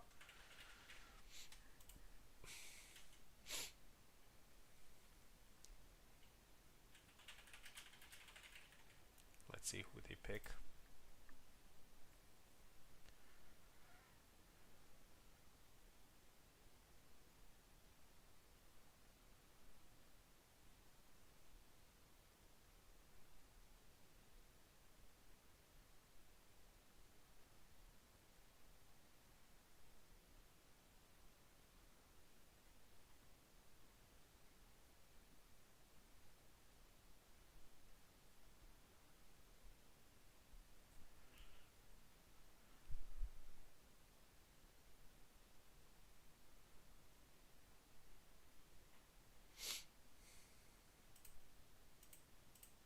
No.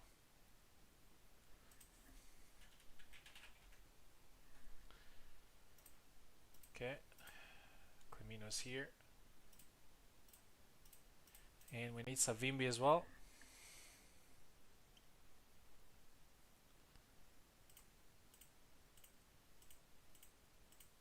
Yeah. Okay, here we go. Savimbi left side, Clemino right side. With the win here, Clemino could be in a very good position to get a top 8. Not really sure about Savimbi though. Again, I'm... No. Shield, please. Yeah.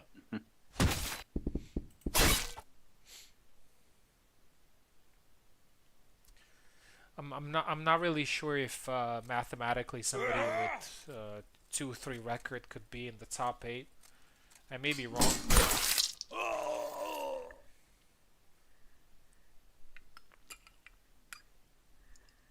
But still, even for those who are not gonna get top 8, I don't know, 10th place or 11th place looks better than 14th or 15th or the last. Yeah, Clemino with 2 flags.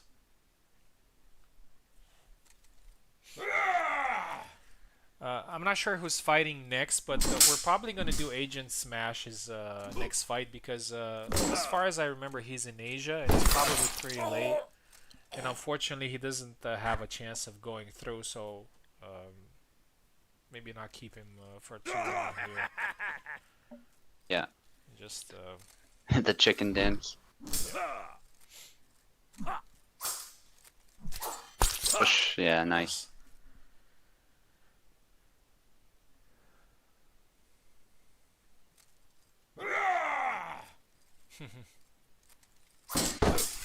Oh, going with that. That's a very sneaky move that Connor has. That belly false edge cut. I don't even know how to call it. Yeah.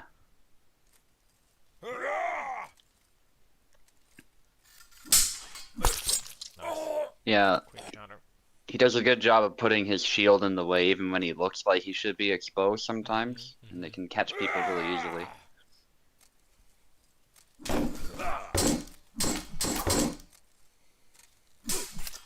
And his sidestep game I found was actually really good. Oak was making it work even against my Bara. So I don't know how well it works in this Nice. shield matchup, but against other characters, it's definitely an asset that he has. A retreating thrust there to the body from Clemino. Lands.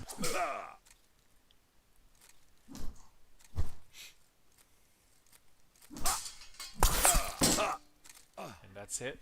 7-1. Nice. Very solid victory here from Clemino, and I think he's in a very good position to get a top 8 spot. Congratulations. Savimbi, thank you very much for competing. It's quite sure that Savimbi will not get into the top 8, but really enjoyed your fights today, and thank you for competing, and hopefully we can see you again very soon. As I said, we're going to do next Agent Smash. I hope you guys don't mind. He's in Asia, and it's pretty late for him. And as I said, he doesn't really have a chance of going through, so we're going to do his fight first.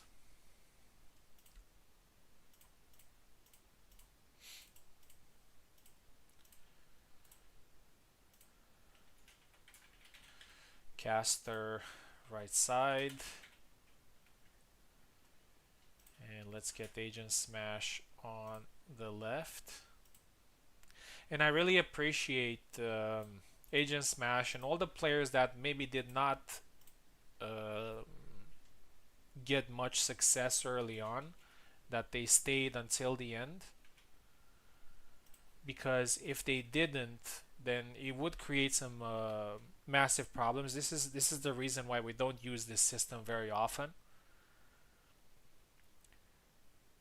because it can create some problems if somebody drops out, or you have to balance a little bit.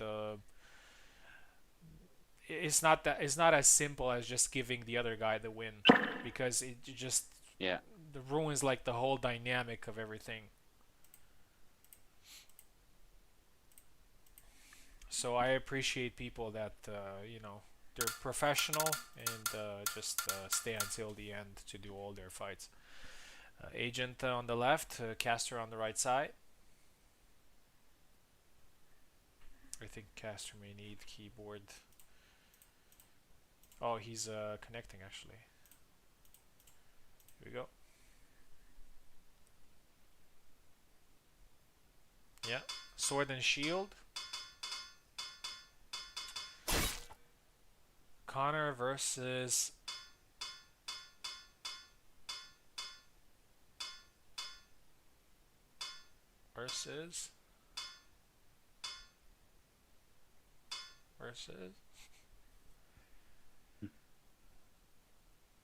Marina's winking at him.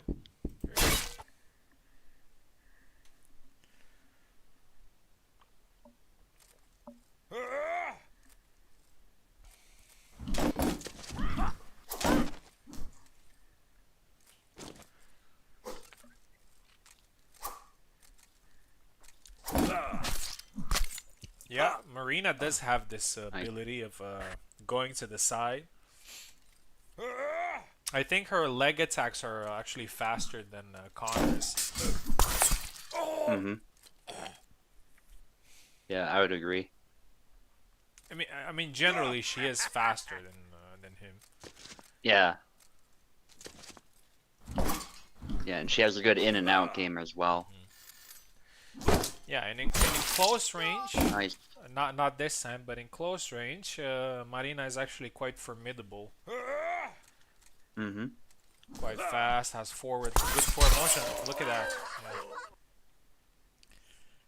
It's just kind of the Marina gameplay kind of died out early, and nobody actually picked her up much after. Right. Nobody picked Connor either, to be honest. They're characters that people just kind of play every now and then, but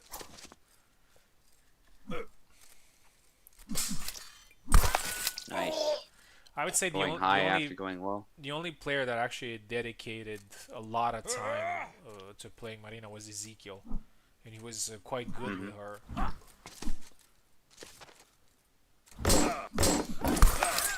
Oh, a nice retreating thrust. I really like that retreat thrust from it's like quick and short. From Connor. 3-3.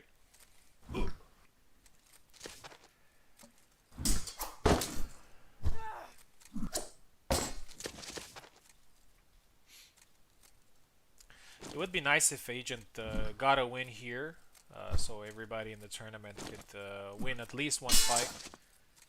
But Caster is not the pushover, and he will make it difficult. Yep.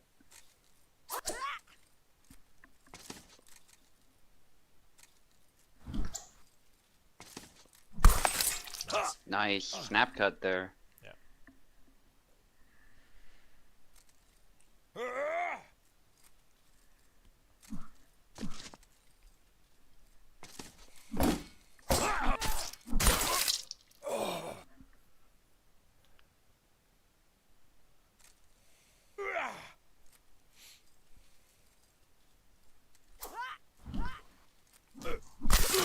Nice. Immediately punishes that. You still have to be careful with Ingmu Shield. Sometimes there's a slight opening that the opponent can exploit when you do that. Yeah. As I Nice said, push. Caster is not going to allow it, and it's 7-3. Agent, thank you very much for competing today.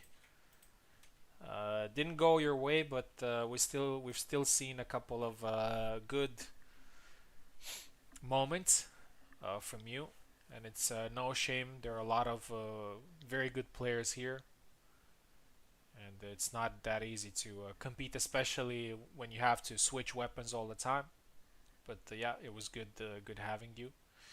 And Caster was 1-3. Now he's 2-3. We'll see what happens after. Now we're gonna have a very interesting fight, which is Oak versus Max. And it's very interesting because Oak is actually in a pretty good position to win the tournament, but for that to happen, Abir needs to lose his last fight.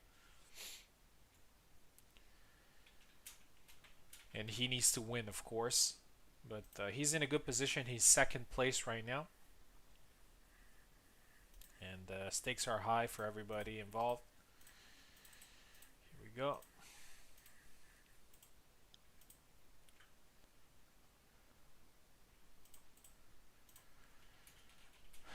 Max, Oak right side.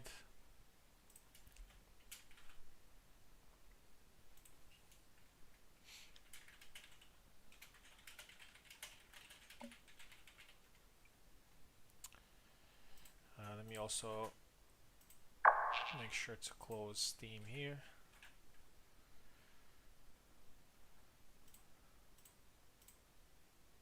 Yeah. Oak has done this before. He has stolen a Swiss tournament right at the end.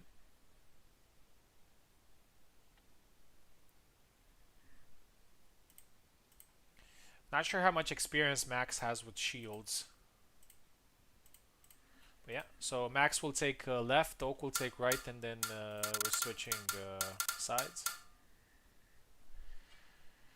Curious to see who Never mind. Both go with Connor.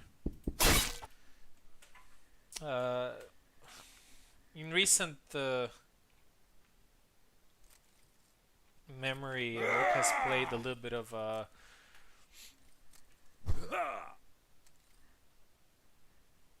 yeah. I think Oak should be left and Max should be right. Hmm. Yeah. Nice attack there.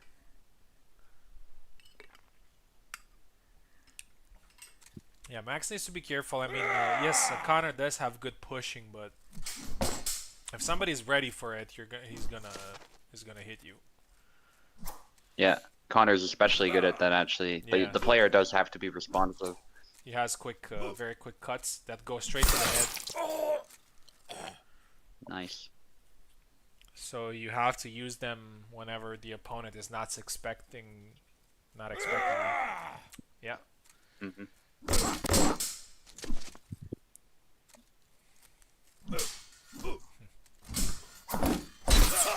3 for Oak.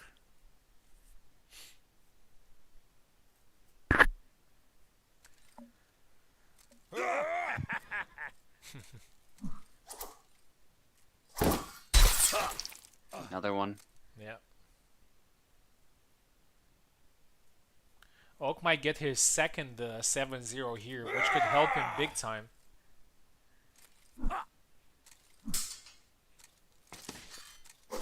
Yeah, Nice push, and then a hit yeah. to the head. It was a dash there from Oak. I'm not sure if he wanted to do a dash push or maybe a dash London.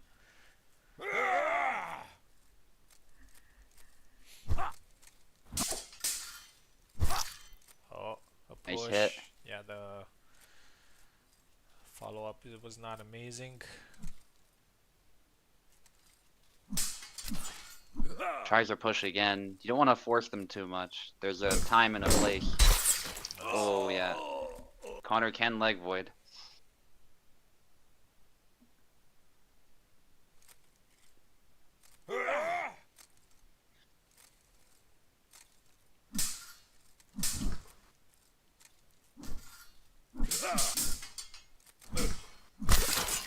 Yeah, Oak is just a bit more precise, it looks Yeah. like.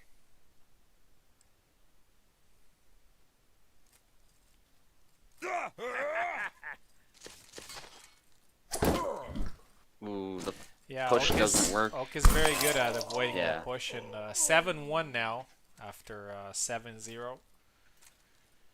And this is not very good for Max here. He might miss the top 8.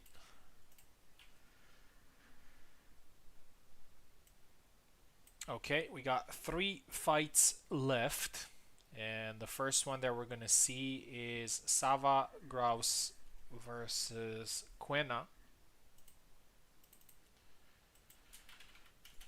And after that, we have 2 more fights that could potentially decide the top 3. Oak has definitely secured the top 3. That is for sure. Sava Grouse, Quena. Both Sava and Quena are 1-3 right now. Again, I'm not sure if they have a chance of going through, but surely a good opportunity to finish higher in the rankings.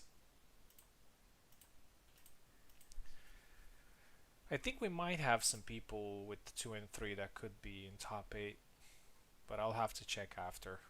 I don't want to spoil the surprise now. We'll see at the end.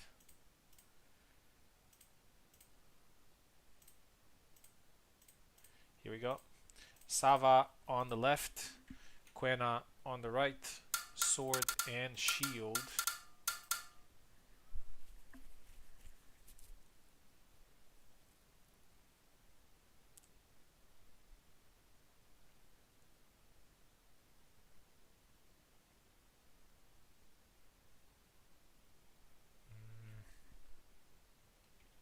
maybe Quena can't play on the right because of tablet.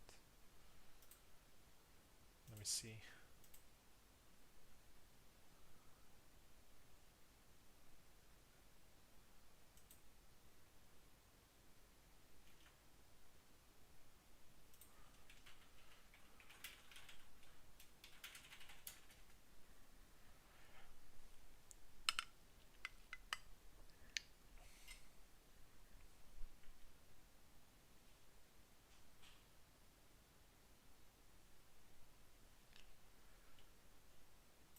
So let me restart the game. Probably a Steam thing.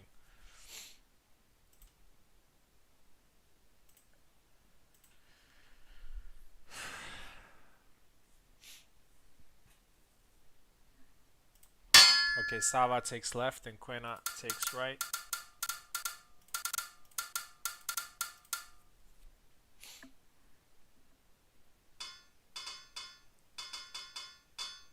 Yeah, sword and shield, please. Sava takes Connor and Quena takes Marina.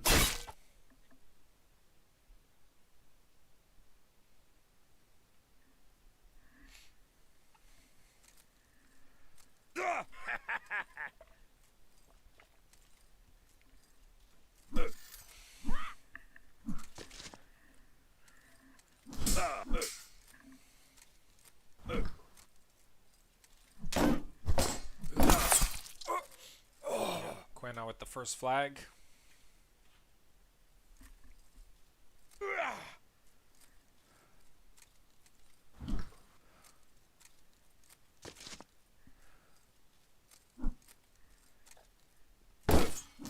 Actually, I think we're good with the best of 3 in the final tournament, right?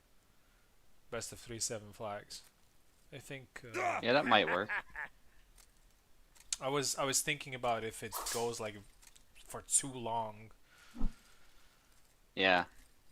we could go for just best of 1. But I feel like being, like the last tourney of the month where people are playing their mains, where like the real pressure and everything. People would like to get at least 2 rounds that can play in. Maybe switch their character. Yeah. Maybe. I mean that works fine when it's just Tuesday, Thursday, or whatever. Well, it is started today, but you get what I'm trying to say. Yeah. Tournament. But given that this is like the final tournament and everything, people should get the classic experience. Yeah. It's fine by me. Plus, it's like 8 people, so Yeah, I mean it's gonna go should pretty be fast. reasonably short. Yeah. Oh, nice. Took the Nice. leg. Yeah, Quena playing this well. 4-1.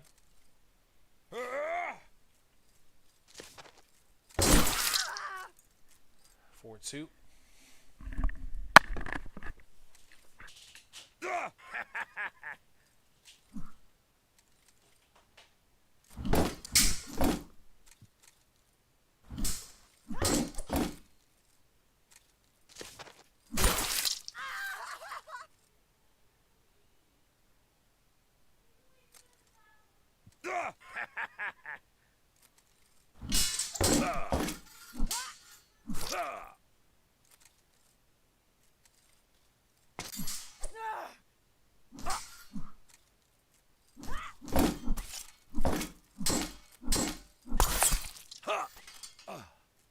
Nice.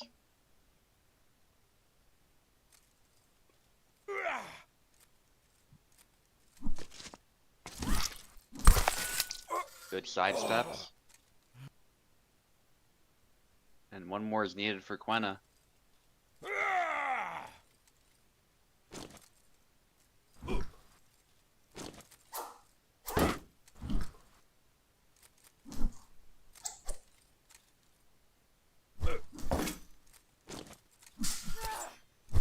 Nice. And finishes it.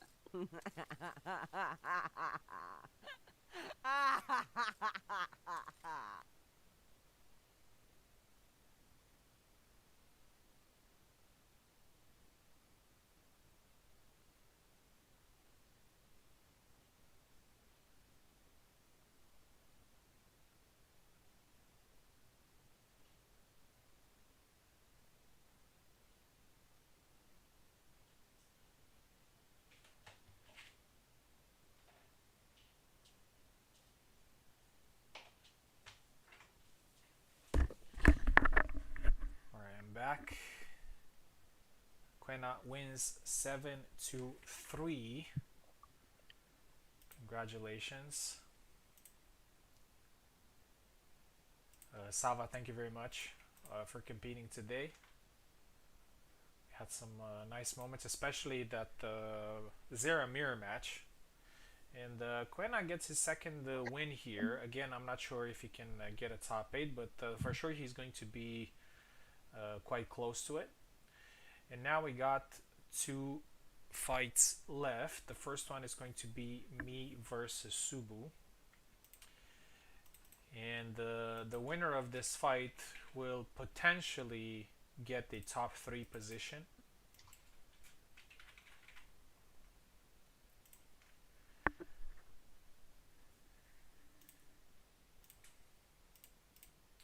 Subu, you ready?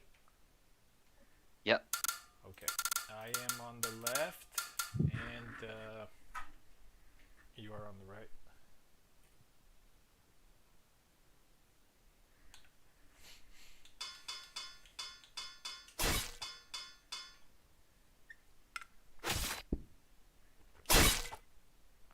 Caught a mirror. Here we go.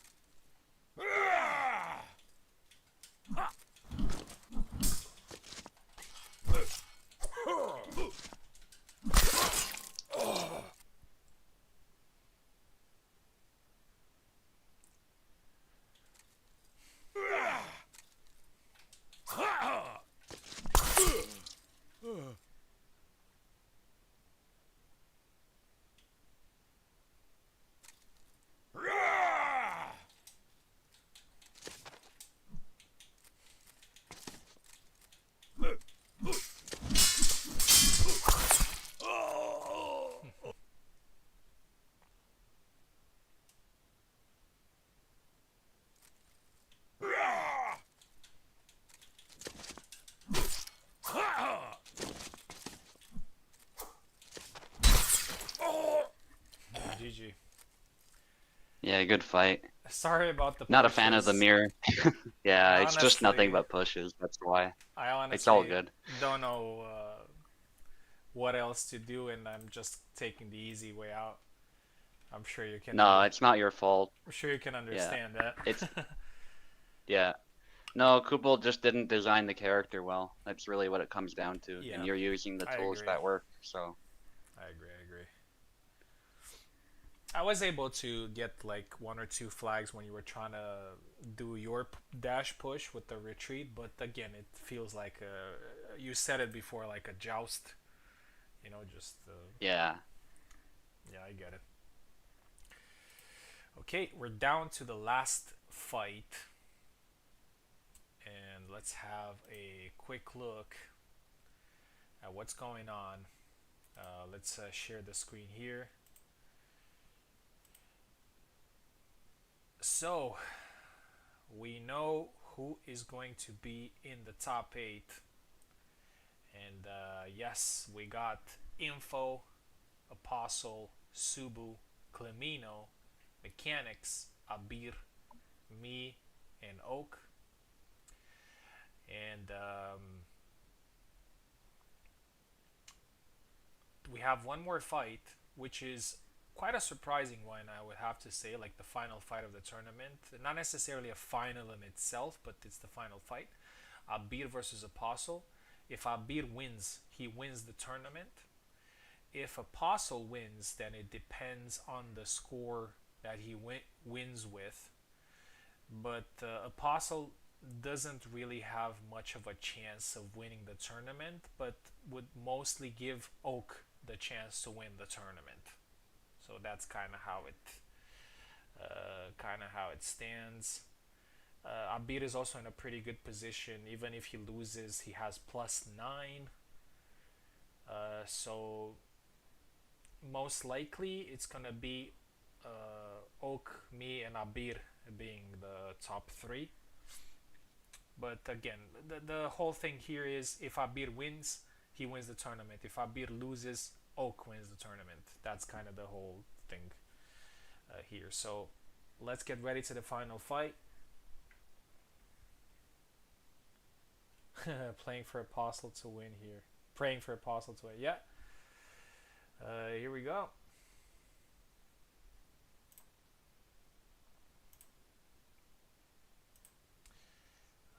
Abir left side and Apostle right side. I think this is going to be a pretty disputed match. The pressure's on Abir right now. And this is kind of huge for him because if he wins, he might actually get into top 5.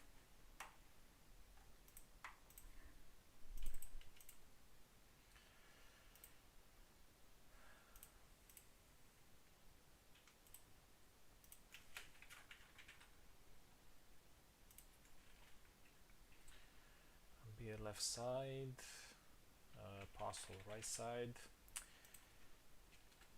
The thing is for Apostle, although he's the last, he doesn't really have a chance of getting into top 3. Even if he won 7-0, he would be +8.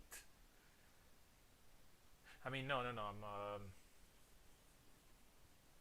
24. I bet he's 28. No, it's actually he actually might get a chance. He can do it. Wow, Swiss is so confusing. Yeah. Anyway, just do your best and win as best as you can, and we'll see what happens after. Yeah. But yeah, for Abir, as I said, it's pretty clear cut.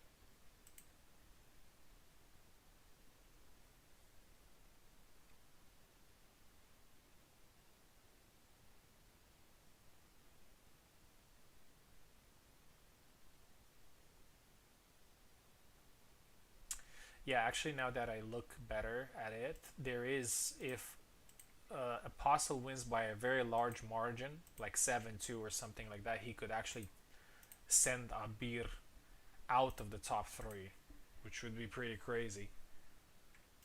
Mm-hmm.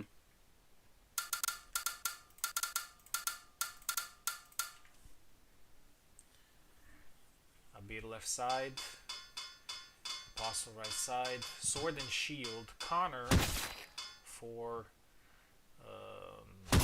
Apostle, Connor for Abir. Honestly, I would like Abir to win here. I feel like he deserves it. He's won some pretty difficult matchups, and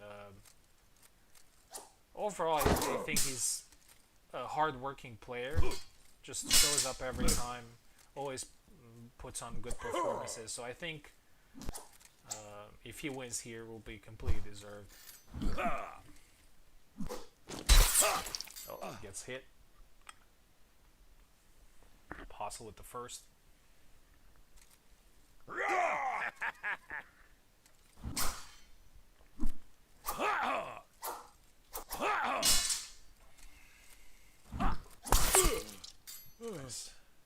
also takes a second. Beer probably feels a little bit of pressure here.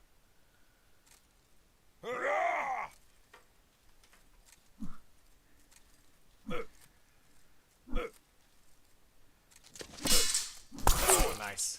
Yeah, Connor has this thing where if you hit his sword, he's basically vulnerable for an attack.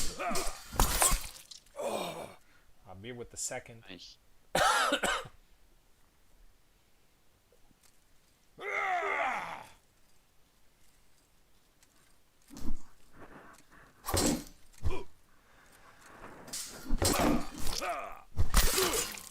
Beer with the third.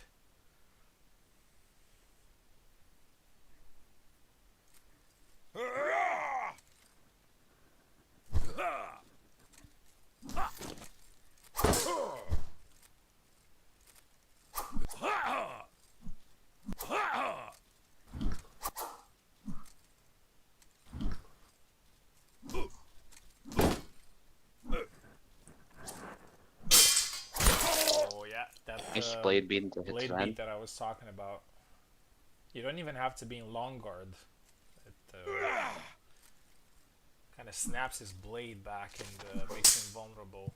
It's a little bit Nice. of a gimmicky way of balancing Connor. It doesn't look very realistic to be honest. Well, I was actually discussing that with Russ Mitchell, and he thought it made sense because the broadsword is a heavy sword, but a lot of that weight's actually on the basket. So there's less blade presence towards the end of it than you might think. So if it does get knocked aside, the weight kind of works against it. Yeah, I mean the sword can be knocked aside, but it also kind of draws the player into the attack as well. It just feels like Yeah. But I guess if you couldn't do that, Connor would be that much harder to hit, I suppose. yeah. But then That's it what I'm makes saying. Connor It's annoying just to kind play. of It's kind of a... gimmick balancing. Yeah. It's a... Yeah, no. He should have just a broadsword, I think, or a different weapon. Claymore. But Everybody wanted a Claymore. yeah, and it's not historically inaccurate. They were using this Yeah, absolutely. weapon as well. It was probably one of the best It's funny people... arguments for that. For to Right. have another. Because, Go ahead. yeah, it's just people associate the Claymore with the medieval period, I find. Like, because of films like Braveheart and stuff like that. But they weren't actually using the Claymore back then. Elite Scotsmen were actually more closely equipped to the English, really. They were wearing the same armor, the same weapons. But once you get to this sort of time period, that's when they start using the big two-handed swords and the other stuff like that. Yeah. The Highland charges and etc. Last potential flag of the tournament here. Oh, Apostle delays it. Abir has two chances to win the tournament. His heart must be racing. It's a pretty prestigious, although it's considered technically a minor tournament, it's a pretty prestigious tournament to win, considering that we switch weapons and everything.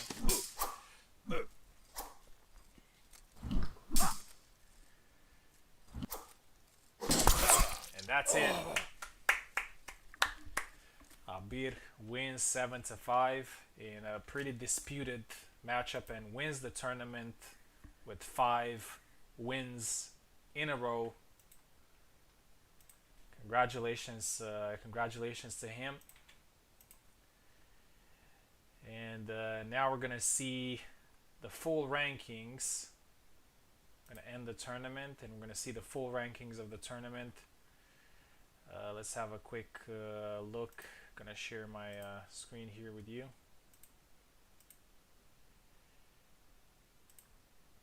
Here we go. Bir, number 1, 5 wins. Oak takes second place with 4 wins and 1 loss. I am third with also 4 wins and 1 loss, but a lower points difference. Mechanics gets number 4. He was kind of in between wins and losses, but eventually he ends up at number 4. Climino is number 5 3 wins and 2 losses. Apostle, of course, just fought number 6, 3-2. Subu, number 7, with 3-2. And Info, the last qualifying spot to the final tournament, 3-2. Quena and Captain Adler are very close at number 9 and number 10. Max, number 11. Castor and Cheeses, all these players 2 wins and 3 losses, very close. Then we got Sava, Savimbi, and Agent Smash in the last 3 positions. It was really fun tournament. Congratulations to everybody competing. Congratulations to Abir for winning, and congratulations to the top 8. If you're listening, I will be sending you privately a link with the last tournament. It's going to be a best of single elimination, best of 3, and you're already gonna know your opponents. Number 1 is gonna face number 8, so Abir is facing Info.